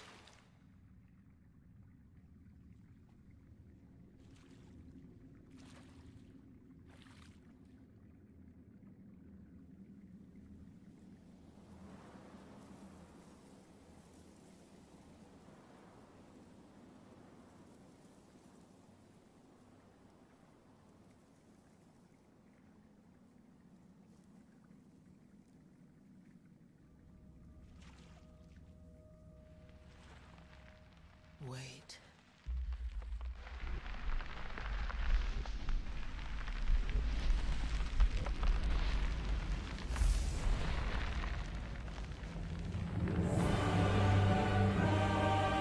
So what exactly is the Halig tree? The Halig tree is an attempt at making another Erd tree that failed, which is why it's dead to the top. The reason she is like this is because she's an envoy of a god.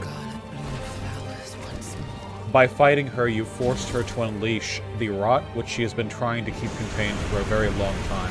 Probably since she nuked Caelid.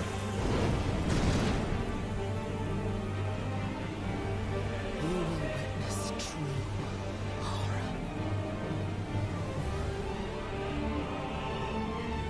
See, she has no eyes.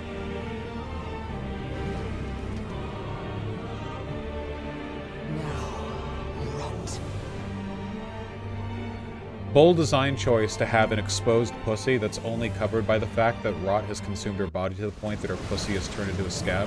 Very bold design choice. I unironically respect it.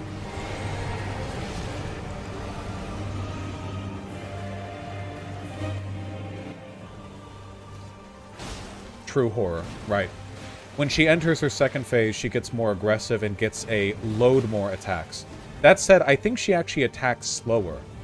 She has more attacks that she can use, and she'll punish you more aggressively, but the tempo of the fight slows down a little bit when she is attacking. Oh, we'll get to you, jump attack.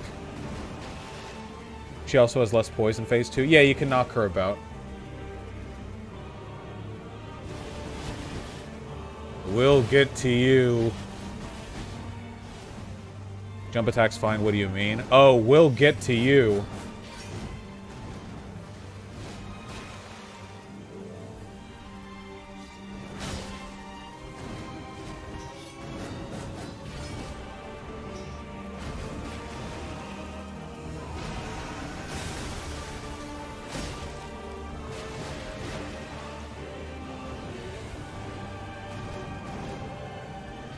I just love looking at the fight, I apologize.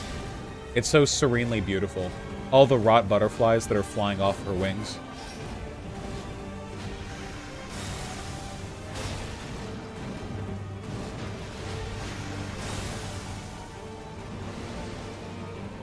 Zoop.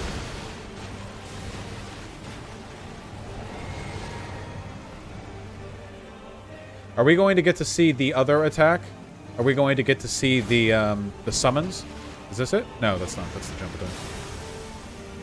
Did the butterflies spread the rot? No, interestingly enough, outside of her Scarlet Aeonia Flower Dive Bomb, she can't actually give you rot. There it is. She summons little soldiers from the petals of her rot flower.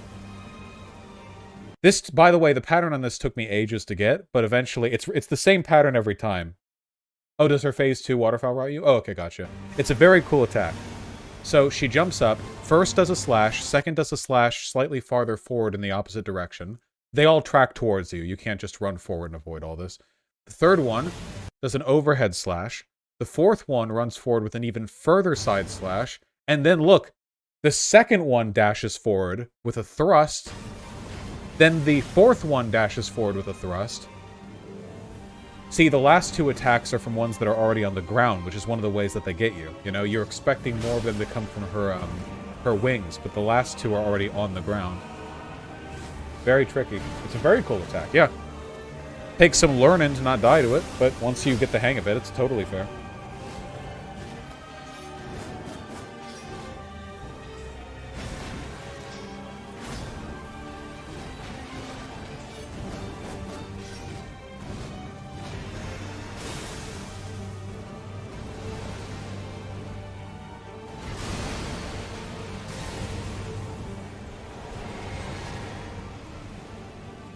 I think we get the point.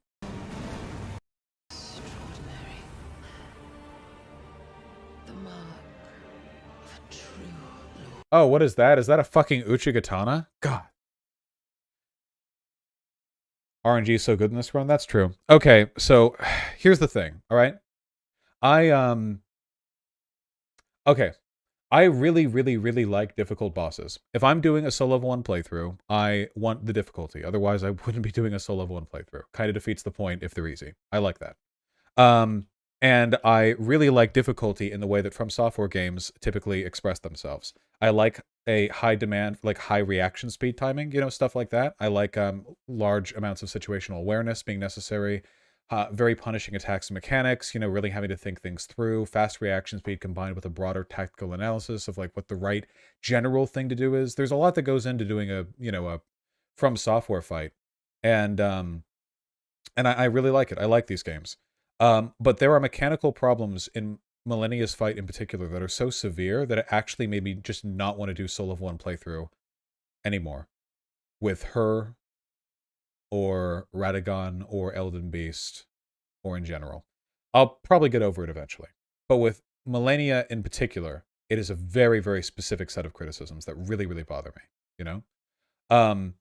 I think, I've always said this, and people get mad at me, they get like super triggered with me when I say this, but I think that all fights in From Software games should be fun and beatable in melee without getting hit,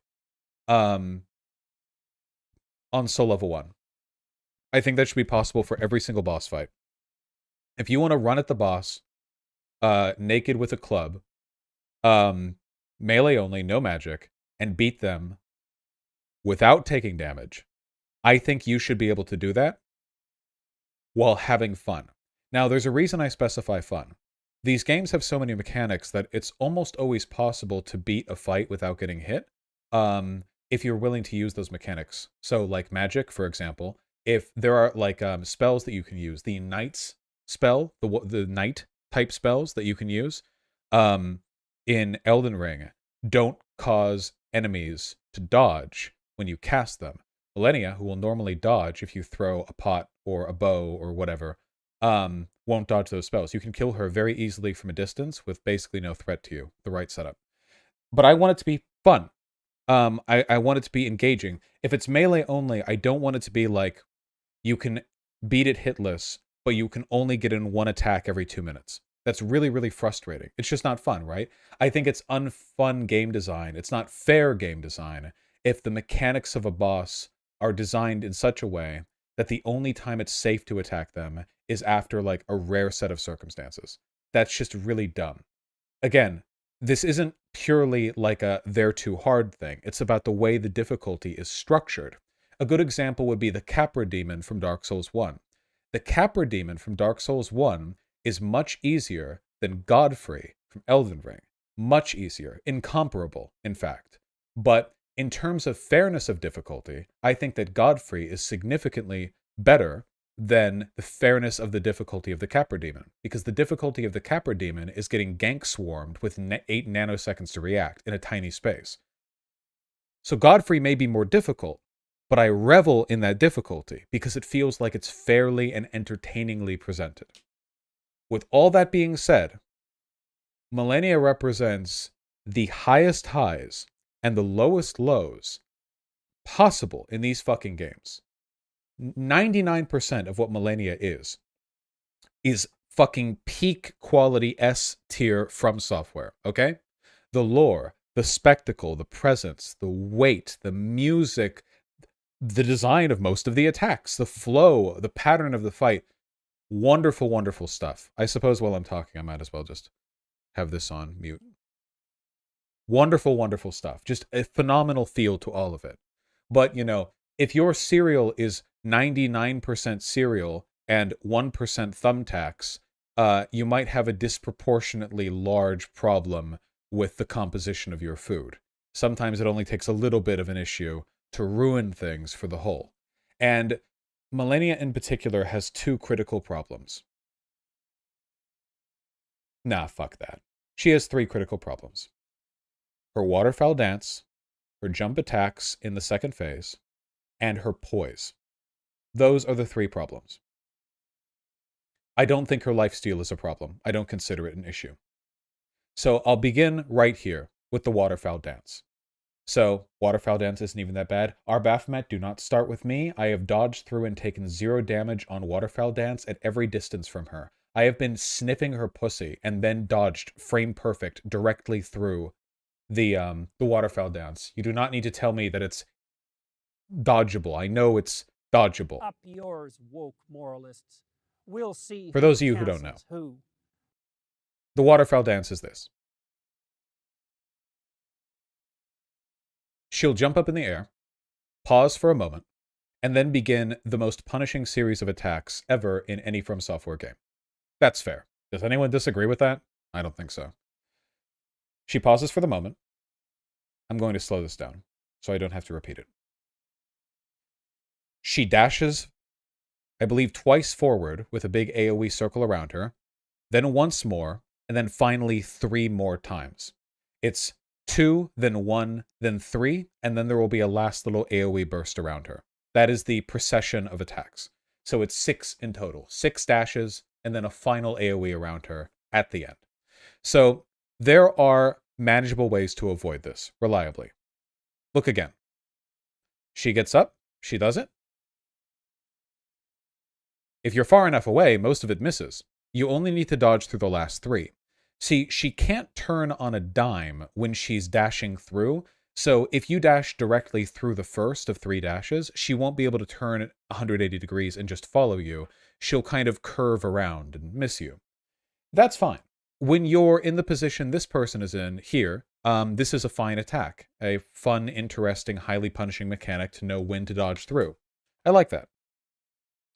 The problem is that Malenia is capable of doing this attack at any time after you have taken away 30% of her health at one point during the fight. She can do it immediately after finishing an attack, She can do it immediately after you hit her. She can do it right after getting up from a stagger. She can do it right after a riposte. She can do it when she's just dashed through you and you can't see her because she's on the other side of you and your camera didn't follow. She can do it anytime that she wants. She can do it several times in a row. She can do it twice in a row if she wants to. 3, who cares? She can keep doing it however she wants. Now here's the problem. You saw Waterfowl Dance here being dodged by a person who was, let's note, already running away from it. Get in here, you. Look at where this guy is by the time she's already doing the waterfowl dash. There's a 20-second cooldown? No, there isn't. She usually won't use it multiple times in succession, but she can use it whenever she wants. She tends to use it more if you're farther away from her. This person got lucky in the fight in that this attack was only used once in each phase. I'll talk more about that soon. When this guy... Oh, sorry, when she started this attack, he is already like a mile away from her, okay? Let me show you what it looks like to dodge Waterfowl Dance when you're up close. Now, I know the solution to this. Don't be up close. Well, again, she can do this whenever she wants, really. So the only way to not be up close around her whenever she has the chance of doing this is to only ever be up close around her immediately after she has finished an attack, get one attack in, and then run. This is not undoable, but it's unfun. And I'll explain why. I think this is the right video. Just a moment.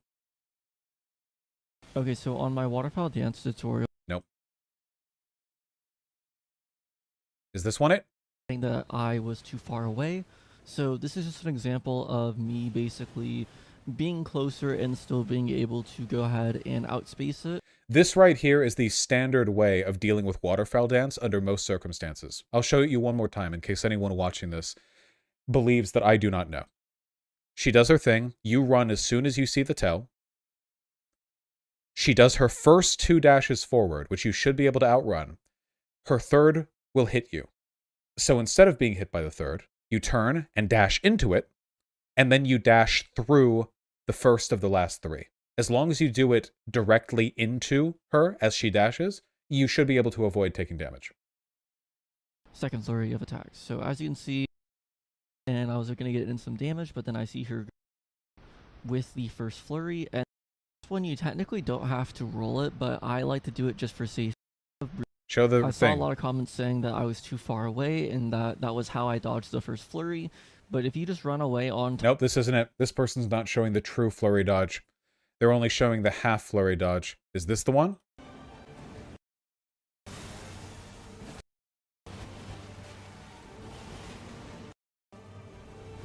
This is it. Ah, and perfect. What is this, Korean? No, wait, this isn't Korean. No English-speaking person could perfect this. Except for me. I did this. So what I'm about to show you is a true dodge of Millennia's Waterfowl Dance. In the second phase, it is Korean. Oh, never mind. Now, the Waterfowl Dance between first and second phase are identical. It's the same Waterfowl Dance. The second one can give you Scarlet Rot, but mechanically it's the same. Now, here. Observe.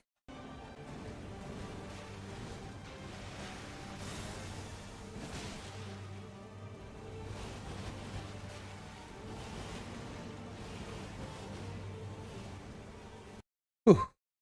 Now let me break this down. As you can see, she can enter into a Waterfowl Dance whenever she wants to. This person is literally just right here, about to do a jump attack, and then this is a situation that is going to happen to you when you fight Millennia. While you're doing your jump attack, she will just begin the Waterfowl Dance, you see? You do not have time to run away all the time. This is just a regular, look. She does her hit, does the attack, jump attack, and whoop! Uh-oh, how'd you get into this situation? She's about to fucking ruin your shit, and you have no time to run away. Well, how do you deal with this? Well, I'll tell you, and I know because I had to learn.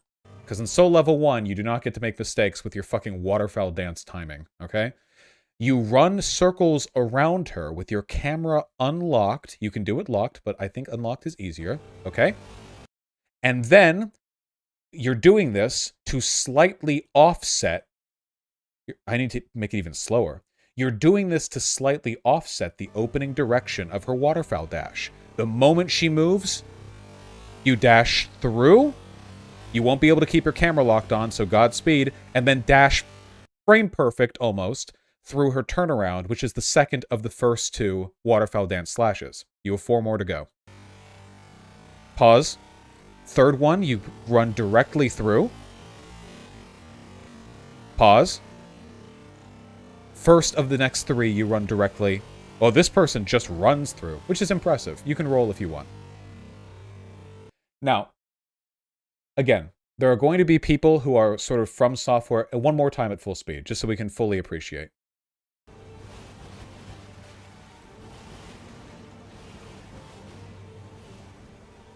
There. Enjoy that with your human reaction time. Now, there are going to be people who are sort of from software elitists who are like, well, see, it is technically possible, but I'm going to be upfront and say it. I think that expecting this level of mechanical precision to avoid taking damage when she begins waterfowl dance right next to you is unreasonable. I don't think that's fair. Is it doable? Sure. Do I think it's fair? No, I don't. I just don't. I do not think it's reasonable to expect this. It took me a long time to learn how to do this with any degree of repeatability. I didn't have fun doing it. I didn't feel like I was being expected something fair. I just felt like it was kind of a busted move that I was like desperately trying to find a workaround through. Yeah, it was just not that fun. Easier way to dodge waterfowl point blank. Hold on. New method unlocked, discovered? Question mark, question mark?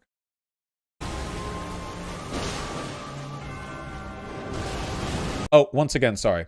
Important to fully note this. Once again. She can enter this at any time. See? She's literally, like, in the recovery period from her last attack here. You run up an attack. Oops!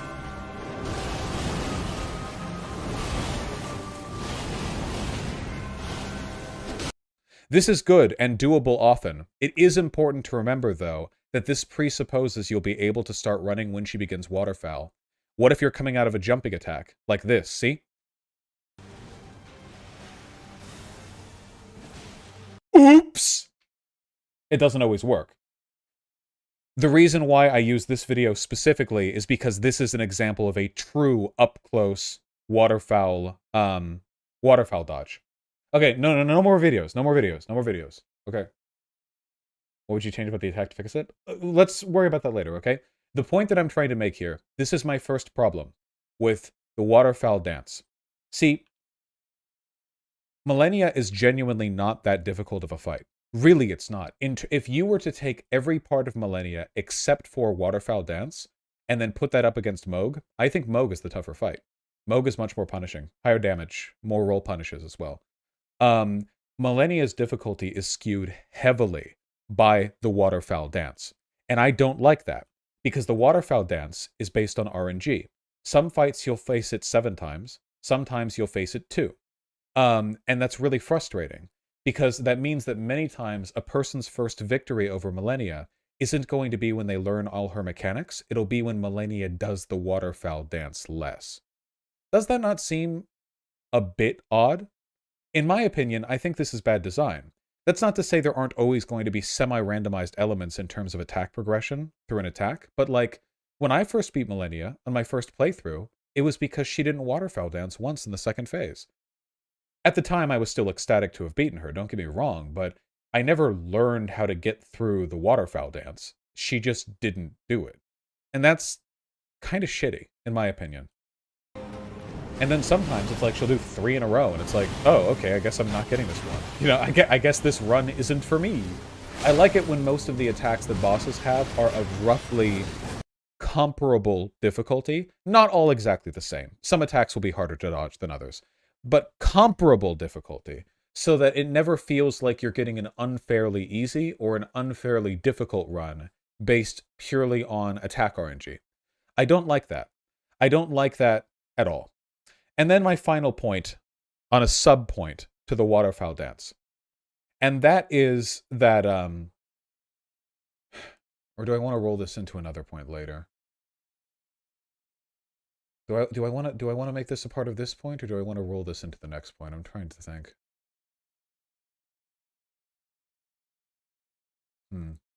Look. At the end, it comes down to this, okay? When you are fighting Malenia, Blade of Mikola, you have two choices.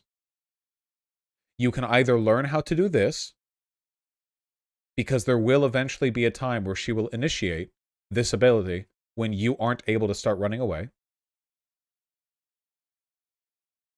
Learn to do that.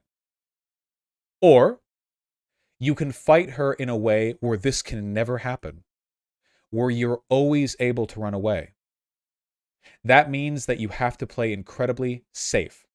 You cannot play aggressively. You can't make your own openings. You can't respond aggressively to what she does. You can't use heavy weapons with jumping attacks because they will always be too slow for you to get back up quickly. This is, to me, unacceptable. We're being given two choices here.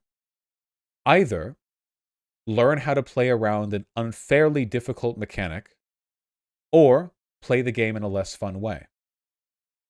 I do not think that's fine. I think this is a serious problem with the design of her attack. Most of the time, you will be able to get enough of a distance between you that you can use an easier roll through when you're able to avoid the first 2 of the 6 waterfall dance jumps.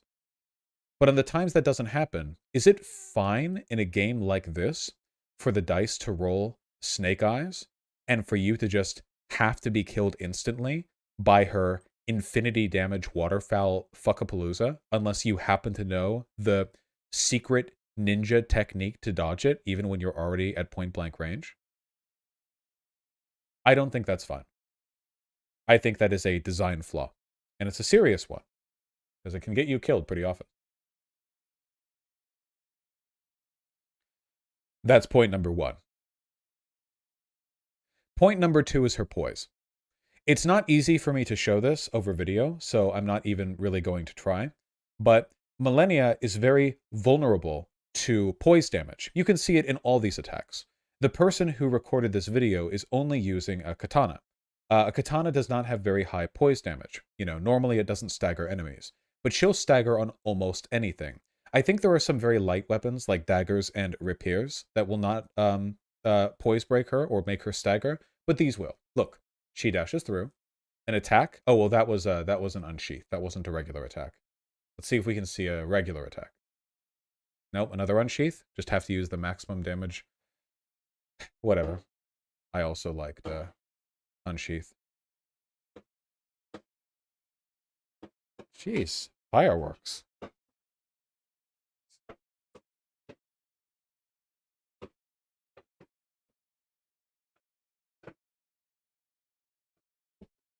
Some people are so inconsiderate.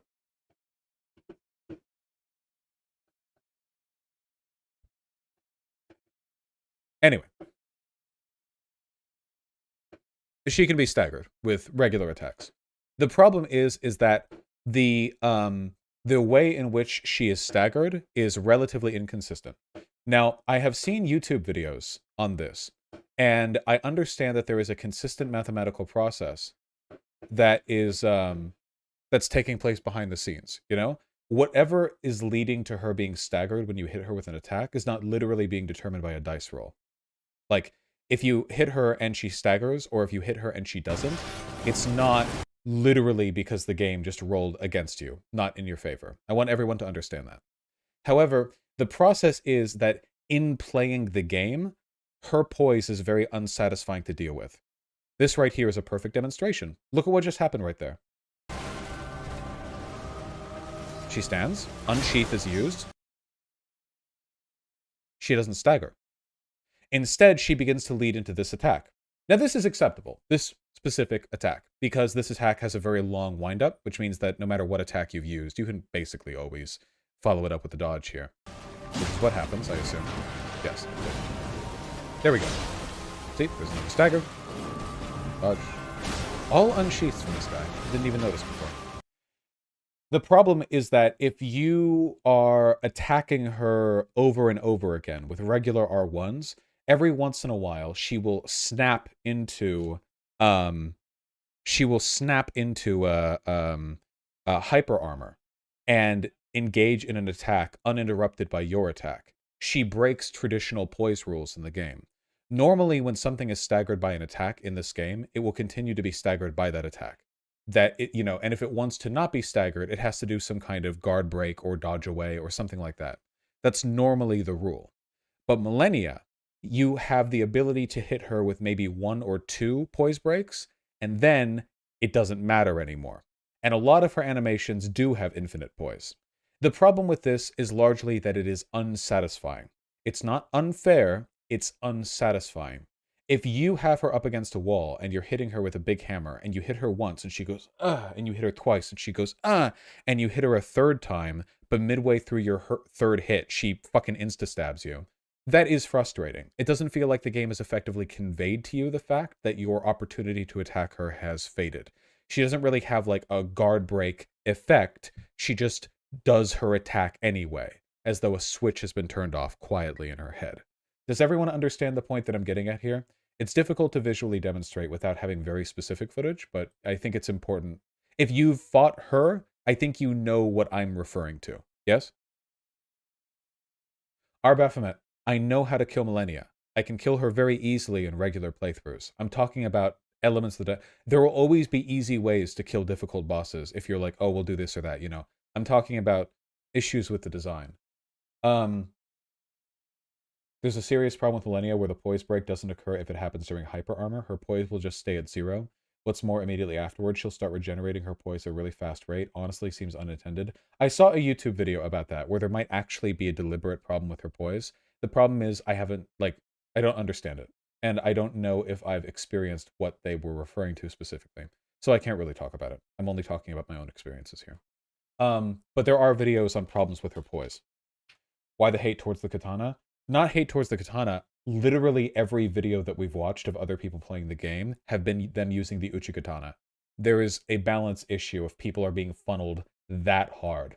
From Software have always had a bias towards katanas, which I assume is a product of their, being Japanese. I would also do that if I was making a game based in, like, Japanese mythology, and there was a weapon that was like the AK-47 or the AR-15 or the Yeehaw hamburger gun, you know? Yeah, whatever. They say that War Thunder has OP Russian tanks, the devs are Russian, whatever. Yeehaw, howdy.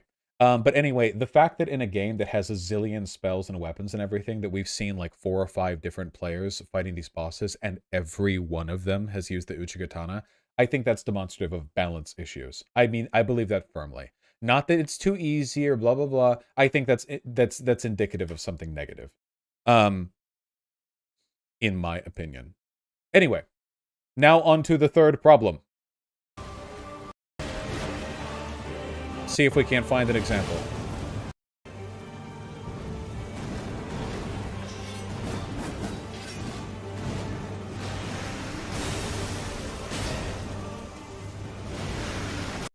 Perfect.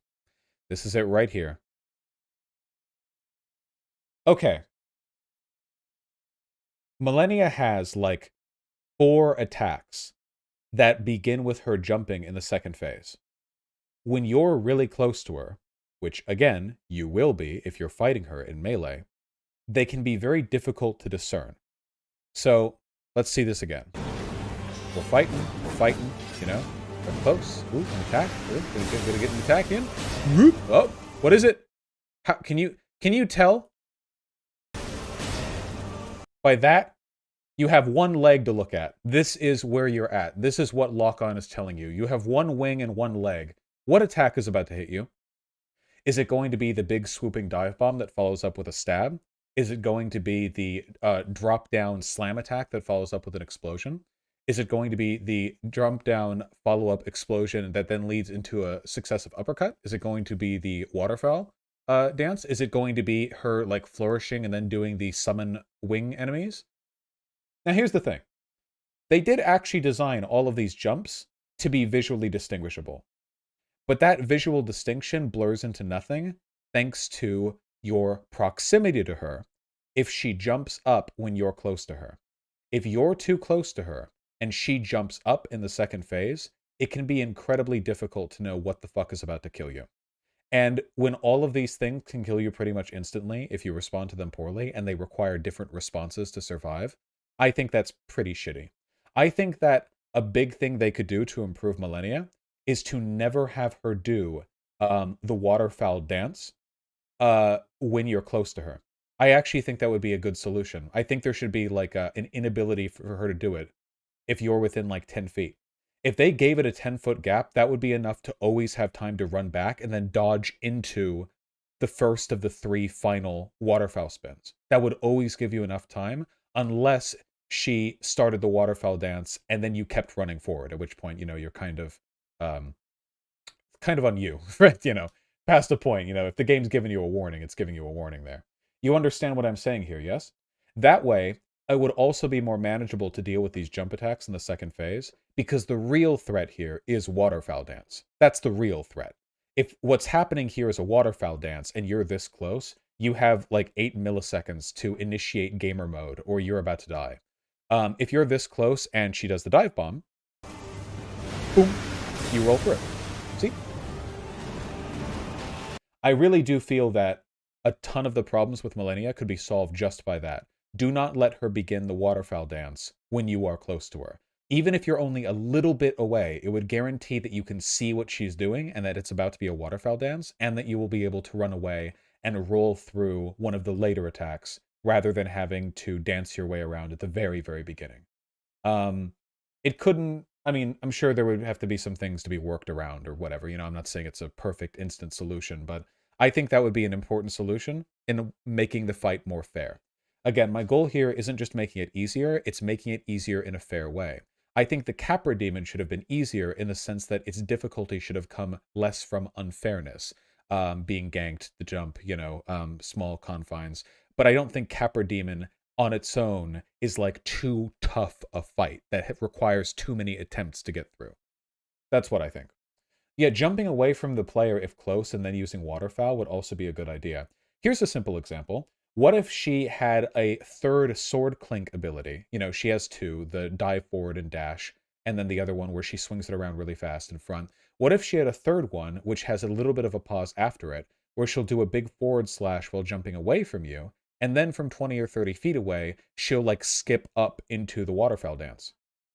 That would be pretty cool. I think that'd be like a cool disengage, and it would be like, she's like taking a moment's pause from the fight with you to like prepare. It would look cooler too, I think, because I think it looks cooler, the idea of her kind of skidding into a waterfowl dance than her just jumping up into one, like just randomly, like she's right next to you and then okay, well, she wasn't right next to them in that one. But like if you're just standing right next to her and then all of a sudden she's floating 10 feet above you and then the attack starts, I think it would be a good solution. In my opinion. Anyway, that's it. That's the big Malenia rant. I hope you guys understand. I had fun fighting against some parts of her in Soul Level 1. It was really satisfying. And then the waterfowl dances happened. And then I learned how to overcome the waterfowl dances. And then I got to the second phase, and I couldn't always tell whether the waterfowl dances were waterfowl dances in the second phase. And I couldn't always respond to the dive bombs as though they were a waterfowl dance. Because if you do that, you spend the entire fight running away in the second phase, because she does jump attacks all the time. So you have to be running away constantly. And I didn't want to play, Soul Level 1 versus Malenia in a fight where I have to run away constantly, because then it would take like 17 minutes, Because I die in one hit, and I will barely be able to get any attacks in, which means that it's like a highly punitive, very long, drawn-out fight where most of the time I would have had the ability to punish her attacks. I just couldn't risk it because I couldn't be close enough in case she initiates waterfowl. Because even if I learned how to do this, I will never learn how to do this reliably. And that's the big difference, right? In a fair Dark Souls boss fight, there should be attacks that you can learn to the point where dodging them feels like secondhand memory, or like second nature. Sorry, like just easy. This will never feel second nature to me. Doing this, where one hit will kill me, will never just feel like, oh yeah, that. I will never acclimate to this level of required skill. So I don't think it's fair that like all of Millennia requires like a normal level of final boss skill, and then it's like, okay, this one attack, if you just happen to be doing a jump attack right when she starts, it actually requires 18 times that skill. Do you understand? Is what I'm saying make sense? Don't get me wrong. If I'm playing this fight not on soul level 1, if I'm playing this fight just like regularly, with like level 120 or whatever you're supposed to be by the time you get to the Halo tree, it feels really great to play because the mistakes and the damage that I take are fine. I live through them. But that's not the same as being like fully mechanically developed, you know? Like, I think we can hold these games to a higher standard because these games are really good, you know? I wouldn't hold most games to this kind of standard. I will for From Software because I think that Miyazaki's a genius.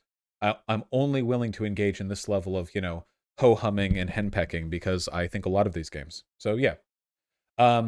With all that being said, I think that Millennia, Blade of Miquella, is a great fight. If the issues that I described were addressed, I think that this would be an easy Slave Nightingale. I don't think she's a bad fight at all. But she was frustrating enough on Soul Level 1 that it made me not want to do Soul Level 1 anymore. You know? Maybe I'll come back and do that sometime. But, yeah. 2 more. 2 more.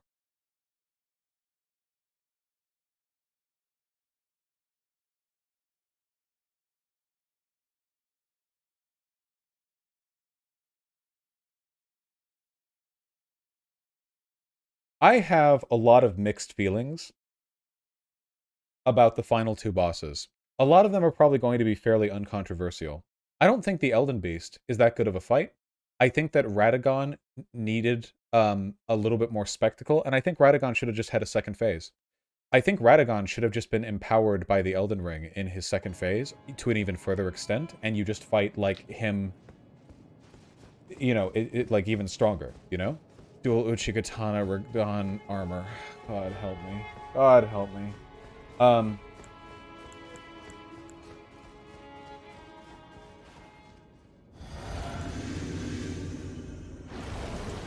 Oh god, we're pre-buffing. It's for a YouTube video, dude. It's for, you're making it, this isn't like a Let's Play. This is Showcase. This channel exists to have people Google boss playthrough and like see it. Why would... Okay. Let's talk about the opening, okay? Everything that you've done has been for this, to enter the Air Tree and get to the Elden Ring. The Elden Ring was shattered by Marika because she had a woman moment. Marika is being tortured by the Greater Will, the Outer God, for the crime of shattering the Elden Ring. You can see her there. Despite withering and being physically, you know, sort of broken apart, she still has fat titties, which was essential. Miyazaki insisted on this. She is crucified on an Elden rune.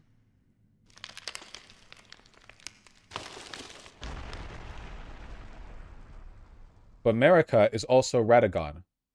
Marika, a woman, and Radagon, a man, are the same person.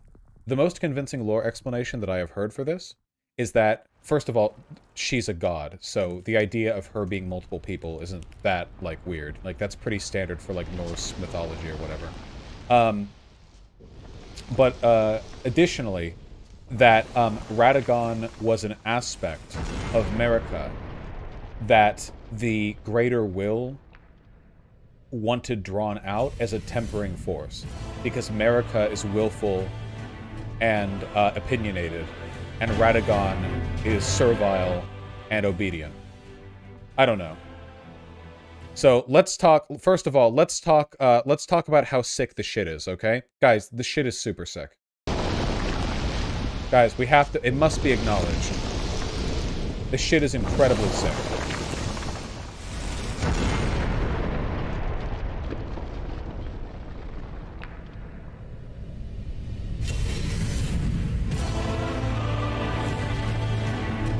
Hearing the opening theme again, perfect. You see him holding his blacksmith's hammer, half of his body torn apart, manifest in this ghostly black form. And you see the fucking Elden Ring literally inside of him. So goddamn cool. Holy shit. One of the main reasons I feel like this fight should have been a lot more difficult is because at the moment, Radagon, even injured, is being empowered by, like, the code of the universe. Like, it's you can't even compare any other source of power to the Elden Ring, because the Elden Ring is literally, like, the foundational, like, cosmic force of the lands between, you know? It's an incredibly fundamental... He's got the fucking Big Bang in his chest.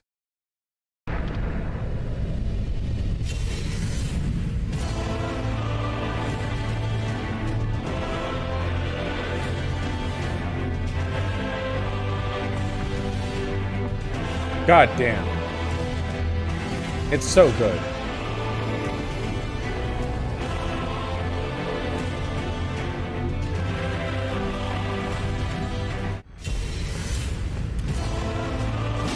So a couple of things right off the bat, and I have to hit on the aesthetics because it's just too good, man. It's just too good.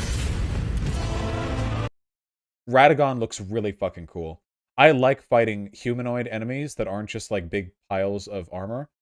Godfrey in Horaloo form feels that way. Radagon, just looking up at him, he's just really, like, cool to fight. Like, physically, just him being there. He really, like, gives the impression of being a god. At no point during your fight with Radagon does he ever look like he's really in the fight, you know? He stands there looking imposing as a statue, walks towards you, doesn't seem to be affected by being hit, and just casually... through all of his attacks, like he's sleepwalking through life, which he kind of is because he's being tortured by the Greater Will through America.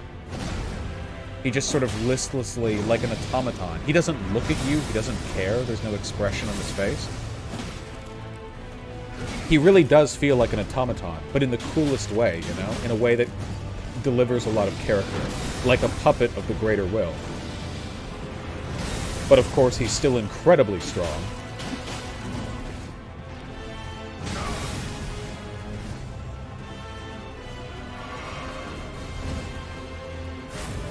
And then he gets his teleport, which is so sick. Holy shit. He starts teleporting everywhere, but he never runs. Again, running would indicate passion. It would indicate a drive, a stronger will. But he's a puppet of the Greater Will right now. He was brought because the Greater Will knew America wouldn't fight you to defend the Elden Ring. So he teleports. But he won't run. Little bits of character design like that are critical to establishing a good feel to a boss, and I think they nailed it with this guy. He's a blacksmith by trade, which is why he fights with a hammer.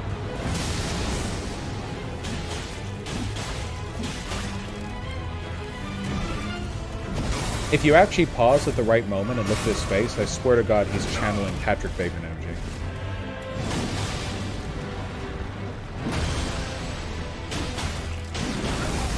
No, but really.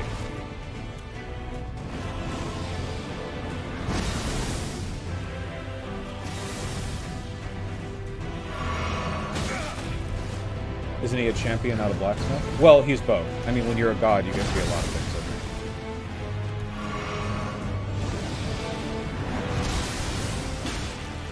Yeah, he is simply not there.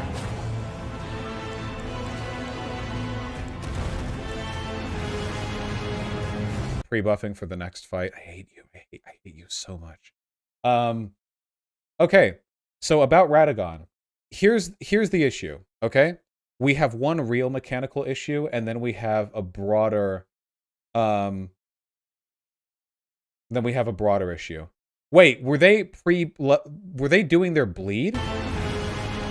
Wait, what are they putting on their sword? Blood grease. The Elden Beast is immune to bleed. Okay, I can't do this. Look, moving on. Okay. They're bad? Yeah, I know they're bad. They have fucking dual Uchikatanas, and they've got a goddamn Radon armor. Radon armor is like the equivalent of that fucking Gideon's top hat from TF2. Okay, anyway, yeah, it's put there to make me mad. Okay, anyway, shh. Coping and seething. Fuck. Okay, so here's the thing. There is one minor mechanical issue with Radagon that is genuinely unfair. If you run in to attack him at a time where he would normally have an opening and he teleports out of that, and the wind down of your attack takes long enough that he teleports on top of you, that is unavoidable damage. There are actually a lot of mechanics particular to him that don't really appear elsewise. For example, Radagon can deflect your spells. You can't see it in this video, but if you cast spells at him, he can bat them aside, which is really fucking cool, by the way. After playing through a whole game where most bosses can be cheesed with magic, having a guy who can literally slap them aside. Yeah, let me get a video of that real quick, just because it's neat.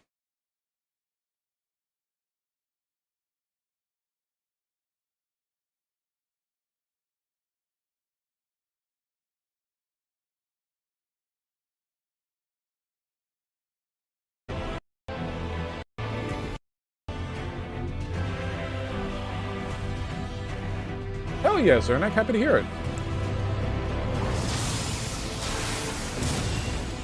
Fuck, that's cool, dude.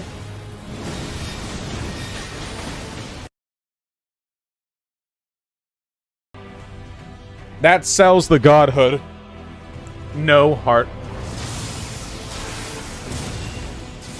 God. And then he fucking does his own lightning. It's really good. Yeah, so that's super sick. Anyway, with that minor mechanical problem aside, another issue is that he really... There are periods of time in this fight where he has what feels like a very limited number of openings, which can be a little bit tiring. He'll do like a jump up in the air, and then an attack down, and then a follow-up, and then the follow-up attack will explode, and then he'll teleport away, and then he can chain for a while.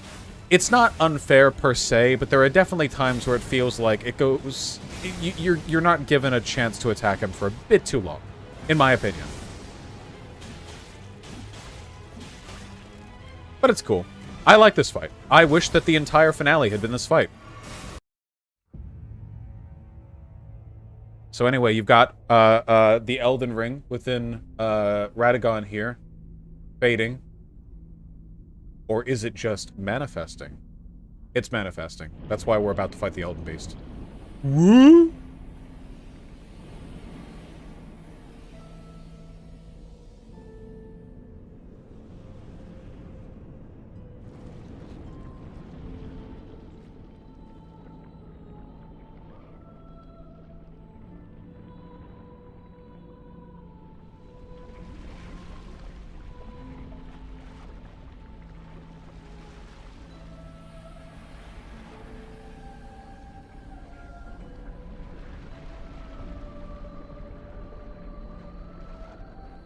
And you got this wiggly boy. Hello.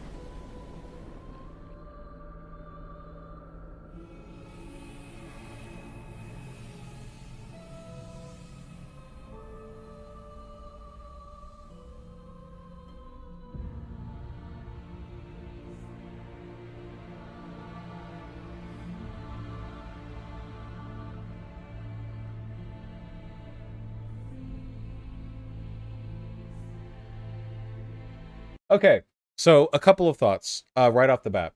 Some people say that the Elden Beast looks silly, and I disagree. I think it does a good job of conveying a kind of creepy, inhuman, cosmic entity vibe.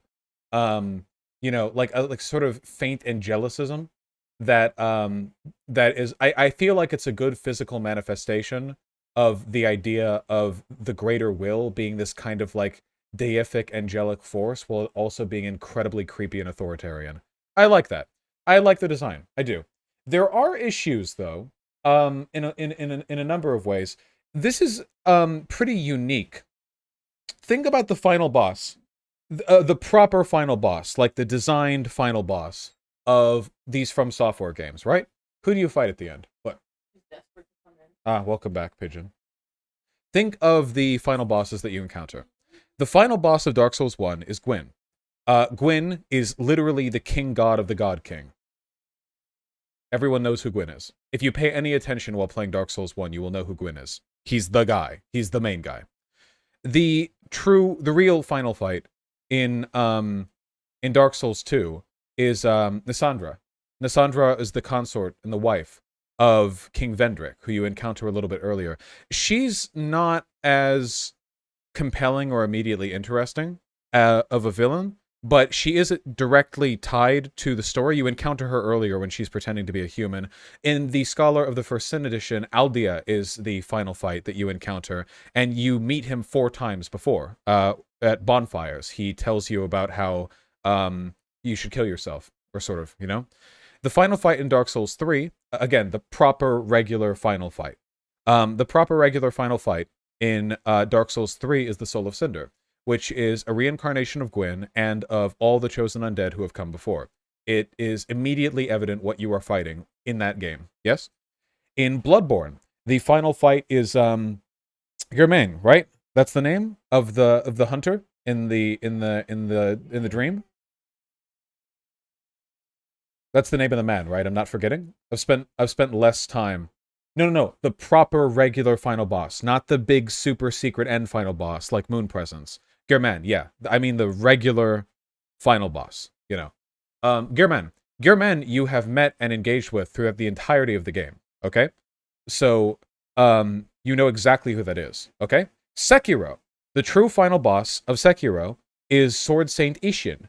If you fight, the final boss in any case is going to be Ishin, or Genichiro. Both are characters you know. You've met them before. Ishin you've met in regular NPC form many times. In your encounters, you know? So, with all that being said, From Software is developing this flagship game that'll be seen by so many people. They make the final 2 bosses, Radagon, somebody who only people paying specific attention to the lore will know, and Elden Beast, a character nobody knows the existence of, because it's just something that got made up at the end as a manifestation of the Elden Ring defending itself. Both of the 2 final bosses are like WHO Omegalol, or WHO Megalol Who's. When I first fought Radagon, when I first played Elden Ring, I had no idea who I was fighting. I thought Radagon was going to be a lead up to Marika. Like Radagon was like a envoy or something, and Marika would be the final fight. And then the Elden Beast came out, and I knew what the Elden Beast was, but I have no emotional attachment to this. The Elden Beast is a representation of the Elden Ring, a guard sent by the Greater Will, but they're not a character. I don't really have an attachment to them, an interest in them.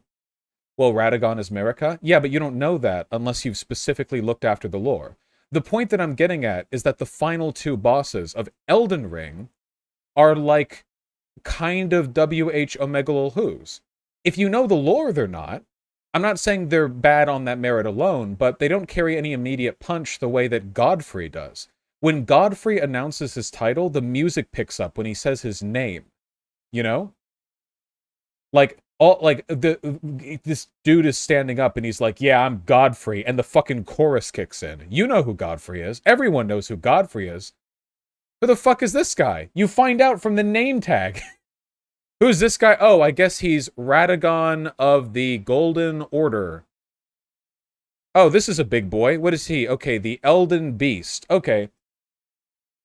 Again, this is not an objective, negative thing. It's not objectively bad or whatever, but you see what I'm getting at here, right? There's definitely a little bit of a lessened punch, more so from the Elden Beast than from Radagon. I don't know. I kind of feel like there are things that I really like from the Elden Beast fight. I love the surreal, like you see the aired trees, echoes of them, cast across the world, and you have this, a god. You're fighting a god. and it's just sort of, you know, hitting you with the magic and everything. I like that. I like the tink noise that gets made when you hit it, like you're not even hitting something made of reality. I like that. There are a lot of things I like about this. This is going to sound really anime, but can I tell you what I wish they had done? I really, really wish that after after Radagon had been felled, Radagon's body would have turned back into America. The Elden Ring would have glowed deeper within her. She would have gotten up and taken you to this place, and Marika, as an envoy of the Greater Will, would have fought you. Like, it would have been clear that she was brainwashed or whatever, like being used as a puppet. Like, maybe her eyes would have been glowing, or there would have been like a shade behind her that would have been mirroring her movements. So anytime she did something, you know? And what if she was really big, too? Like, really big. Like a massive character. What? Oh, dude, what if she was like a colossal giant who would like pop above the waters to fight you? You know what I mean? Like a head and arms would appear to like smash you or so. I don't know. Like, you know, the typical anime fight of like you're on a ledge and there's a giant creature that's standing off the side of the ledge and they try to like hit you. You know what I mean? It's what they did to terrible effect. So Helya from WoW. How big was she in that fight? Okay, like, to be fair, though, kind of like, yeah, actually, a little bit, maybe, yeah, a little bit, maybe. She was really big, I forgot. This was a fun fight. Yeah, she would have been, like, what, 150 feet tall, maybe, relative to you, if she'd stood up tall? Well, I don't literally mean like this. I just mean, like, the idea of... I don't know. Like, let me try to sell this to you. Let me see if I can make it sound good, okay? Like, you defeat Radagon, right? The hair turns back to blonde as Marika becomes the dominant personality, and you and Marika both get grabbed by the Elden Beast's hands reaching up through the void of the interior of the Erd Tree.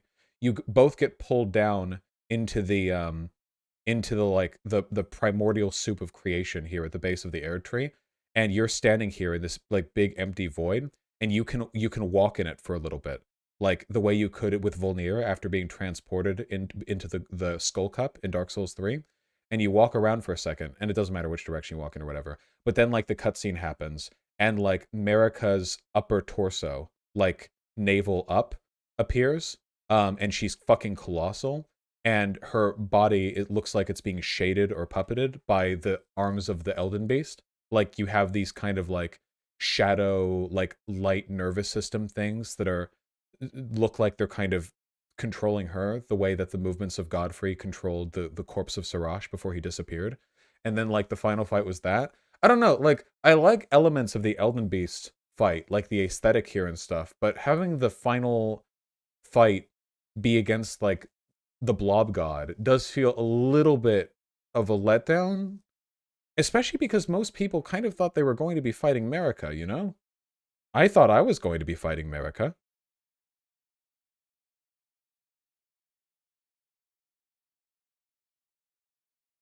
I know that for lore reasons, Marika probably wouldn't want to fight you, but there are ways around that.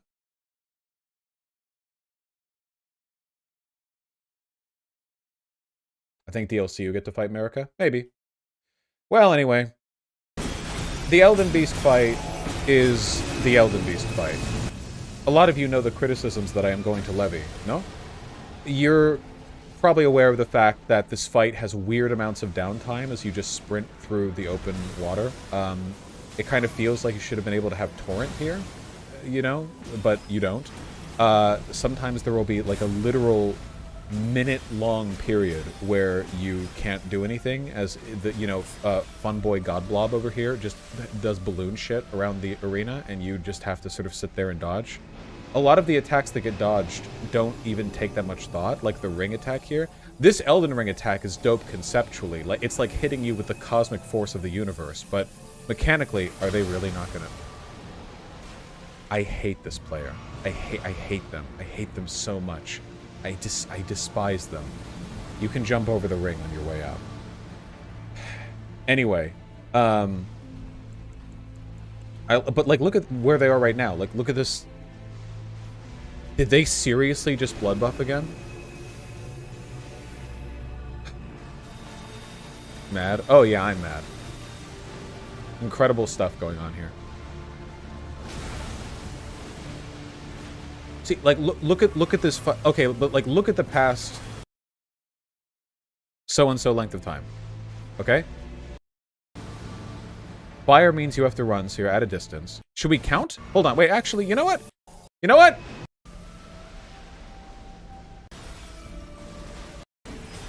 Okay.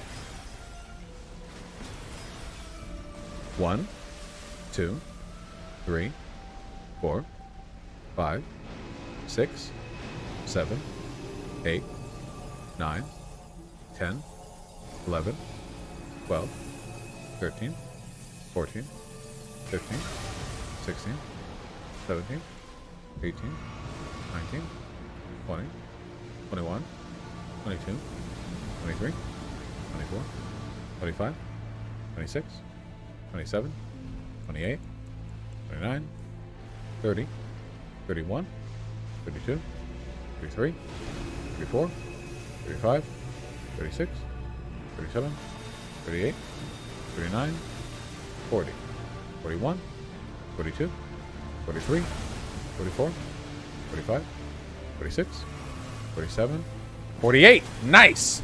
We got an attack in, lads. Woo! Good hustle.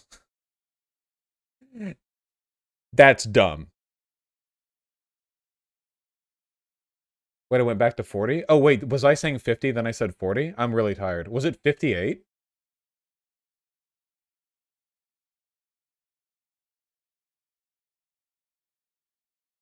Whatever. Let the historians decide. Can't even count. Jesus.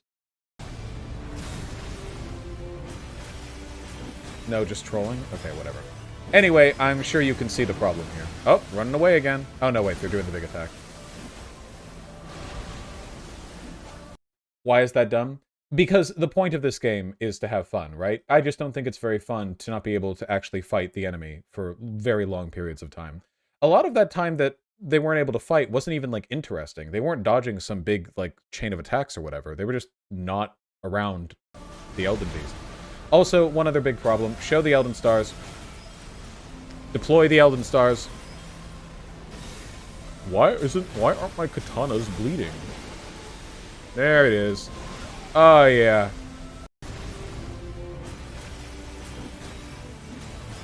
So it's been cast.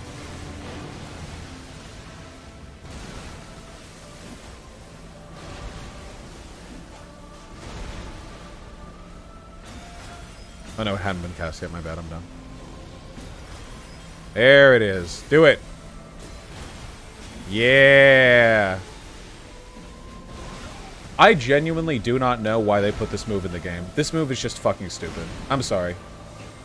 I'm aware that there are very, very, very specific movement patterns that you can adopt to dodge it, and I know that Bloodhound Step is a thing, but basically it's just like a giant ball that shoots smaller balls that all home in on you. It's like really dumb. It feels like a fucking Diablo attack. You know what I mean?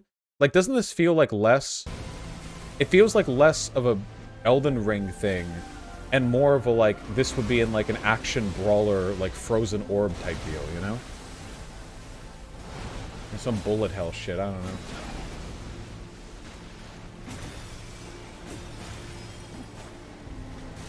I feel like there's no reason for the game to one-up itself after Radagon. Look, I would have been perfectly happy if Phase 2 of Radagon had been being hyper-empowered by the Elden Ring, and you fought, like, Radagon ×2 double ultra. The Radagon fight, like, aesthetically and mechanically, I think, has room to grow. And, yeah. Imagine fighting, like, a god blacksmith empowered by the Elden Ring, that, like, works the water of this, the core of the Erd Tree, like a forge or something. Like, imagine, like, it's stomping and, like, lines of light ripple across the entire plane. You know? I don't know. You could, yeah, I mean, some sick shit.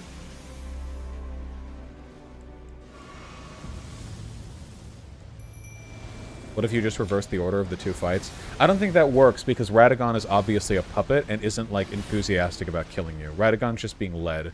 The Elden Beast wants to kill you. Yes, Purple Algae, I do think that. I think that a lot of the time and effort spent on magic in these games is kind of a waste of time, unfortunately.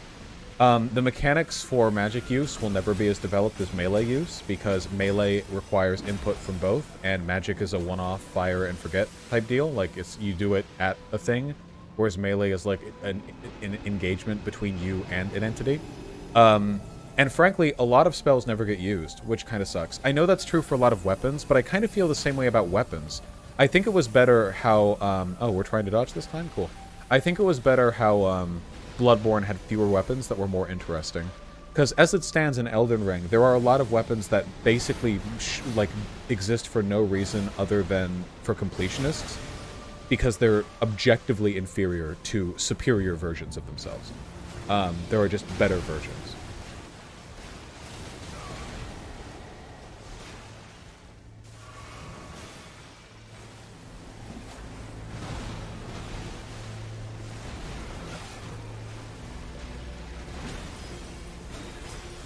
Fewer weapons, but each one just has personality? Yeah. Well, I think we kind of made our point here, huh?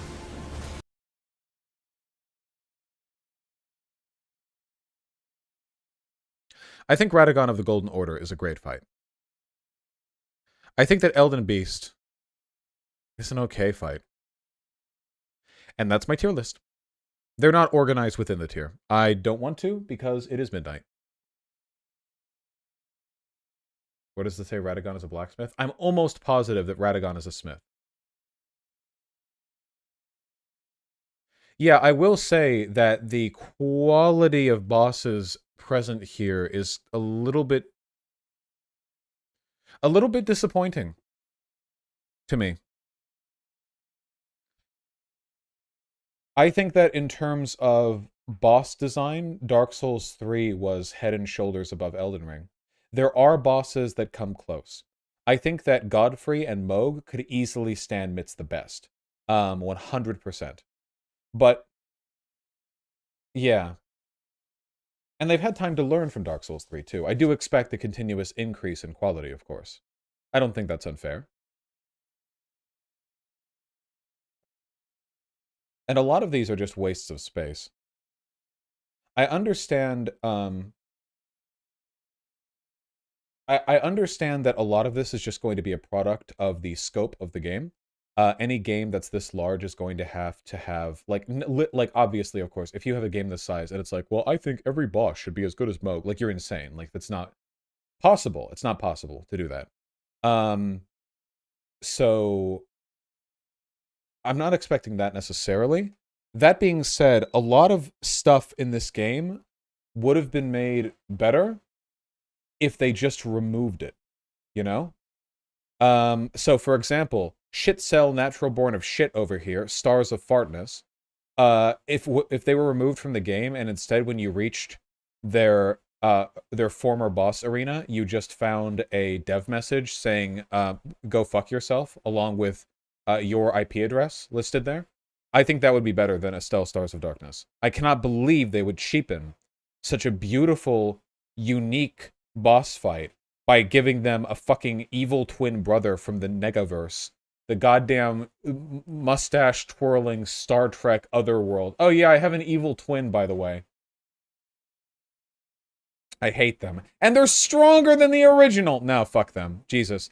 That would literally be like you fight Radon, and then later at the end of a dungeon, you fight Starscourge Radon, and then at the end of the dungeon, you fight like you fight like Captain Radon, and Captain Radon has higher stats. What the fuck? Stay safe, horse me. Would you consider the open world format a net positive or negative, considering the amount of filler it had to have? All right, here it is. Oh boy. I think that in a lot of ways, experiments born by Elden Ring have been a failure. Well, no, maybe that's a little bit... Maybe that's incomplete. I don't think that they've been a failure. I think that they've been a unique experiment that has revealed the innate flaws of some types of design. I think that would be better. The first thing that you need to understand is that Elden Ring is going to be worse on every successive playthrough once you know what you're doing. This is detailed beautifully in Joseph Anderson's video, by the way. Because 98% of the game's content is suddenly irrelevant to you if you do New Game Plus or if you start a new game.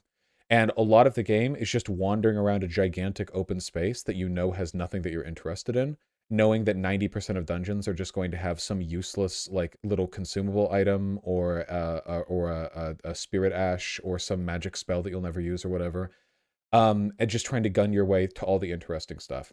The thing is, with Dark Souls 3, if you want to do the interesting stuff, congrats, you're doing it, right? There's one path, baby. You head forward, you head to the boss. It won't take long either.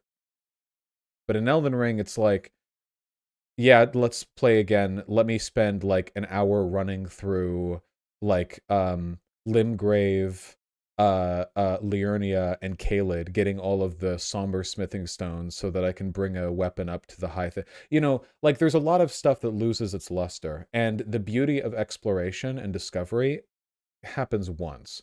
Beautiful vistas can be re-experienced, but a discovery is once by its nature. And a lot of Elden Ring kind of leans on its discovery. The vistas are gorgeous. It's a beautiful game, and the experience of playing it for the first time is incredible, but I think that replayability has already suffered in it, and it is going to continue to suffer with time, to the point where it will be looked on less favorably with time.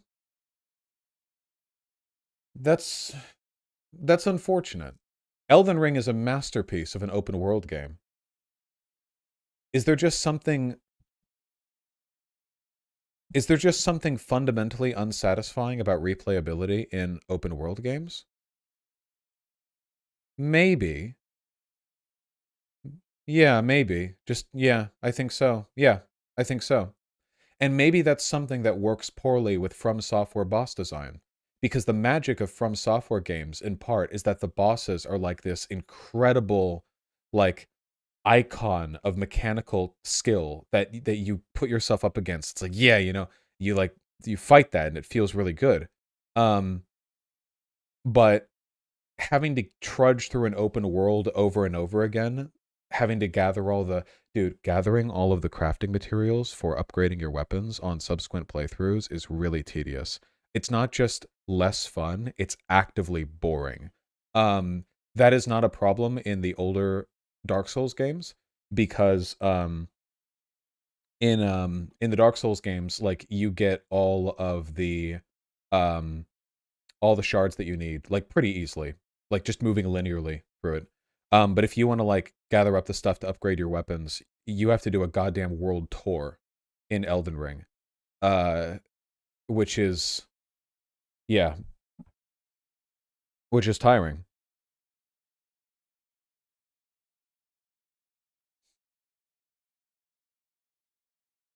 Yeah, I don't know. I think it's important to understand this stuff, though, right? Maybe there's just something inherent to this type of like high skill ceiling, difficult combat challenging gameplay that doesn't work as well with open world stuff. Maybe one of the reasons why Breath of the Wild was so widely celebrated, in spite of being, in my opinion, an almost objectively inferior game to Elden Ring, still very good. Not an insult, but it's Elden Ring. Maybe one of the reasons Breath of the Wild was so celebrated is because the relative simplicity of Breath of the Wild's combat de-emphasized it. And the de-emphasization allowed people to focus more on the elements of an open world that are magical the first time through, rather than facing this weird juxtaposition between the mechanical expectations of difficult combat design next to open world stuff. Who cares about the combat in Breath of the Wild, right? Like, it's pretty easy and everything can be beaten in any way, and there were like 2 bosses, and it's like, okay, you know. But Elden Ring, of course, is very combat focused. Or is it? Elden Ring boss fights are combat focused. But do you fight everything you see in the open world? I did when I first played. When I first played Elden Ring on stream for the Ukraine fundraiser, I remember in chat, after I got Torrent, people in chat were like, dude, use Torrent. And I was like, no, I might miss something. And I'm like fighting tree to tree to tree, like killing every enemy I see.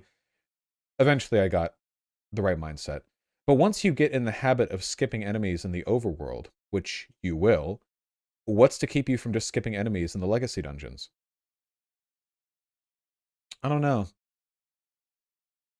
When I replayed Dark Souls 3, Soul Level 1, just a little while ago, when I enter an area, I kill everything in it. It's fun for me. When I enter even big areas like Farid Keep in Dark Souls 3, like I'll cut my way through all of it. It's very satisfying. Like I want to get every nook and cranny. Even on replay, when I know that I don't need every nook and cranny, it's like, yeah, like I've cleared the area, you know, and then I make it to the next area. And it doesn't take that long because these areas aren't colossal. They're manageably large. But in Elden Ring, you literally can't clear everything in the open world, obviously. And I never felt a need to do that in Volcano Manor. I never felt a need to do that in Volcano Manor or in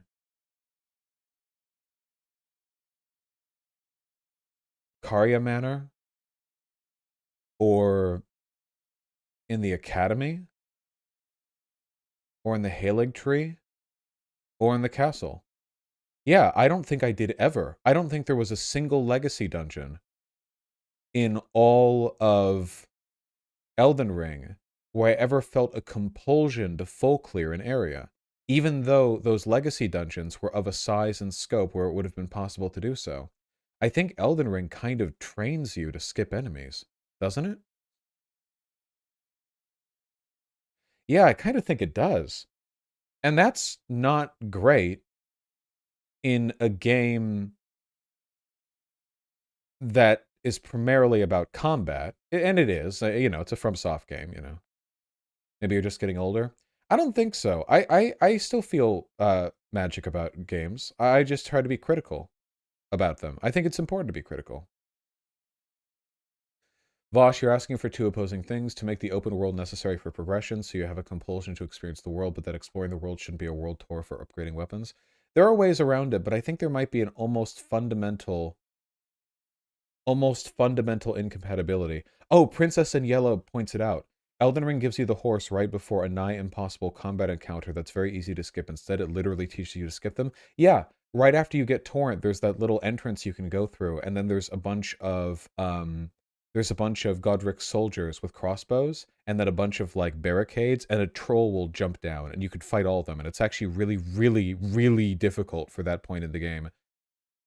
But you can just run through, which everyone will do every time, except for maybe after beating it the first time. No one will ever deal with that ambush a second time. Everyone just runs right by in these beautiful games with like really good combat. Yeah, I don't know. I think maybe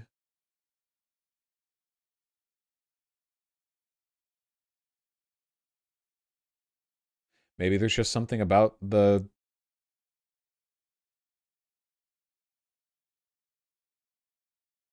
open world.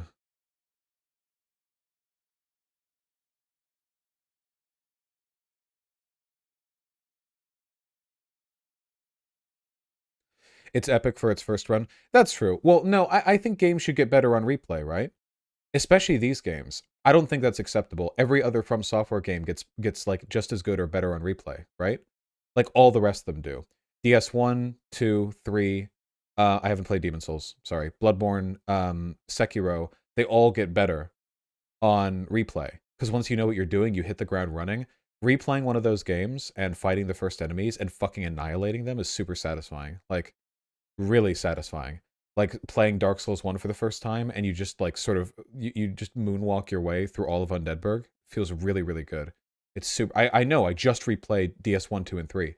I have beaten Metro Exodus before, Asphodel. So for Elden Ring to be worse on replay, I think that's worth criticizing. I think that's distinctly worse. Elden Ring's changes to the Souls formula aren't for Souls veterans, they're for new players. Well, the bosses still play out basically the same way. I I don't think I'm not embittered by these differences. I think that it's an experiment, and I'm glad the experiment happened. But I cannot deny the thing that I like about From Software games more than anything else, the thing that really, really, really gets me, is the sick-ass boss design. That's what gets me. That's what I think about. That's what I feel when I think on these games. Now, there were elements of the exploration in Elden Ring that I adored. But if I could, would I have rather split them into two games? A game which was Elden Ring, but only the legacy dungeons, tied together, structured appropriately, paced, semi-linear, and then another game with a spectacular, beautiful open world with almost limitless potential in what like level of difficulty I want to deal with or what order of stuff I want to deal in. I think I might have preferred if those were two separate games.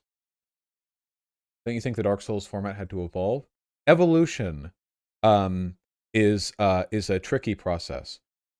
Mutations can be beneficial or detrimental, right? Sometimes multiple can happen at once. Elden Ring brought about many changes, many of which I like. There are many things to love in Elden Ring, but there are things that I like less as well. I think it's important to continue the process.